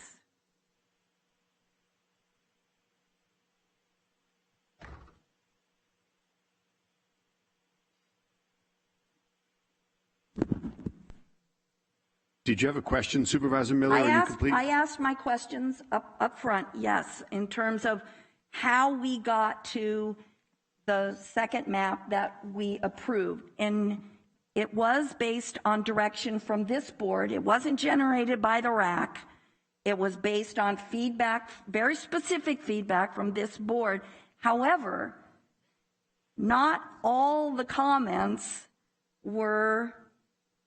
ended up in the final 2 maps that came forward. And the main one was my concerns really were not addressed, other than, yes, it went to 8 Mile Road, but that was really not the crux of my comments. My comments was it wasn't right to disenfranchise certain portions of the city of Stockton. And this map that came to the board the last time and I appreciate that the work that was done was based on comments from supervisors and all the hard work that's gone into this and all the hard work the RAC has put into this. But Supervisor Wynn is correct. This is going to have huge impacts and repercussions on the residents of San Joaquin County for 10 years. And it is worth the time to discuss this today and try as much as possible to get this right. So I did get my questions answered. Thank you. Excellent, thank you, and I appreciate the everybody's opinion here. It's very valid points. It really strikes me as no matter how you look, and as we all walk down to the garage, we see maps that go back decades, and you see the dramatic changes of District 3. Used to do a hook from east to west, and I'm sure when they were changing maps back then, there was a lot of upset and a lot of contention, a lot of people speaking out of how it's changing so dramatically. The reality is that any candidate that lives anywhere has the opportunity. I live in Stockton, and I won Manteca with resounding success when I ran.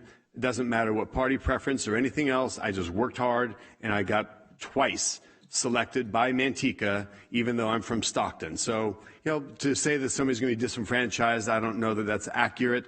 I think a good candidate has the opportunity to raise money, resonate with voters, get a message out, knock on doors. And, we've all won campaigns that are tough. We've all had to, sweat the ballot and work and earn for it. And we've been lucky to get reelected when that opportunity arises.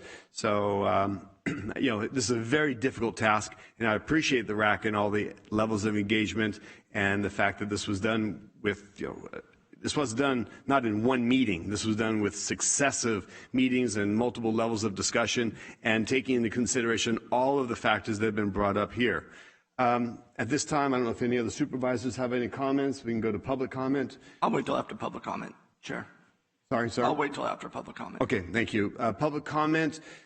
Madam Clerk, do we have anybody that's emailed any public comment? Yes, Chairman, we do. Okay, please read those. The first public comment was anonymous, writes, Dearest Chairman Patty and Board, I write to you on behalf of Rippon's map for the Supervisors Board. Ripon must stay with other rural cities to give us a chance to have a supervisor vote on the board who lives in Ripon or a rural city who shares our traditional values. 10 years ago, we spoke against tying Ripon to Tracy, and your board honored our wish, and things have gone well, unlike they have gone for the other big cities in San Joaquin.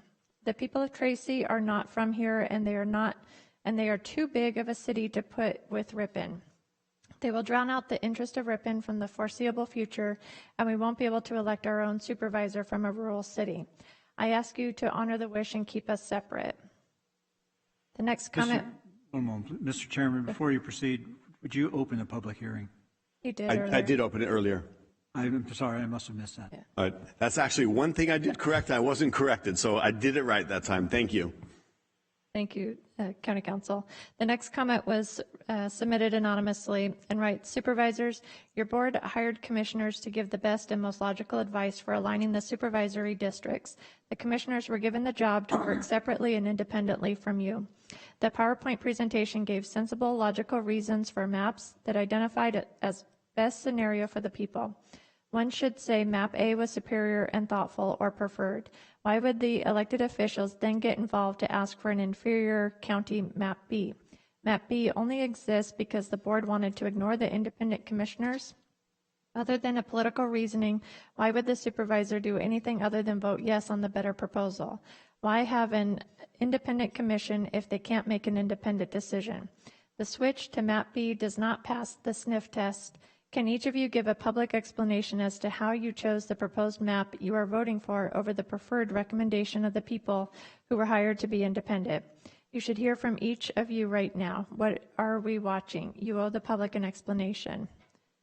The next comment was submitted by Bob Gutierrez, who writes, Map B adequately represents the growth that we are seeing in economic development, as well as the shared priorities that are represented throughout the county. Manteca and Lathrop share various services and growth trends, which make sense to putting them in the same district. Mountain House, Tracy, and the South County are all represented together as well.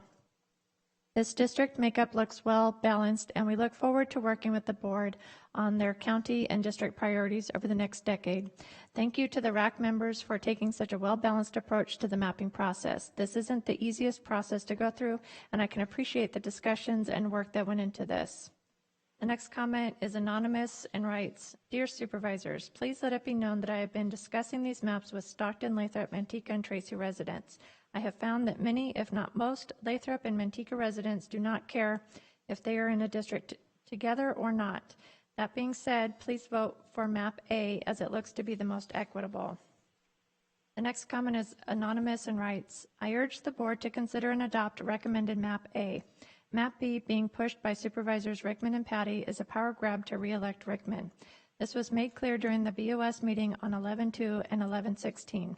It's clear on the recording for 11/2 starting at 1 hour 27 minutes and on 11/16 starting at 4 hours and 52 minutes, and the entire discussion about who he represents.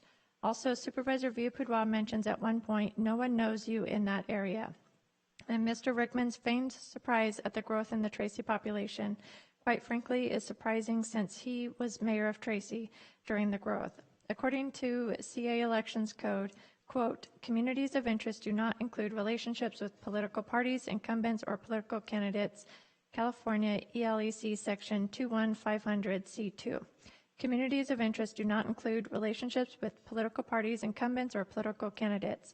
I would also argue that football rivalries between Tracy and Manteca, as stated by Mr. Rickman, are also not communities of interest. A recent Tracy Press letter to the editor spoke of Mr. Rickman's desire for power. Is the board investigating him for holding 2 full-time jobs, one at the Board of Supervisors and one with the California Highway Patrol? He's making $157,000 plus $116,000 of benefits from CHP and another $180,000 from the board. Is this double dipping about protecting the CHP pension? This is clearly a conflict of interest at the very least. The next comment is also anonymous and writes, I would like to ask the board to consider recommended map A. The town of Ripon has expressed that they want to be in an eastern district with Lodi and other rural communities. My understanding is that both Escalon and Ripon prefer to be in an eastern district with Lodi and do not want to be in a district with Tracy and Mountain House. These cities do not have similar interests. Map A makes more sense when you look at the communities of interest. Thank you for considering voting for map A. And the final comment is also anonymous and writes, the Board of Supervisors should vote to adopt map A, which was also recommended by the Redistricting Commission. That map has the same or lower deviations per district than map B. It also better reflects the race ethnicity CVAP for District 5. Listening to the conversation during the past 2 board meetings, it seemed clear from the letter that Supervisor Wynn read that Ripon does not want to be in a district with Tracy. Ripon prefers to be in a district with other rural and farming towns and be connected to Lodi. The population of South County has grown dramatically over the last 10 years, changing communities of interest. Mountain House, Tracy, and Lathrop are commuting cities with rapid growth in common. Please consider map A, which better reflect communities of interest. Maps are not to be drawn in consideration of incumbents and political candidates, and the conversations during the last 2 board meetings made it clear that Supervisors Rickman, Patty, and Villapudua are only concerned with re-electing Mr. Rickman. They should be more concerned about Mr. Rickman holding 2 full-time jobs. How is it possible that holding 2 State of California employee positions at the same time is allowable? I also ask that the county attorney investigate this and address this. The people deserve to know. And Chairman Patty, that concludes the public comments that we have for this item. Excellent. I'm glad that the public share their opinions. It's unfortunate they choose to be anonymous, but we appreciate their opinions nonetheless. Anybody in the public present here to speak, please come down. You have 3 minutes at the microphone. There will be a yellow buzzer comes on with 30 seconds remaining before the red, and then you'll be hit electric shock therapy to terminate the conversation. And microphone. Madam, there you go. It's been interesting, to say the least. Before I came here, I knew very little, I thought. After listening to you, I'm more confused.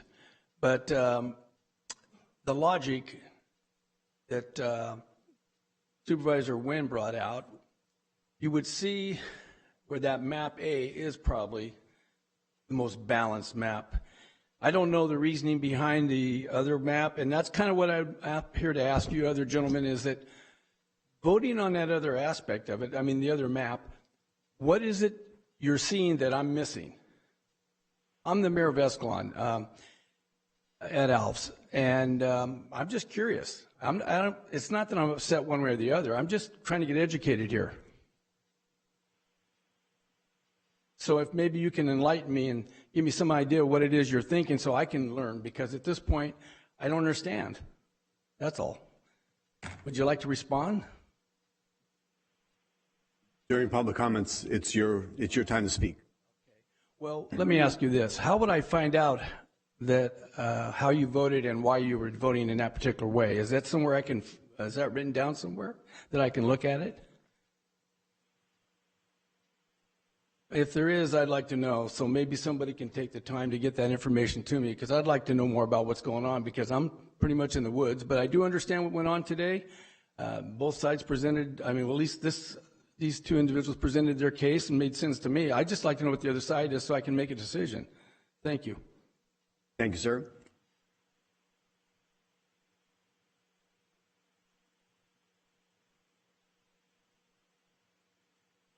Hi, my name is Robert Swift, Escalon City Council member, and I know we're coming to you in the 11th hour, but to be honest with you, when we were first introduced these maps, we saw both Map A, Map B, and the Map B variant. And of course, Map B is one we're discussing right now, and to be brutally honest with you, I don't think anybody at our meeting took it seriously, because we thought there's no way that they were going to separate Ripon and Escalon. from the rest of District 4. You know, we've enjoyed great supervisorial representation over the last 10 years. And I think part of the reason for that is because the supervisor in that area has been able to focus on an ag-dominated district with similar socioeconomic circumstances. Making this switch, I'm sure, you know, Mr. Rickman, you're extremely capable. I have no doubt about that, but I feel for you because you're going to end up representing a district that's very ag, very rural, very conservative, and at the same time, very urban, very tech savvy, and very Bay Area. There's nothing right or wrong with either one of them, but ooh, it's going to be a difficult task. That's going to be a difficult task to keep focused on. So, I think for me it boils down to one question that I still have not heard the answer to, and that's this. And I really would like to hear this answer today. I know that Mr. Quam and the committee, they've done a wonderful job, a lot of work on this, and they've done a fantastic job coming to these conclusions. However, I heard a football analogy a minute ago, and it made me think about, you know, when you got to play on the field, and the coach throws a flag because he doesn't believe in the call. He doesn't agree with the call. And I think that's what Escalon and Ripon are doing right now. We're throwing a flag, and that's this. If it's worked for the last 10 years, and if therefore, if the call on the field is that Escalon and Ripon should stay in District 4, then what is the overwhelming evidence that the committee saw to say, nope, we must make a move and move these two towns to District 5? What was the overwhelming evidence? What was the overwhelming reason for that? And that's, I'm dying to hear the answer to. Thank you. Thank you, sir. Anyone else from the public wish to come down and speak? Chairman, I have another written public comment when they're done. Okay, thank you. Good afternoon, Mr. Chairman, members of the board, Daniel DeGraff, Mayor of Ripon. Just a few things. I appreciate the opportunity to speak here today. I know you guys received our comment at the last iteration of this and your decision to move forward with MAP, I believe it's B. We encourage you to support MAP A, and I'm here today to do that again. A couple things. Under your resolution that you're looking at today, Election Code 21500, Section C1, it says supervisory districts shall be geographically contiguous and areas that are separated by water, not connected by a bridge, tunnel, or regular ferry service. And I would argue that the only bridge that connects our district across the Stanislaus-San Joaquin River to Tracy, you actually have to drive through Manteca to get there. And you also have 99 and 120 all through driving through other communities. So based on that, I would argue that our area of the district that's proposed under MAP B is actually doesn't meet the standard based on that. To the extent possible, community's interests shall be joined together. And I think that's it's been spoken enough probably today. I don't need to beat a dead horse, but I think the community of Ripon and Escalon and the eastern portion of the county fit a lot better together as far as our representation. And again, it's not even, I'd be more than happy to have for the next 2 to 6 years with Supervisor Rickman. We've had a great time with Supervisor Wynn also. But I think as you look at our ability to get representation with several small cities joined together versus the city of Tracy and little city of Ripon, city of Escalon, we don't feel that, regardless of who the supervisor is, that long-term, over the next 10 years, that makes a lot of sense for us and that our voice may or may not be heard. We think we'd have better representation maintaining the status quo. I guess leave you with, we just really feel like the eastern portion of the county, the sort of Jacktone corridor that connects Ripon all the ways up to Lodi currently really represents us better, and would really appreciate you guys reconsidering moving forward with MAP A versus MAP B. That's all I have. Thank you. Thank you, Mr. Mayor. Next person from the public that would like to come down and speak. Hey, Madam Clerk, you said you had another written submission. I do. I received a public comment from Penny Stockard, who writes, the RAC provided maps, but the board directed them to change it. You guys moved around the lines. what the RAC sent you in a way that is not consistent with who the residents are and want. Now the chairman says the map he wants was impartial, righteous, etc., but it has actually been tinkered with on the dais in public. It's bad behavior in plain sight. The chair of the board calls out others for being political, but he's got it wrong. District Supervisor Miller and Nguyen understand that the board directed the RAC to change the map to get them to send them what they wanted. Why would you guys continue to say that it is non-political when you are the politicians who told them to change it? I like the District Supervisor Miller and Nguyen are standing up for their district. I don't like that the other guys are telling the RAC how they want to tweak. Whatever happened to what was stated to at the very beginning, that the changes would be, quote, around the edges, end quote, not a complete change to change who we are. And Chairman Petty, I also received an email stating that there was a comment from Ann of Escalon.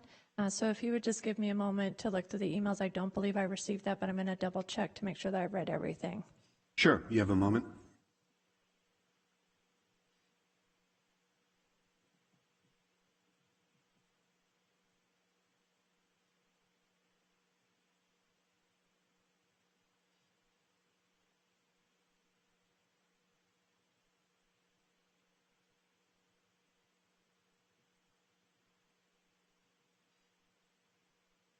Okay, thank you, Chairman. I do see actually a public comment that came in back in November 23rd from Ann of Escalon, so I would like to read that now. Okay.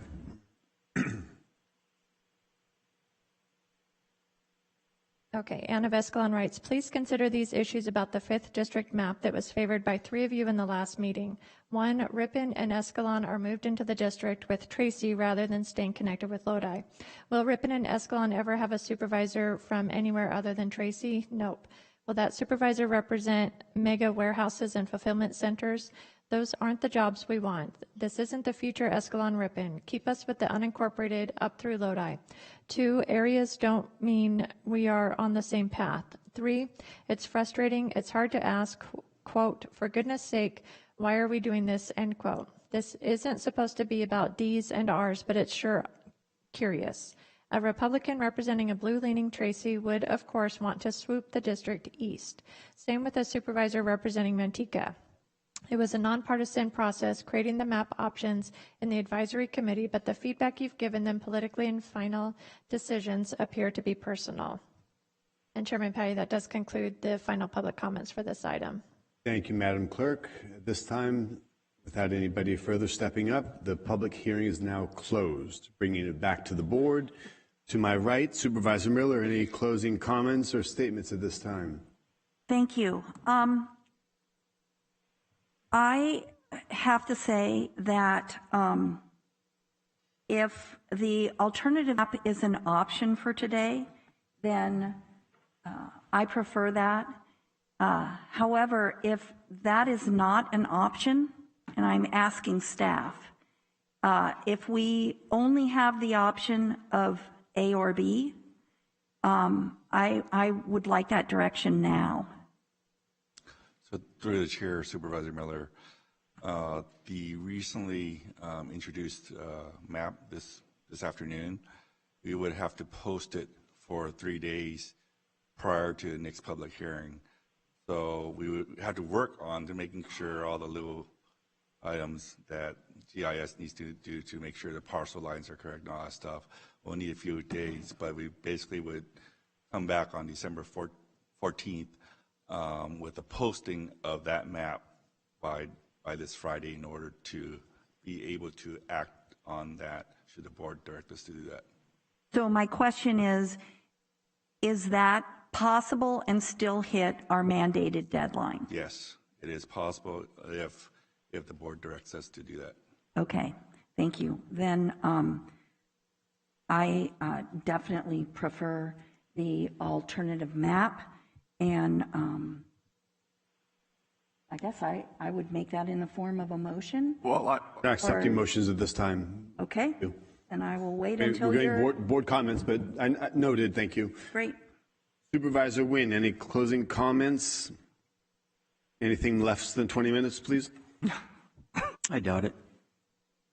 I think I've said most of everything that I wanted to. I want to say I appreciate certainly the representatives from Ripon and Escalon, and talked to other council members in both cities and a lot of residents, et cetera. And I haven't found anybody in those two cities who say, gee, I want to be part of District 5. None, zero. And I think the other part of it, which has been raised several times as far as the RAC, I really appreciate your efforts. I can only imagine the challenges you faced along the way and the input that you received. But the maps we're dealing with, other than a map A originally, not the one that's up here, or at least the one I've introduced, but and then B was really a expansion of the board's comments, which obviously, and the one comment that Supervisor Miller makes in regards to the northeast portion of 8 Mile Road. If you look at 99 and the community of Murata, on the east side of 99 in Murata, several years ago, the residents approached me to see if the county would put up a gate to keep people from entering the community. And in their defense, there is an elementary school down the street, so obviously they're concerned about traffic. If you go to the west side of 99 at Murata Road, it's exploding with buildings and apartments and condominiums and things like that, and it's the city of Stockton. There couldn't be more different views, perspectives anywhere in the county than two sides of that freeway, and yet they're included in the same district. And I would agree with Supervisor Miller, there's nobody in that particular area, in spite of the population, that would ever run for supervisor and win, because obviously the rest of the district is rural and agriculture, et cetera. The other part is that, contrary to what the chair says, I'm not raising this issue from a political standpoint. I'm raising it as opposed to all the arguments on the coordination between the cities of Lathrop and Manteca and how, combined in District 3 that would be a good thing. Well, they've been separated by two supervisors for 10 years. And my experience before the current supervisors, but it seems like that whole time, and I even pitched in when we lost a supervisor, District 3, for a while. It seemed like it was very, very cooperative arrangement between the two cities, certainly between the supervisors, obviously two supervisors represent. So I think it's worked fairly well. And the fact is that one of the biggest things that District 5 is dealing with, and it's been one of the top issues at the Council of Governments, which is transportation, is that Tracy and Lathrop are locked on a position in regards to the Tri-Valley Link. For those who don't know what the Tri-Valley Link is, because you don't live in the southwest portion of the county, it's probably a $2 to $3 billion transportation system to commute. And they worked very hard collectively on that particular project and raised probably, I don't know what it is currently, but probably over $1 billion towards this particular goal. And so there is a natural affinity between Lathrop and Tracy working on the similar projects, in addition to Lathrop working in cooperation with Manteca, which, based upon my map, would be in a different district. But I don't think that's going to separate their combined cooperation with each other. So again, I don't think, to be honest, I don't see, we have a letter, which we haven't talked about, but there's a letter from City Manteca which appreciates, the way the board has voted. And they're not affected currently by this change because they're still in District 3 and therefore nothing changes. On the other side of it, we have two cities, and probably if known, probably the city of Lodi would like to have, Escalon and Ripon continue in their district because they are cohesive in regards to their views. So I don't understand why, based upon not just the input in this meeting from those who are participating, but certainly from most of the email comments, et cetera, and just input that I've received, and I'm sure the council members in Ripon and Escalon have received, is that why would this board move forward and dismiss their concerns to vote for a project that, other than Manteca, which has no stake in this because there's no change, why would this board continue to support a redistricting which is opposed by at least 2 cities, probably more if considered, and move forward. And I've raised this issue before, and I know it upsets some members of the board, but I can only say that, and it was mentioned by the chair, gerrymandering, because I know that there are candidates that were looking forward to this 2022 election, and I have no idea where they live. All I've been told is they are no longer eligible to run in those districts because of the redistricting. And I can only imagine that some of the minor changes that were made, and I have no idea, but I do know, and Chair Patty likes to go to the Redistricting Commission, which did a fantastic job. But, you know, once you submitted Map A, the original one, you've been kind of out of it. I know you looked at both of them at some point in time, but I am concerned because I believe from the very beginning when we started this process, and it was mentioned on how we selected our representatives, my representatives applied for the job. I didn't go out and recruit them. They were interested in serving this county to do the very best they could for District 4. And they did a phenomenal job. But I would also say I never talked to them. And the reason was because, as has been said, and has been said by the emails, is I wanted them to do what they thought was best based upon the information they received and not what I told them to do. And I was, to be honest, I was a little bit troubled when Supervisor Patty had mentioned that one of his representatives called him. My first question is, why would he call him? Because it's you as the committee that are making the decisions to advise us, not for you to call us and ask us our opinion, because that's why we picked all of you to make those decisions and recommendations. So I think that the system, and had I known, I might have contacted my representative just to give my 2 cents worth, but I didn't. And I guess my concern is that I think the process, whatever happened and for whatever reason, has been, I hate to use this term, but tainted, or at least it's been affected because I think myself, and I can't speak for the other supervisors, stayed out of it.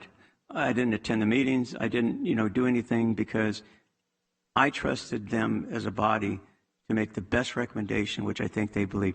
Whether I agree or don't agree doesn't matter, but based upon your experience and what you saw, I think you did a phenomenal job. I can only imagine, especially Supervisor Rickham and I dealing with the congressional and all the things that we had to deal with. So again, I want to say that I don't know why this board would vote for a map which is so opposed by anybody who's spoken, for example, and move ahead unless, and I'll use the term, unless it's for political purposes, because there's no other rationale. And the questions in regards to explain to me why they're doing this, well, if you watch the last 2 meetings, you can hear the rationale why Escalon and Ripon belong in there. But I don't question the veracity or the intent of my fellow supervisors. But to be honest with you, it doesn't make any sense. And I'm a person. I'm just a lay person. I mean, staff are the really experts in this county as far as what we do. But I just try to deal with common sense. And there is me and no other information that I've received that would change my mind if I were not a supervisor, if I were just a resident of Ripon, which I am. And I do appreciate certainly Mayor DeGraff and Mayor Alves showing up. But I'm very proud of both of you and your councils because that's true representation.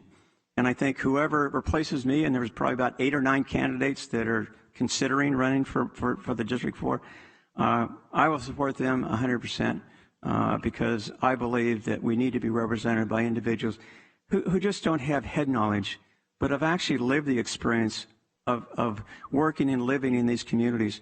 Because there's a difference between coming into a city or like Linden or Lockford or Thornton or I have, and really getting to know the residents, because having lived there, as most of you have for a number of years, You know what the issues are, and whoever you elect in the future, whatever it happens to be, hopefully they'll have the same experience to represent you.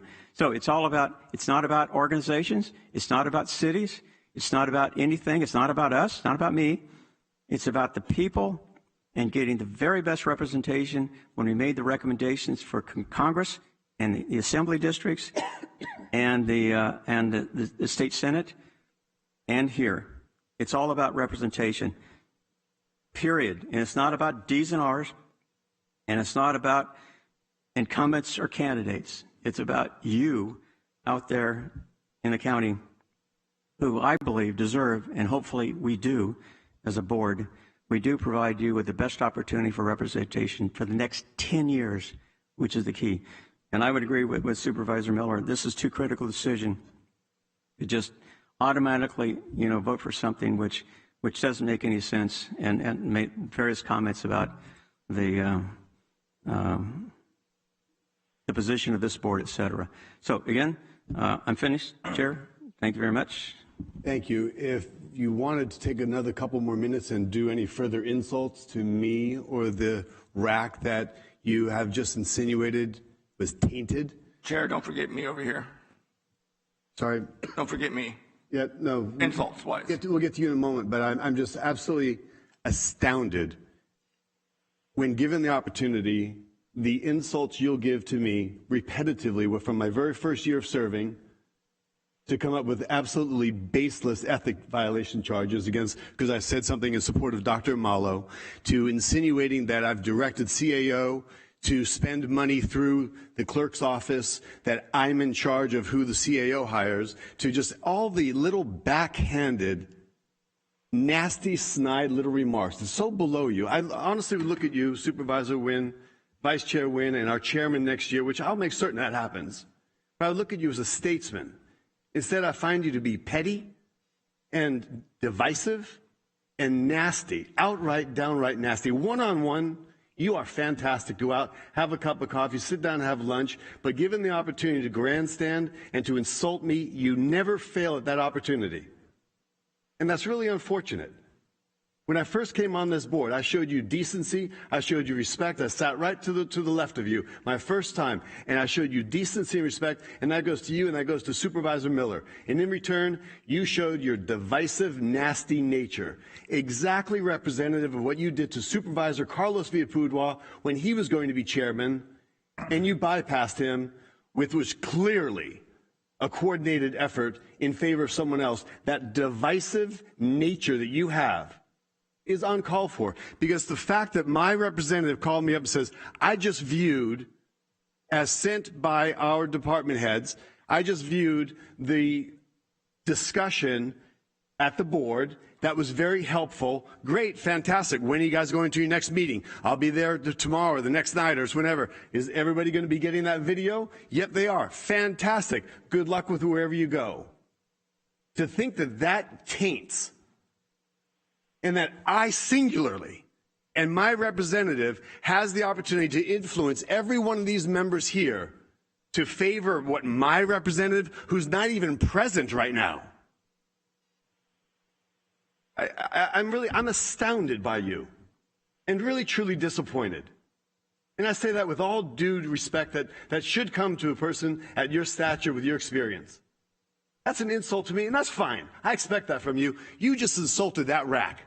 In every meeting that they had, they came up with two very different maps. I asked for 3. They narrowed it down to 2. Not because of what I wanted, not because they gave what I had to say preference over Supervisor Miller, who is very smart, gives very insightful, gives very carefully thought out levels of input. They listened to that video. I would assume you did. I'm assuming that my representative, one of them that I spoke to, didn't walk into that meeting and says, I just watched what Supervisor Patty said, and this is the way it's going to go. And you all buckled and sat down exactly to what my representative that called me on the phone wanted. Because that's kind of what's been insinuated here. I did not influence. I've been hands off in every aspect. I've not called up. I've not guided. I've not given. I have been hands off just as you have. As we should. Let this process play out. The two maps that came out, one of them flips me over to God unknown country. And I spoke up against that because I think that was just absolutely didn't make any sense to me at all. The second map they came up with is whatever they came up with based on the feedback that was given, the community outreach that was there, the public meetings that were open, the training process they went through. I respect that process. I respect that you brought only two maps. I would have liked to see three. You presented two. I respect that. And I honor your work and the engagement you took to get here. And I think it's really unfortunate. The last time it was up for discussion, it all went sideways as well with insinuations. And it was a further insult to you and that process. And I'm sorry for that. I actually found it quite amusing and laughable because it was really ridiculous. Just as this is, and you should apologize to me and to that RAC that worked diligently. I've really taken an insult to that. So you may not have meant that, but you did say it. And I'm calling you on it. Supervisor Rickman. Let me respond to you, Chair Patty. Sure. You know, for 5 years now, you have played the victim, that we have always picked on you and made accusations, et cetera. But you know, frankly, a lot of that is driven by your actions, your comments, your repeated accusations to the rest of the board members in regards to not voting your way. And so, you know, I think myself, I think Supervisor Miller, and I think the other supervisors, for the most part, have pretty much just bit our tongue and accepted it. But, you know, the problem is that, you know, perception can be reality. And for example, I asked you a question in the last meeting in regards to your twice getting up from your chair and going over and whispering in Supervisor Rickman's ear. And this was during our discussion on redistricting. And I just simply asked you, I said, so what did you tell him? Because after you talked to him, there was basically a lot of the things that we're discussing here today. And what was your response to that simple question? Is what did you say to him? What was your response? Exactly what I asked him, if he wanted to go have cigars after the meeting. That doesn't make any sense.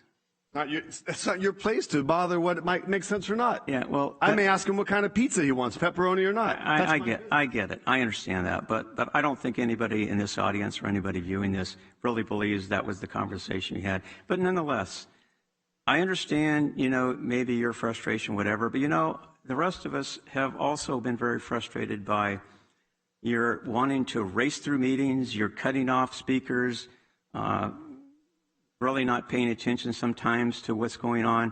My point is that, you know, there's a lot of things that I could maybe criticize you on, and I choose not to.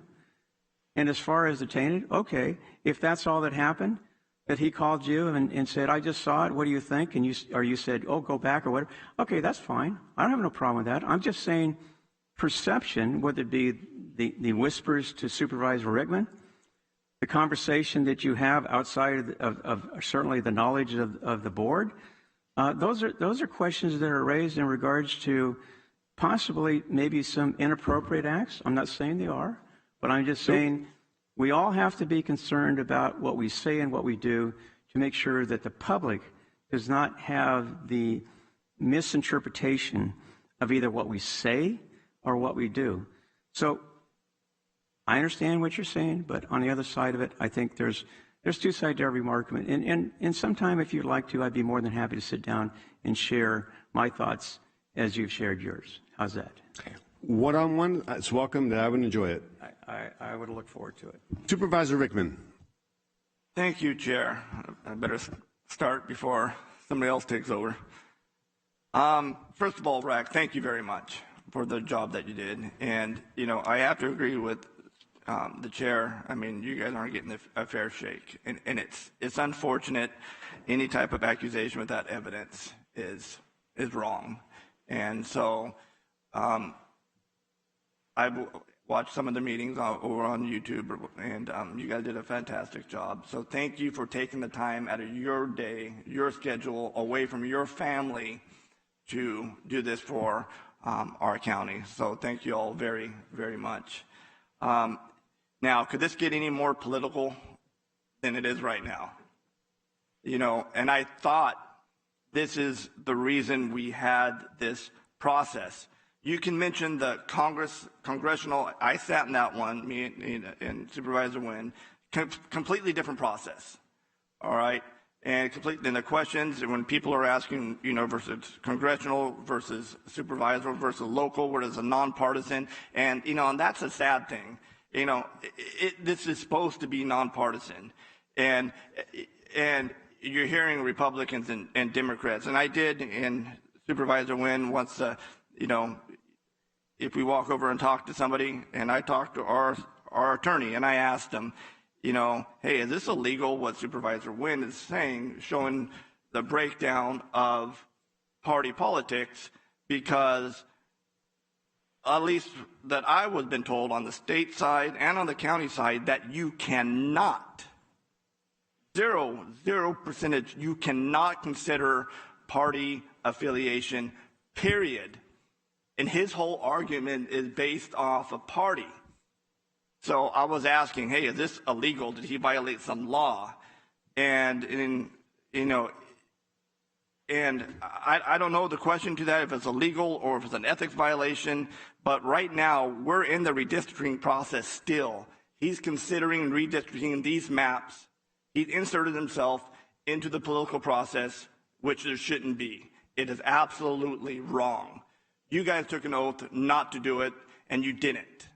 So, you know, another thing that's so unfortunate, I mean, it's after the last meeting in which we voted on these maps, personal attacks come. And you know what, that's fine. I have thick skin. It doesn't bother me. But there's absolutely no reason for it. I mean, we can debate something civilly. You know, let the winner, if the winners win, that's fine. We move on. But there should never be personal attacks on person's integrity and character. It's just unfortunate. And you know, Supervisor Nguyen, I mean, I thought we were cool. I mean, we know each other for a while, and for you to take personal attacks against me and my character or integrity, knowing who I am, and, you know, a great relationship that we've had, it's just, I just thought you were above that reproach. And, you know, my bad. You know, they say in politics, you know, you be careful who you make friends with. Well, you know, I learned again, but I'll keep on trying to do it. But let me give you some background here. We talk about the process. You know, January 26th, brand new supervisor, right?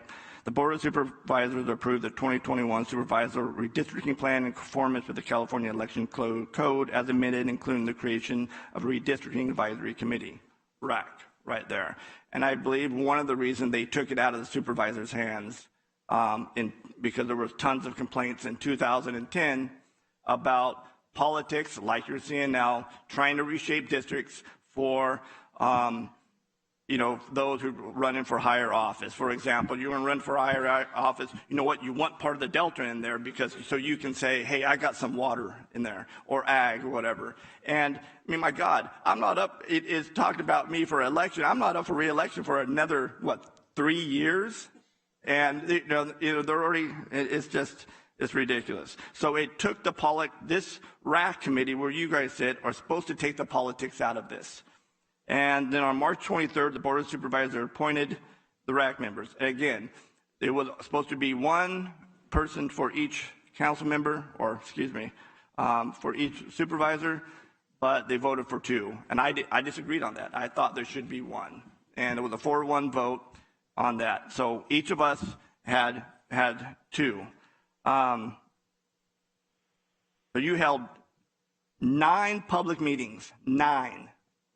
To get public comment, 3 scheduled training sessions, 3 scheduled outreach workshops in Stockton, Tracy, and Lodi, and 3 scheduled public meetings in October, 2 in October and 1 in November.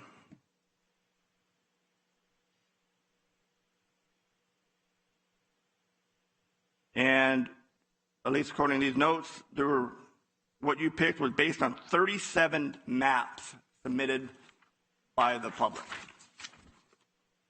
On September 14th and October 12th, the board received oral updates on your efforts. November 2nd, after receiving an oral update regarding redistricting, the board supervisor provided input for your consideration. And, you know, you hear about this thing a lot. It's like we did something wrong when we spoke out or spoke on the redistricting. This was an agendized item which allowed the supervisors to do that. So we wouldn't bug you guys or try whatever it may be. So that is part of the process, right? And we all said something. Nothing wrong with that. Again, open and transparent. But you have two supervisors who are trying to make it sound like there's some nefarious thing that was going on, and we told you guys. And I said, we all said, you know what? This is what I like. Go do it. And the reality is, we give you our input, take it or leave it. That is it. Because after that meeting, you held another meeting, the RAC. You all got together and discussed amongst yourselves and with the evidence and all this different stuff. And I watched that meeting. And here are some of the, and I don't know if I got some of this right or not. It's kind of hard to hear. Here are some of the public comments that you heard when you were deciding. It was hard for me to hear names, so I apologize. The first comment, or one of the comments, we must make sure our agriculture, and this is from the public, we must make sure our agriculture industry remains a priority. If you look at the community of interest, draft plan E, make sure our agricultural district, District 4 and 5, have a strong voice. I believe E was now map B that we're considering, or we're voting on tonight. District 3 combines Manteca and Lathrop that share common interests like water, traffic, public safety, and economic expansion. District 1 and 2 incorporates most of the interests in Stockton. This map is fair to all communities of interest, population, works, and what have been traditionally used. Second comment, when redrawing the district lines, it makes sense that Manteca and Lathrop should be together in District 3. Please look at the communities of interest. How about Manteca, Lathrop Fire Department? Traffic, water issues, shopping, restaurants, crime, etc. Both Lathrop and Manteca share these issues. Lathrop and Manteca residents need to speak as one voice on these concerns. The third one, the map you propose that runs north and south will benefit Stockton and give them a larger voice in the rest of the county. It will diminish the voice of agriculture and the smaller communities. We have almonds, wine, and various crops that make up the largest economic industry in this county, and they should be represented fairly. District 4 can cover the north towards Lodi and east toward Farmington. District 5 can cover south and east past Escalon. This would make sure we have a voice for ag. The last comment that I could catch, there was one in there that was for map B or map E, but it was too long. It took me forever to write it down.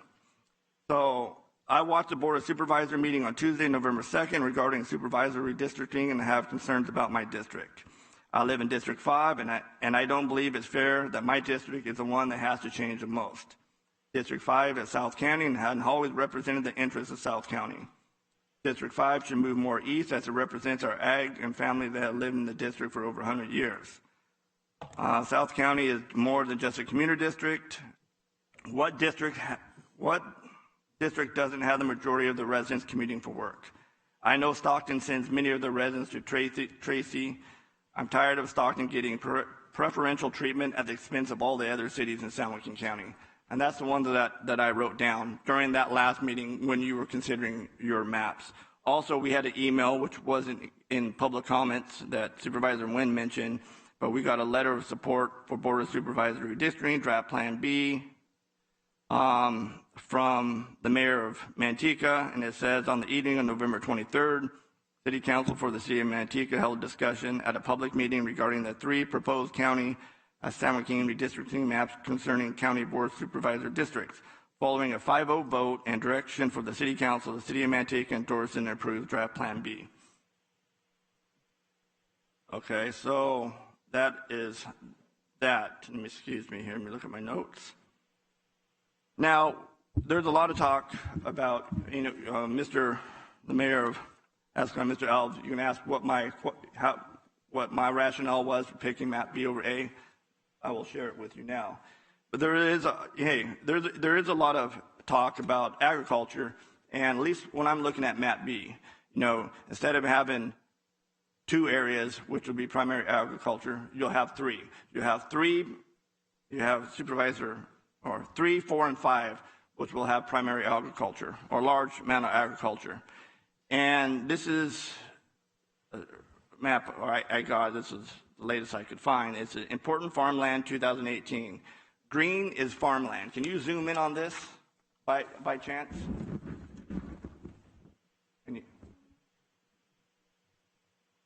Unfortunately, no, but if they do have that map. I can actually. You have it? Okay, perfect.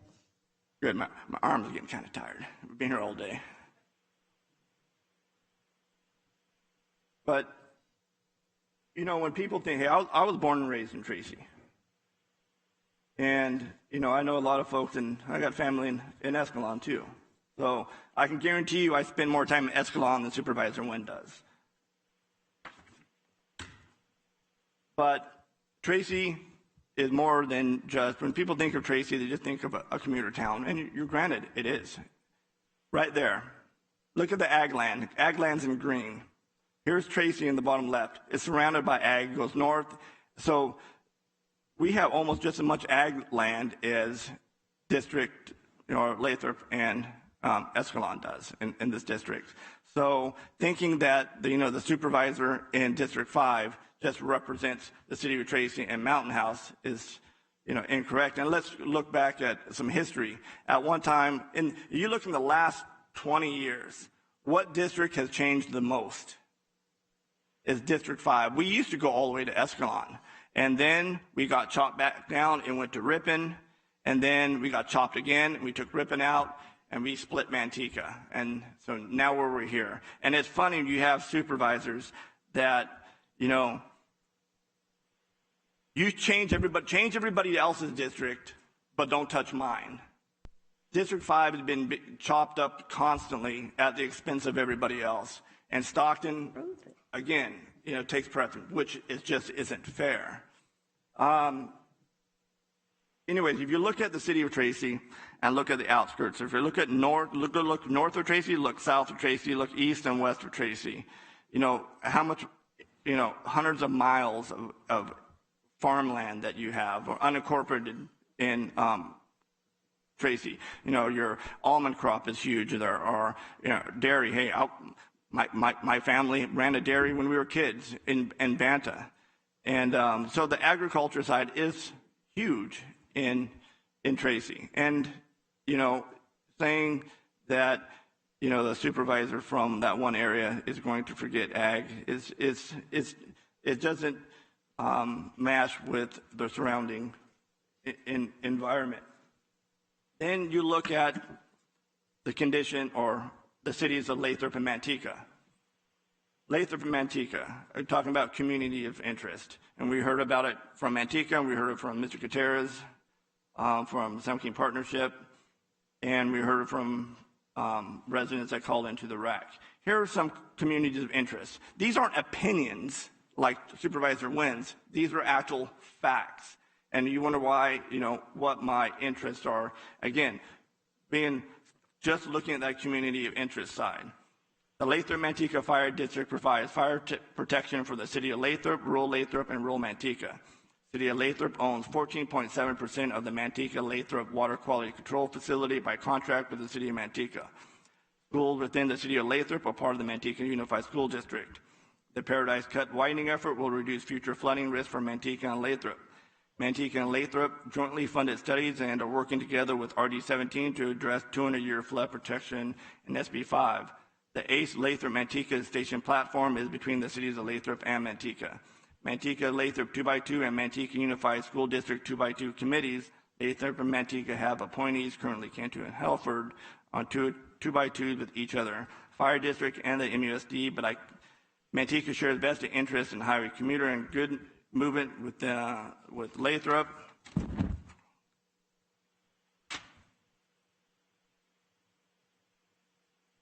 Tracy, Ripon, Mountain House are experienced Heated housing markets creating challenges for affordable housing. Escalon, Tracy, and Ripon utilize growth management ordinance or strategies to manage growth. Manat Mountain House is a little bit different, it has a specific plan. Ripon and Escalon maintain mutual and automatic aid agreements with each other. Emergency services, we talked about Lathrop Manteca Fire District. We talked about Manteca Lathrop Water Quality Control Facility. South County Water Supply Program with project. We talked about flood protection, the dry levee, for example. District levies is another thing. And the University of the Pacific study finds significant economic benefits to upgrading Reclamation District 17, and that's City of Manteca and Lathrop are committed to contributing their fair share to upgrade the levees. Let's see here. UOP, Center for Business and Policy Research, studies entitled Economic Benefits of Investments to comply with SB 5 that I mentioned earlier. San Joaquin Area Flood Agency, November 16th, 2017. The joint exercise of power agreement was expanded to include the cities of Lathrop and Manteca. Related projects, RD17, levee strengthening. We talked about Paradise Cut. Raise and strengthen the cross levees with the RDs to, I mean, I could go on and on. I mean, I got pages of why Lathrop and Manteca should be together. And you have rail is another one. Manteca Transit. Manteca Street may become truck routes. And this is from the Manteca Bulletin, August 31st, 21. It also hasn't helped that apparently Manteca may have assumed truck traffic that could simply be dumped onto Lathrop streets to reach Interstate 5. I know that's a big issue for those two cities. Manteca shares vested interest in highway commuter and good movements with Lathrop and Tracy. And again, I'll stop there because we can go on all day. So you ask, why should Lathrop and Manteca be together? That's one of the main reasons. And again, you know, Supervisor Wynn talks about not wanting Tracy in, but as I mentioned last time on the August 2nd, 2011, from Lodi News, you know, the board adopted a map based on the 2010 census figures upon the objection of Ripon City Council member Chuck Wynn, who requested that Ripon remain in District 5, currently represented by Leroy Ornelas. And, you know, it's funny because he benefited big time from this new redistricting that put him in 4 when he could sit in that seat now. And then he talked about the Tri-Valley Rail and Link, and, you know, and that it's like 750, 800 million that's in there. But that's going to service not just as Tracy and Lathrop, it's Tracy Mountain House, Lathrop, and it's go all the way up to Stockton. Now, we've had over 8 months to comment, and now at the last minute we have all these concerns. During our last meeting, you know, Supervisor Wynn talks about us supervisor interjecting ourselves. He's the one that came up and gave us all maps that he drew, whatever it may have been.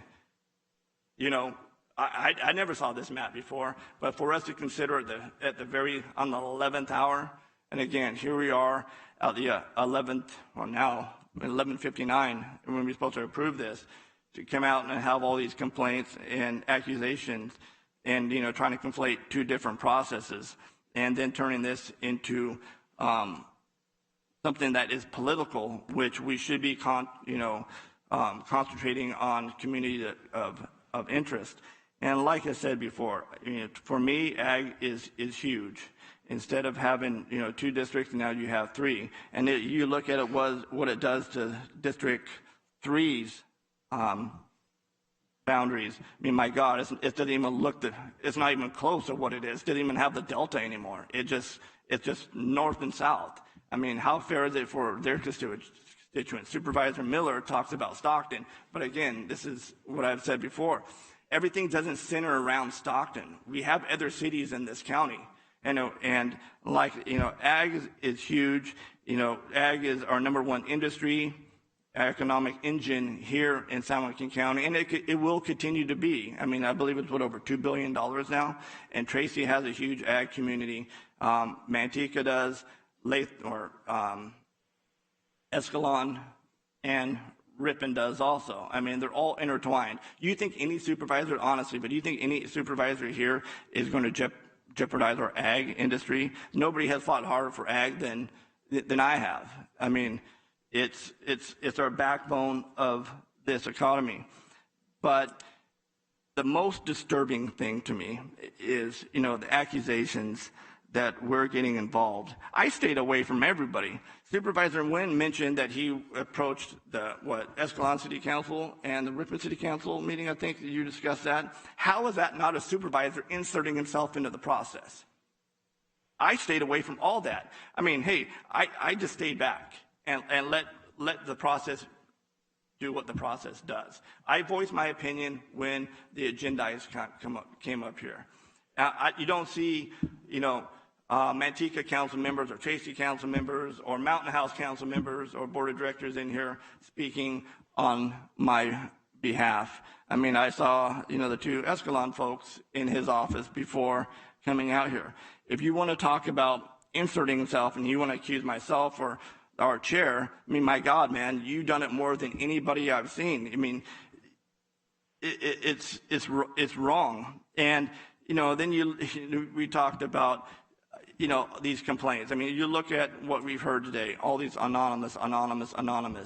Where were all these folks in the last 8 months at the RAC, speaking in front of the RAC? Where were they on November 2nd? This RAC was designed to stop the political gameships that were happening before. But if that's the process we're going to have now, that the RAC is pretty much not needed, let the Board of Supervisors come up here and fight amongst themselves and approve it that way. It's a disservice to these individuals that come here, that work hard and pour their blood and soul and tears into the process, and even our staff and our consultants. We pay money for consultants, I assume, just to ignore their will, and Supervisor Nguyen can come up with a map in the 11th hour and then accuse us all of party politics and let and people always try to put me in the corner. It kind of reminds me of Nobody Put Baby in the Corner. What's that movie? But, I can tell you, I'm NPP, no party preference. I'm neither Democrat nor Republican, but depends who you talk to and depends how I vote. I'm labeled one way or another. So it's unfortunate that it's come to this, but that is my reasoning for Map B. So thank you, Chair, for your time, and I appreciate your patience. I have a question for County Council. I'm going to wrap this up when everybody's done speaking. I'm not going to cut anybody off here. County Council Supervisor Miller had inquired if we didn't adopt what's proposed today, and I'd like to see whatever we have proposed today. I'd like to see a motion, and either it flies or it doesn't. And then if it doesn't, what would happen? We have to reintroduce and come back to another meeting, and then there's a deadline. There is a deadline. What would happen if what's proposed today does not pass, and let's say the map that was presented today for the first time, that has to be published for a minimum of 3 days, so it would have to be published by Friday, and then it would come back on the 14th for a vote on the 14th. And what's our deadline of when we have to have our mapping complete? Redistricting. The 15th. The 15th. Of December.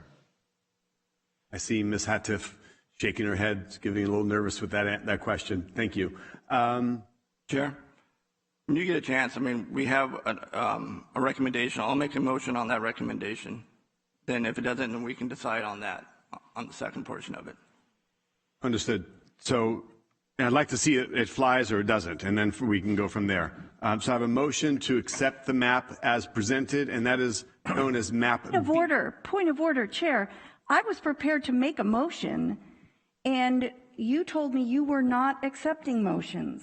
And Until we're done with our comments. And so I believe that I should have the first crack at making a motion. That's a negative on, of course, or talking about parliamentary procedure. If we were doing this right, this motion would have been already presented before any other motion would have come forward. We should have been starting, the recommendation would have been made into a motion at the beginning of the series. So that motion should stand first. Then if that fails, any subsequent motions go forward.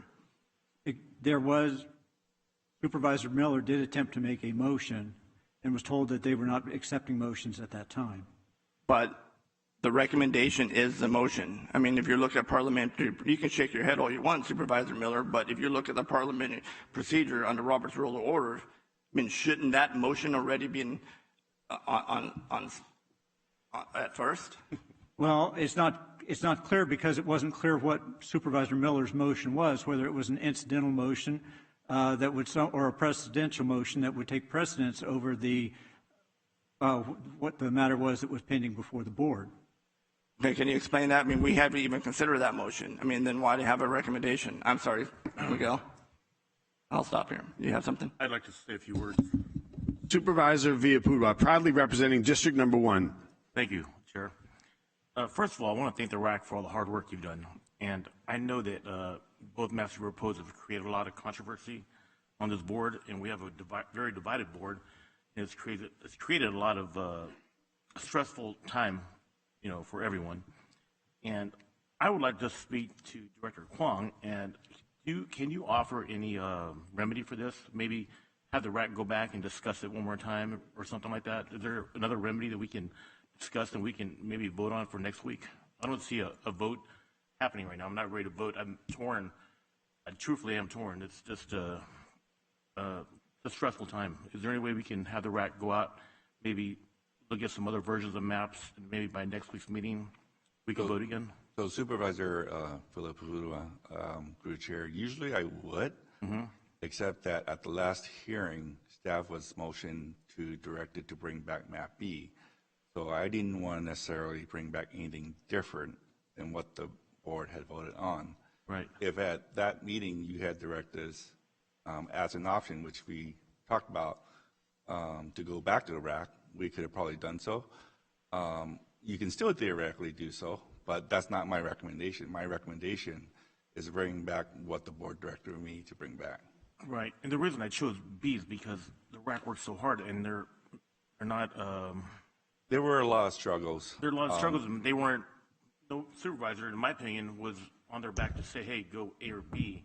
They proposed it, and we chose B because I thought it made the most sense. The overall comments I would provide is, in terms of summary, these are similar comments that the RAC actually had. And when you balance all the Fair Maps Act principles out, including what's changed, as I mentioned a couple of times, you now have a minority-majority district. So that becomes your hub or your stone that you have to work around. That doesn't move. It can get bigger, but it can't get smaller. Then you take into account the 93,000 people this county increased, of which 40-something thousand alone was in District 5. So when you have those kinds of changes and you have to apply the new 2020 Fair Maps Act requirements and all the principles, then you have to use all those principles. And at the end of the day, basically, population balancing was a huge part of it. And so if you move parts of Stockton, for example, it's like 5,000 people population blocks at a time. It's very hard to move. So, but again, those were the directions and the comments we had received, and we had thought we had done the type of appropriate job in terms of bringing it back for the board to consider last time, and that's why we're at this point today. You're telling me that Plan B was more than fair with people as far as population and so forth, and the RAC really hard, and they agreed that B was okay. The RAC, and the chair can certainly represent that here himself of the RAC members, but at the end of the day, yes, they represented it, that map B was to be presented to the Board of Supervisors, and then you folks as a board decided to direct staff how we should make adjustments at the November 16th meeting. Okay, great. And then, now I've heard enough. Go ahead. Go ahead, guys. I have a question in regards to Mr. Kwong. Sure. Sorry, Chair. Vice Chair Nguyen, proudly representing District Number 4. Chair, can I call the question? Just to hold on, Supervisor Rickman. I really appreciate Supervisor Villaputa's injection of this because I know he's kind of caught between maybe two factions. I guess from a point of clarification, what would be the process, for example, if the board recommended that map B, which is currently under consideration, and the map that I provided today went to the RAC for one final view and decision or recommendation? How would that work in regards to the process in meeting our deadline? So if the board took action to direct staff and to reconstitute the RAC, we would need a 24-hour public hearing notice for the Brown Act. So that means if we get a notice out before 5, we can meet tomorrow. And I'm just throwing out an incredibly intense schedule in order to meet the deadlines, just for discussion purposes. And the RAC would have to all be there theoretically tomorrow. We would have to sort everything out probably by tomorrow, which is Wednesday. And if they need to meet, well, I would say meet one night. They might kill me, but if this is one of those things that the board wanted to do, it's hash it out until we're done. And then the staff needs time to make actually all the changes. It's a whole bunch of legal technical fixes that we would probably need to post by Friday in order to make that deadline of the 3-day public hearing posting for the next Tuesday meeting. And I will be dropping everything I'm doing, including the staff that's working on it. I don't even know the consultants could be ready, but we would ask them to be in order to do that, because that's the incredible timeline in which we would need to complete this. And we would need a quorum of the RAC to be there as well. Chair, can I call the question? Just a minute, Supervisor. Actually, I mean, again, Robert's Rule of Order. Isn't that what we're supposed to follow? Do I get a second I'm motion? following up on Supervisor Villaputa's question. Yes, but you have to read. You have to know Robert's Rule of Order. I mean, I'm calling a question. Everybody has a chance to speak. So, do we have a second on the motion to approve the recommendation? The chair. Right, 3B. Through the chair. A motion to call the question is a motion to cut off debate. It requires a second and it has to pass by a 4/5 vote. Okay, so we could stop debate if we have a second.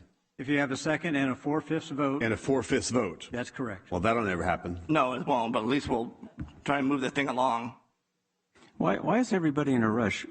Because you keep saying the same thing over and over again. Well, I mean, you're not getting your way, so you're going to be here for until 6 o'clock. Well, listen to your ramblings. Let me clarify, Supervisor Rickman. First of all, a couple of your comments, and I won't go into great detail. One of the reasons that I showed up and talked to the Escalon City Council and I talked to the Ripon City Council is that I'm going to go get some water, Chair. I'll be right back. I'm sure this will be lengthy. Vice Chair Nguyen, because I want to stay on task because I know that's fine. I'd love you can have more conversation after, sir. Mr.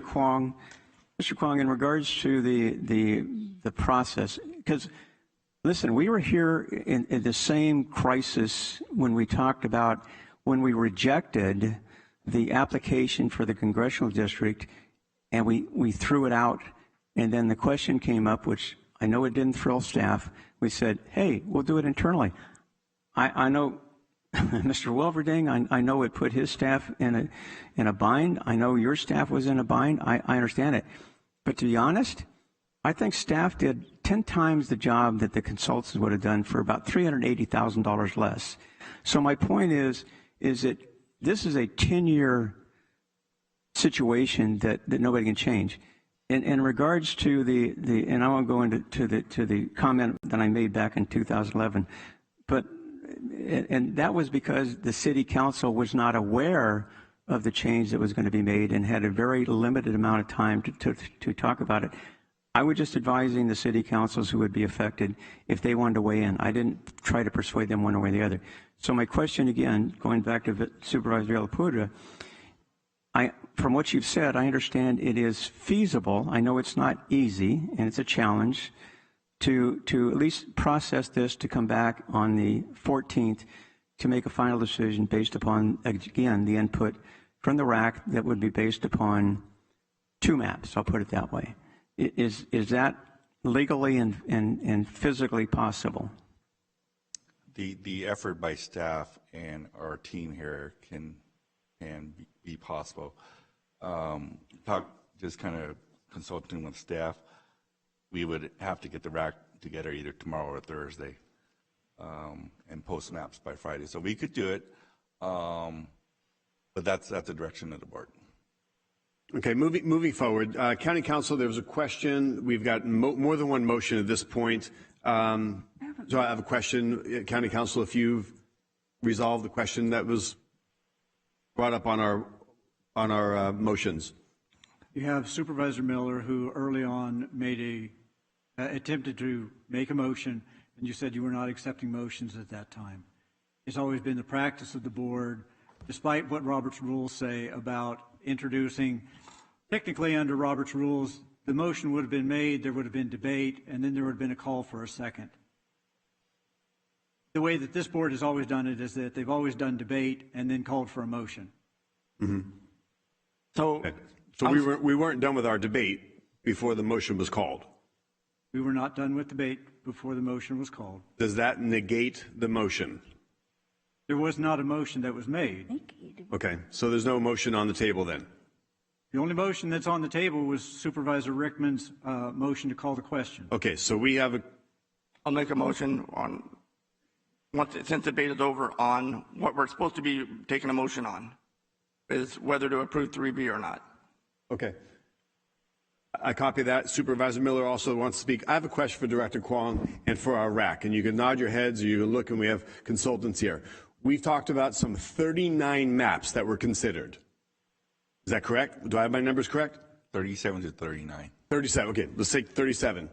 In this new map that appeared 2 weeks ago, is that something that even resembles something that the RAC would have considered given 37 different iterations of what a map could be? Does that look like a map that you would have considered, you would have consulted, you would have talked, you would have had public feedback on? Or is that such a unique map that nobody's ever seen anything like it and it's worth considering? Through the chair, let me check. I'm trying to confirm. I think it was a variation of that map that we did look at. So my point being is that if you've looked at 37 maps and then a new one just appeared, it's not really new. It's something that the RAC has already considered as you were narrowing down to one and then eventually 2 maps once you got some feedback from all the supervisors, not one, but all the supervisors spoke. So would I be correct in saying that that map is not exceptionally unique and the RAC has done their job with public outreach, public comment, public hearings, public discussion, and a review of all of the RAC members? So while my staff's checking, Chair, my recollection is that the one introduced 2 weeks ago, there were variations of it submitted before, but because this is a different variation, we would still, to be conservative and to be safe legally, that we would still need to post it. I understand. No, I understand in order for it to be accepted, but it's already been considered, is my point. Some variation of it. A variation, give or take a modification of it. If my staff can confirm that. Depending on how specific you want to define. I'm talking roughly. Yeah, it's true that in rough measure, the general areas have been considered in prior maps. Okay, thank you. In general, I know that a little tweak here, a little cut there, a little changing and squeezing or whatever, but in general, something like that has been considered. You, the RAC, respectfully considered 37 different variations. You narrowed it down eventually to 2 and 2 weeks ago, if I'm correct on that, we selected one of those two that we are here to vote on today. We've had fantastic and robust public comment from those that are here, and there's also been a historical reference on public comment. We've had people talk from the Business Council saying that this is fantastic that you're approving this map B, because economically it makes sense as they look at all the county and the economic viabilities and sustainability and the future growth. So we are where we're at because the RAC has done their job. They've considered 37 different iterations of mapping and redistricting, and it's now before us based on the one we chose a couple weeks ago before us now to decide.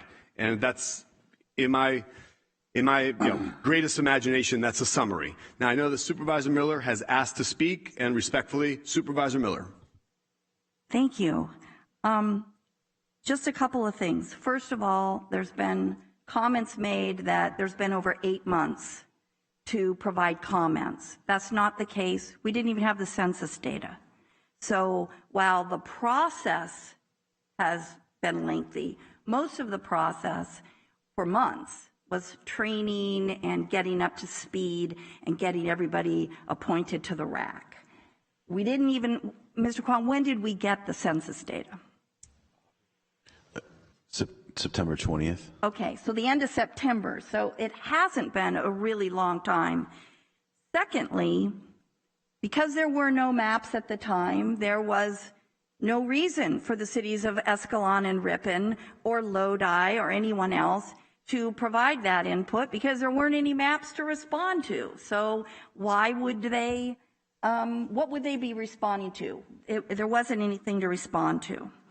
So thirdly, this map B has been discussed as, well, it will be great and unusual because, or not unusual, it will be great and powerful because now we'll have 3 ag districts instead of only 2. But Supervisor Rickman already showed the map today.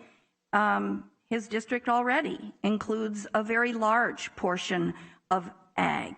So it's just configuring it differently. But there is ag in every part, in every district in this county other than 1 and 2, which are primarily urban. All the other districts have large agricultural areas. So ag has been represented well on this board. And I think if you look at the past policies, that's clearly reflected. I would be just fine making a motion for the alternative map and then letting staff sort it out.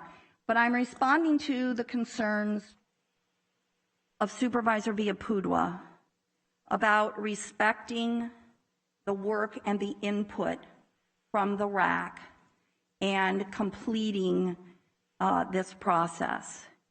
So I would like to make a motion before this board that we do go back to the RAC with the alternative map that was here today and map B. Those are the two maps that are clearly preferred by this board, and go back to the RAC and get their final input based on all of the comments that have now been received, not only from the board, but from our cities throughout the county, and for them to come back to us on the 14th. Staff feels they can make this happen. I agree with Supervisor Villaputua. I do respect the work of the RAC. I think their input on this would be very important for us to have, and so I would make that motion now. Before we get a second or a vote, I got Supervisor Rickman asking to speak. No, I just want to know if this is, I mean, so let me get, I just want to see council. So this is how it's going to work from now on then? I mean, so I guess we don't use Roberts. So if I speak like, second or third, I could just make a motion out of thin air, and then I'm the person that, I'm the motion carrier, regardless of whether debate is done or not, regardless of whether we have recommendations or not. Is that what you're saying? We do use Roberts. No, apparently not, because the debate wasn't even over. I hadn't even had time to talk yet. And then, so you can shake your head all you want, Supervisor Miller. This is Debate can ridiculous. continue after the motion No, is made. I just want to know. I mean, if we're not going to follow what the rules are, I mean, apparently we haven't already. So no, that's fine. We'll get a second. We'll vote. But this is insane. So just a moment. Okay, let's back up. Before Supervisor Miller made her motion, which prior she said she wanted to make a motion, but there wasn't a motion on the floor. Supervisor Rickman did make a motion, but we went back to other conversation before it got seconded. That's on record. That is on record. Okay, so we have a primary motion first, and then we completed more dialogue. That's correct. Okay, so do we have to vote on the first motion? Yes, you do. Okay, so we have a standing motion that hasn't been seconded yet that we could vote on, and after that would parlay to the next motion from Supervisor Miller. Would that be correct? That would be correct. Okay, so Supervisor Rickman, would you care to repeat your motion? I make a motion to adopt the recommendation from this agendized item confirming 3B, map 3B. Is that correct, Mr. Miles? Is it map? It's just map B. It's just map B. Map B. Map B. Is there anything wrong with that motion so there isn't a technicality so we don't have to come here No, you're like 2 moving, days? You're moving staff's recommendation. We're approving staff's recommendation. I know this is hard, but I think we need to put this to sleep and just move on. I'm going to second this motion. Okay, I have a first and a second. You have to. I need to vote, please.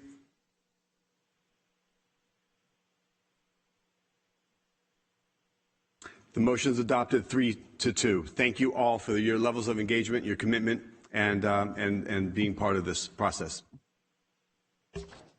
At this time, I believe we are done. Our next meeting is December 14th, 2021 at 9 a.m.